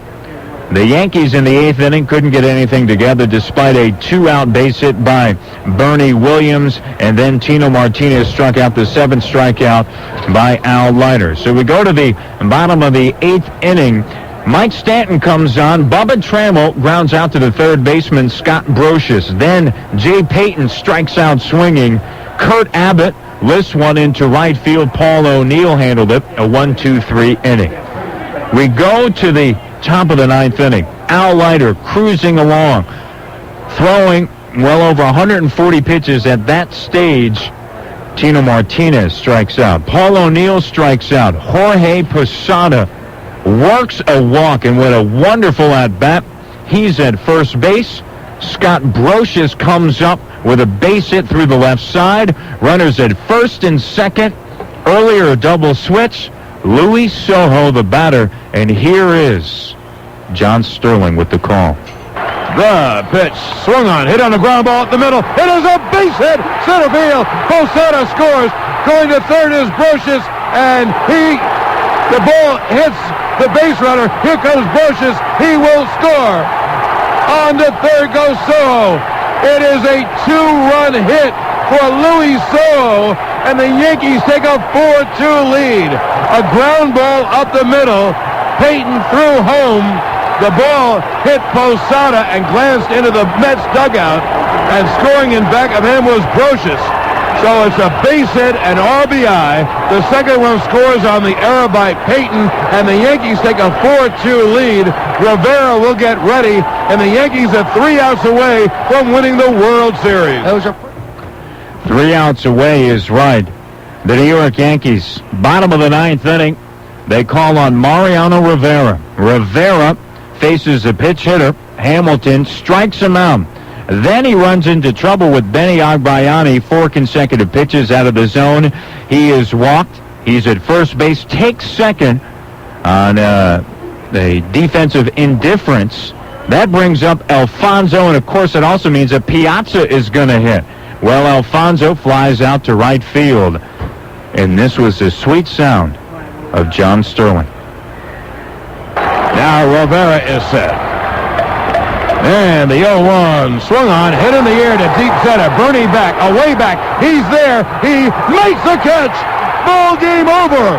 World Series over. Yankees win. The Yankees win. The New York Yankees certainly did win, and John Sterling is back up here from downstairs. He was working at the clubhouse, the field, 3 consecutive and 4 in the last 5 years. John, and that's the best run ever. Has to be. The prevailing sentiment, Matt, was that this was the best one because there was so much travail all season long, so many injuries, so many new players, that terrible slump at the end of the year. Remember getting bombed? I mean, you were there in the booth with us working in the 4th game against Oakland. They had a fly. Hey, would you do me a favor and hand me one of those cups? Sure. Thank you. They had a fly and play on the West Coast, and scored 6 runs in the first, and had to begin the bullpen in the 4th inning, and just hung on to win. Lost the first game in Seattle, against Seattle, down 1-0 going to the 8th inning in Game 2, about ready to go down 2-0, and had the rally. So anyway, my point is that's why they are saying it was the sweetest one, and George said that, and Joe Torre said that, and the players said that. So now, this is unbelievable. I agree with you. First of all, it really doesn't matter, Matt, if either of us say that this is the best stretch. I would argue it is more than 36 through 39 or 49 through 53, because they didn't have to go through the tiers of the playoffs. 36 through 39, obviously they were 4-0 in playoff series.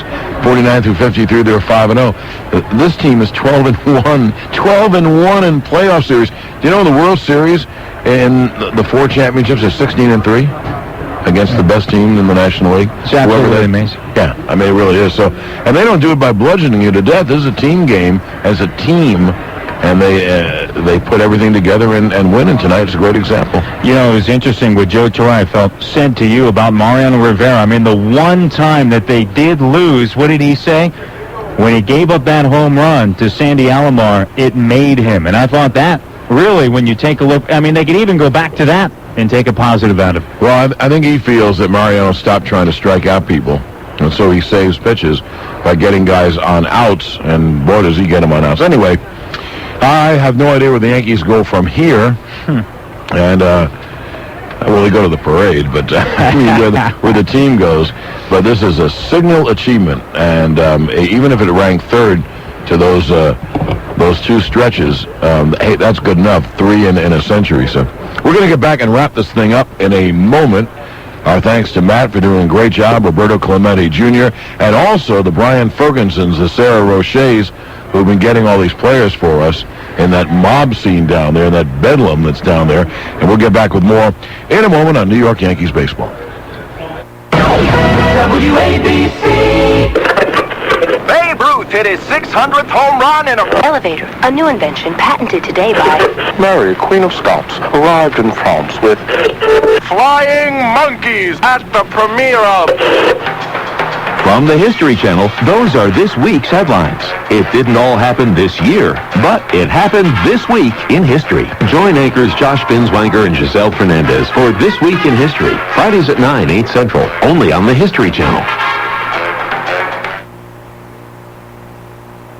Want to know what really turns me on? Running my hands through a man's thick head of hair. If hair loss is a problem for you, let me tell you how to stop it in its tracks and help you get back all the hair you've lost guaranteed. Introducing FolliGuard, the simple, effective answer to embarrassing hair loss. FolliGuard uses a simple 3-step system that will replace your lost hair in less than 3 minutes a day, guaranteed, or your money back. If you've been experiencing hair loss for 1, 2, even 10 years or more, no problem. FolliGuard stops the problem where it starts, allowing your body to once again produce healthy hairs that once replaced will continue to grow for years. And with FolliGuard, there are no sexual side effects that some other replacement systems can cause. Imagine looking in the mirror and once again seeing a full head of thick, sexy hair. Sound good? I think so. Call FolliGuard now. Toll free 1-800-957-4762. Get your hair and your confidence back guaranteed. 1-800-957-4762. The Dow is up, the Dow is down. With the stock market in flux, you may be ready to move some of your assets to cash. Now might be a good time to invest in high-yielding CDs and money market accounts from E-Trade Bank. Call 1-888-926-5588. Formerly known as Telebank, E-Trade Bank CD yields have consistently paid in the top 1% in the nation for 10 years running. Their money market accounts have consistently yielded double the national average, and these high-yield accounts are all FDIC insured. So how do they do it? E-Trade Bank does business by phone and internet rather than through costly branches. This keeps their expenses low and their interest rates high, all with the protection of FDIC insurance.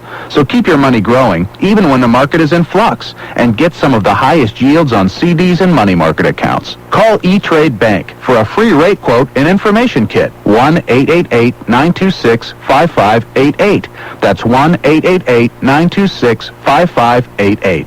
This year, the government's going to give out over $350 billion to people like you who want to start a business, go back to school, or train for a new job. I'm Matthew Lesko, and I've written over 70 books on government programs. You've probably seen me all over the television shows, on talk shows. My new program shows you 15,000 government sources, or you can get like $100,000 to open up a coffee shop, $15,000 to write a book, or $30,000 to become a French chef, $9,000 to take a computer course, or $15,000 to finish college, get a GED, or a PhD. There's money to travel overseas, train your employees, or work on your invention. I've done all the work. You just have to make the call. Call toll-free 877-ASK-LESCO, and you'll get my book and 6-hour audio tape program for only 2 payments of $29.95 plus $7.50 postage and handling. There's a 90-day money-back guarantee. Call toll-free 877-ASK-LESCO or 1-877-275-5375. Okay, we are back. We want to hear from the other side, and this was taped a little bit ago. Let's hear from the Mets manager, Bobby Valentine. Bobby, you must be tremendously proud of your team. You gave the Yankees a better battle than anybody's given them, I guess, this entire decade. What are your feelings about your own team initially, and then what the Yankees have accomplished? I'm extremely proud of everybody who played for the Mets this year. I couldn't ask anything more of a group of guys. I couldn't ask for better effort, for better preparation, for better camaraderie. And they're the National League champs. I think that they were champs this whole series, and I'm extremely proud of them. We lost to the world champs, and they just did a little better than us this year, and they deserve to win. This one more in the back. Bobby, why did you leave Al Leiter in to face Soho instead of bringing in a right-handed pitcher in that spot? I wasn't going to bring in a right-handed pitcher in that spot to face Bologna or for Soho. It was either Al or Johnny, and rather than Johnny on going 3 days in a row, I decided to go with Al. I thought that striking out those first 2 guys and the pitches he threw to Posada made me think he had plenty. I was wrong. It was the wrong decision, obviously. If I brought somebody else in, they definitely would have gotten the guy out, and we'd still be playing. Over here. Bobby, we could see you go to Al in the dugout afterward. Can you tell us what you said to him? I said congratulations on a great season and a great job. I asked him if he thought he still had enough. He said he had plenty. And he thought he had Posada on strikes. But I guess he just missed. And he's confident he's going to get Soho.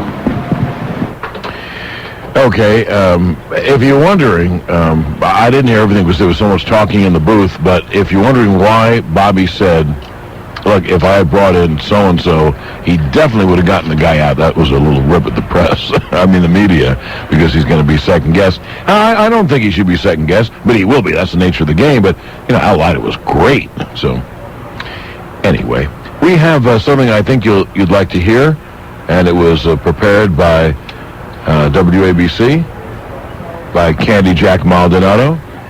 Was it also prepared by Johnny, or just you? Just Candy Jack. This is why Candy Jack is as sweet as he is. Let's listen.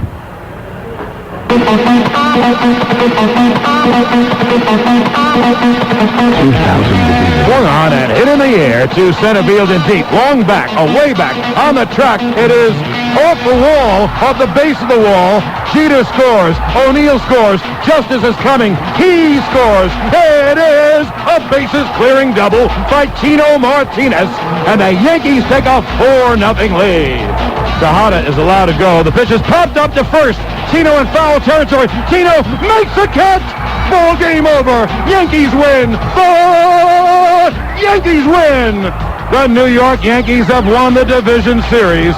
2000 ALCS. It'll be a 3-1. Swung on, hit on the ground, and it is off McLemore's glove to right field. Bernie rounds third. He will score on the third. Tino swung on and hit in the air to deep right.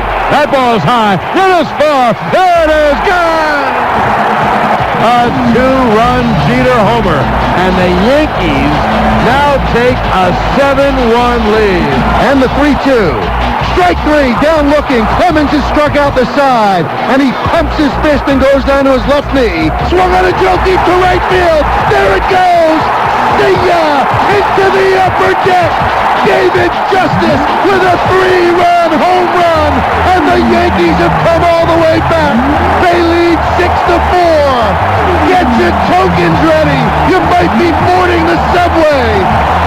The pitch is hit on the ground to short. Jeter hustles, fields, fires, got him! Ball game over. American League Championship Series over. Yankees win. The Yankees win! The New York Yankees go to the World Series for the 4th time in 5 years. Rivera got Edgar. Give credit to Seattle. They played the Yankees as tough as they wanted to be played. But now the stage is set for the Subway Series between the Yankees and Mets.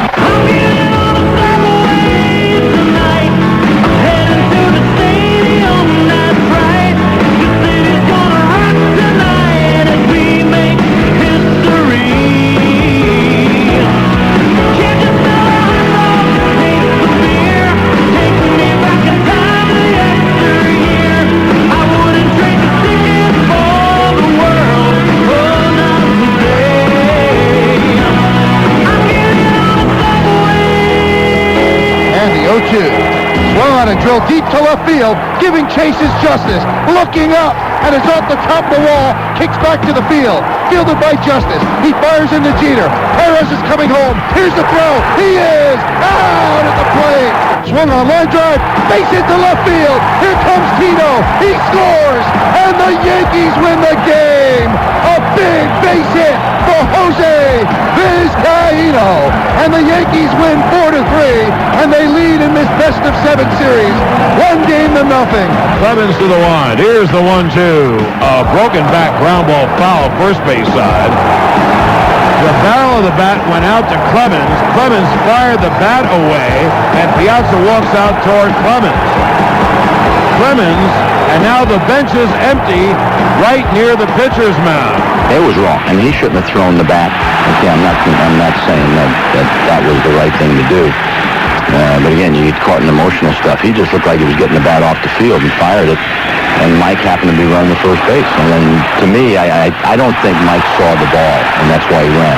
Rivera is set. The Yankees are a strike away. The pitch is strike three called. Ball game over. Yankees win. The Yankees win. You can hear me clearly. Congratulations on your 4th championship in 5 years, and the Yankees' 3rd straight, and also on being the MVP, and you must feel on top of the world tonight. Thank you very much. I mean, this was difficult for us. It's been a rough year. We had our ups and downs, and faced a tough Oakland team, tough Seattle team, and the Mets, that's the best team I've seen in 5 years. Well, I don't think there's any question about it, because every game was, in effect, a one-run game, but very, very good pitching. Well, not good pitching. Great pitching by the Yanks, and just enough offense, and maybe this is the sweetest because it's been certainly the toughest. I'd be lying to you if I said this one wasn't more gratifying than the other ones. So, it's been tough, and, we got a guy by the name of Mariano Rivera, fortunately, on our team, and he's been able to come in and close the door. Indeed, and then you look at Nelly and Stanton and the starting pitching in just about every game outside of that 1 5-run ninth when the Yankees won the game anyway. The pitching in this series was just unbelievable. It's been great. We've just been able to score a couple more runs. I think you had 2 evenly matched teams, and, for us, it seemed like there was a different hero every night. Vizcaíno the first game, Louis today, our pitching staff, and, what can you say?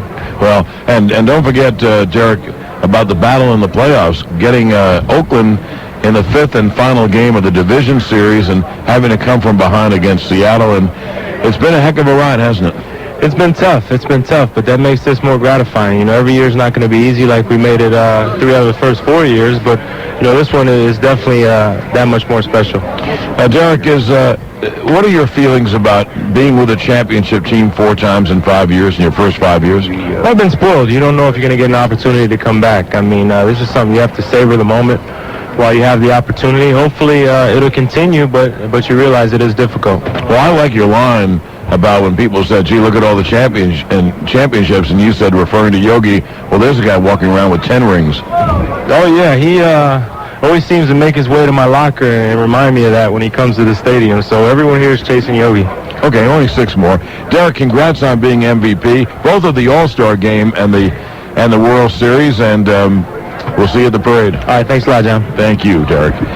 Derek Jeter right there, and we're going to get back and wrap this thing up in just a moment on New York Yankees baseball. Okay. Wouldn't it be great if your company's softball team was full of wingers? Instead of Bob from accounting doing your pitching, you had a 90-mile-an-hour hurler from the big leagues. Instead of Eugene from the mailroom, you got a hot glove shortstop from the Dominican Republic. That's what it's like for Kia with their new long-haul warranty program. With limited powertrain coverage for 10 years or 100,000 miles. Sure beats relying on that old guy from sales to steal a base. It's one less bump in the road. Visit Kia of Rockland in Nyack and Atlantic Kia in West Islip, New York today. For details including specific coverage, limitations, terms, conditions, and restrictions, or visit your Kia dealer or Kia.com. The outlook wasn't brilliant for the skipper's squad that day. The home team trailed the contest with a single out to play. Then Tank McGee connected with a triple to the wall. And when Walker walked, the skipper made the gutsiest of calls. Searching the wireless internet, the final flashed upon his phone. The team could win the East if Tank McGee could just steal home. With great deliberation, he called the double steal at last. For McGee was mighty as a tank, but wasn't quite as fast. The double steal was on, and Tank broke headlong for the plate. As he rumbled down the baseline, he prayed the throw would be too late. Oh, somewhere men are cheering. Here the skipper starts to sob. For not only did Tank steal home, he saved the skipper's job. Get the latest scores and news with AT&T Digital PocketNet and your internet-ready phone. Free and unlimited access to the wireless internet. Call 1-800-IMAGINE for your nearest AT&T store or authorized dealer. Wireless from AT&T. Your world close at hand. Compatible phone calling phone required. Available for purchase in most areas. Annual term required. Other conditions apply. Hey, taxi! Where to? The Subway for one of those big subs. You don't want to go there. But I'm hungry. Then you want the big one from Blimpie. Blimpie's got more meat, more cheeses, and better toppings than Subway. Heard those ads where Subway says they're bigger than a fast food burger? At Blimpie, home of the big one, we say big deal. Blimpie piles on bigger portions of freshly sliced meats and cheeses topped off the Blimpie way with fresh lettuce and tomato. If you've got a big hunger, accept no substitutes. Only Blimpie is the big one, and only Blimpie can satisfy you in a big way. Now get a Blimpie Best Value Meal for as low as $3.99. That's a regular Blimpie Best Sub, medium soda and chips, just $3.99. Blimpie, the big one. Big sub, big taste, big value at participating locations. So remember, it's Blimpie for big subs, big taste, and big value. I get the picture. Now take me to Blimpie so I can get the big one. People, please, I have some new information. I just spent 3 hours poring over the copier owner's manual. Apparently, this 3-prong plug-like device that was laying on the floor should be inserted into the electrical socket, like so. If business were that easy, you wouldn't need us. Instead of doing it all by yourself, let MCS Canon come in and manage your network systems. MCS Canon. Know how. Call 1-800-MCS-COPY. Hi, this is New York's Mayor Rudy Giuliani. You know, fall is a great time of year in New York City, especially this October. But if you haven't been able to make it to the World Series, don't worry. You can still experience the best of New York during this winter's annual Paint the Town Red winter celebration. Believe it or not, January and February are when this city really comes to life. Broadway, the restaurants, the museums, the hotels have great deals, the stores have sales, and you should taste what happens during Restaurant Week. So come help us paint the town red this winter. We'd love to have you. And if you want to know more, call NYC & Company, the city's tourism bureau, at 1-800-NYC-VISIT or log on to nycvisit.com. You'll see that we're not just the baseball capital of the world, we're pretty hot during the off-season, too. New York City's Paint the Town Red Winter Celebration runs from January 5th to February 28th. Enjoy special events, cultural tours, and dining deals at the city's best restaurants during Winter Restaurant Week. Rivera is set. The Yankees are a strike away. The pitch is strike 3 called. Ball game over. Yankees win. The Yankees win. And Jeter swings. It's a high drive to left. It is high. It is far. It is gone. Derek Jeter hits a first ball fastball deep in the bleachers in left field. And on the first pitch of the game, the Yankees take a 1-0 lead. Everyone standing at Shea Stadium. Rivera is set. It'll be a 1-2 to Franco. The pitch. Strike 3. Ball game over. Yankees win. The Yankees win. Mariano Rivera comes in and pitches 2 brilliant innings. The bullpen pitches brilliantly. The bullpen gives the Yankees 4 1/3 innings of shutout ball.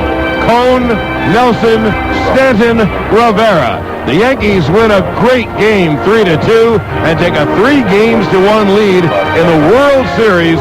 They're 1 win away from 4 World Series championships in 5 years. Swung on a drill deep to left field. Backing up Agbayani. Looking up. See ya! Over the Met bullpen in left field. Over the bleachers in left field. A home run for Jeter. And the Yankees have tied the game at 2. Swung on. Hit on a ground ball up the middle. It is a base hit. Center field. Posada scores. Going to third is Brocious. And the ball hits the base runner. Here comes Brocious. He will score. On to third goes Soho. It is a 2-run hit for Luis Soho, and the Yankees take a 4-2 lead. Now Rivera is set. And the 0-1 swung on, hit in the air to deep center. Bernie back, away back. He's there. He makes the catch. Ball game over. World Series over. Yankees win. The Yankees win. The New York Yankees have once again reached the summit of the sports world. They've won their 3rd straight championship, 4th in the last 5 years, and 26th all time. The most successful team in the history of professional sports. Starting the new millennium, The New York Yankees are once again world champions.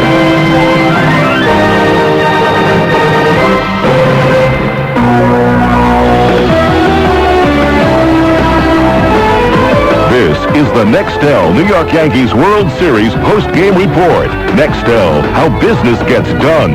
Call 1-800-NEXTEL-9. Brought to you in part by Capital Audio in downtown Manhattan, bringing you the finest in home electronics.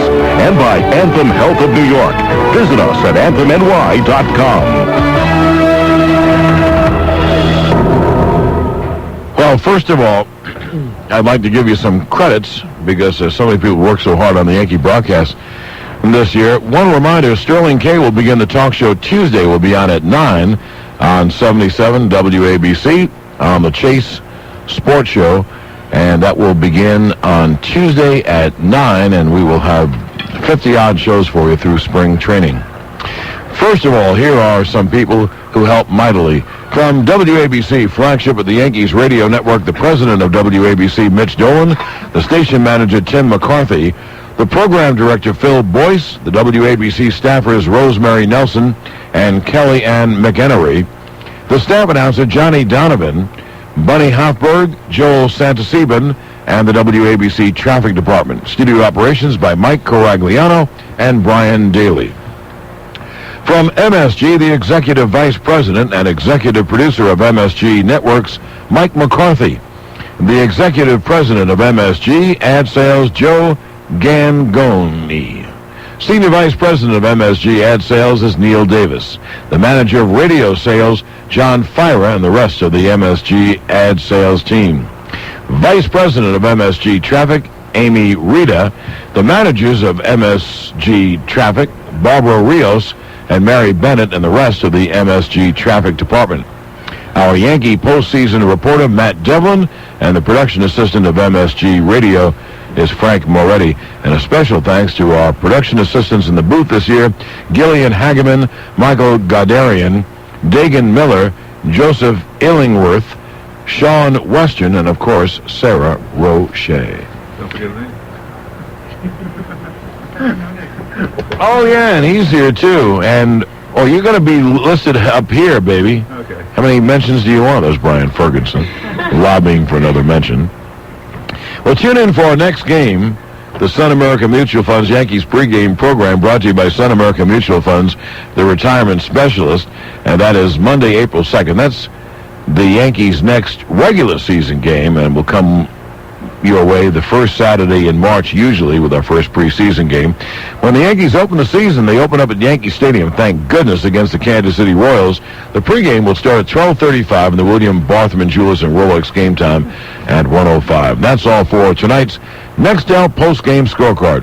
Once again, the New York Yankees win their third straight World Championship as they beat the Mets by the score of 4-2. New York Yankees baseball is a production of the Madison Square Garden Radio Network. The executive producer of Yankees baseball, Pete Silverman. The producer is Brian Ferguson. The associate producer is Jack Candy Maldonado. Studio operations today by Mike Coragliano. The network coordinator, Seth Schaefer. The announcers heard on the broadcast are approved by the Yankees, are employees of the MSG Radio Network, which is solely responsible for the broadcast content. Remember, Monday afternoon, April 2nd, 2001 at 1:05, the Yankees take on the Kansas City Royals. Now, for Michael Kay and Brian Ferguson, this is John Sterling saying so long from Shea Stadium. Yankees have won another World Championship, 3 straight, 4 in 5 years. They beat the Mets in Game 5 of the 2000 World Series, 4-2. Have a good morning, everyone.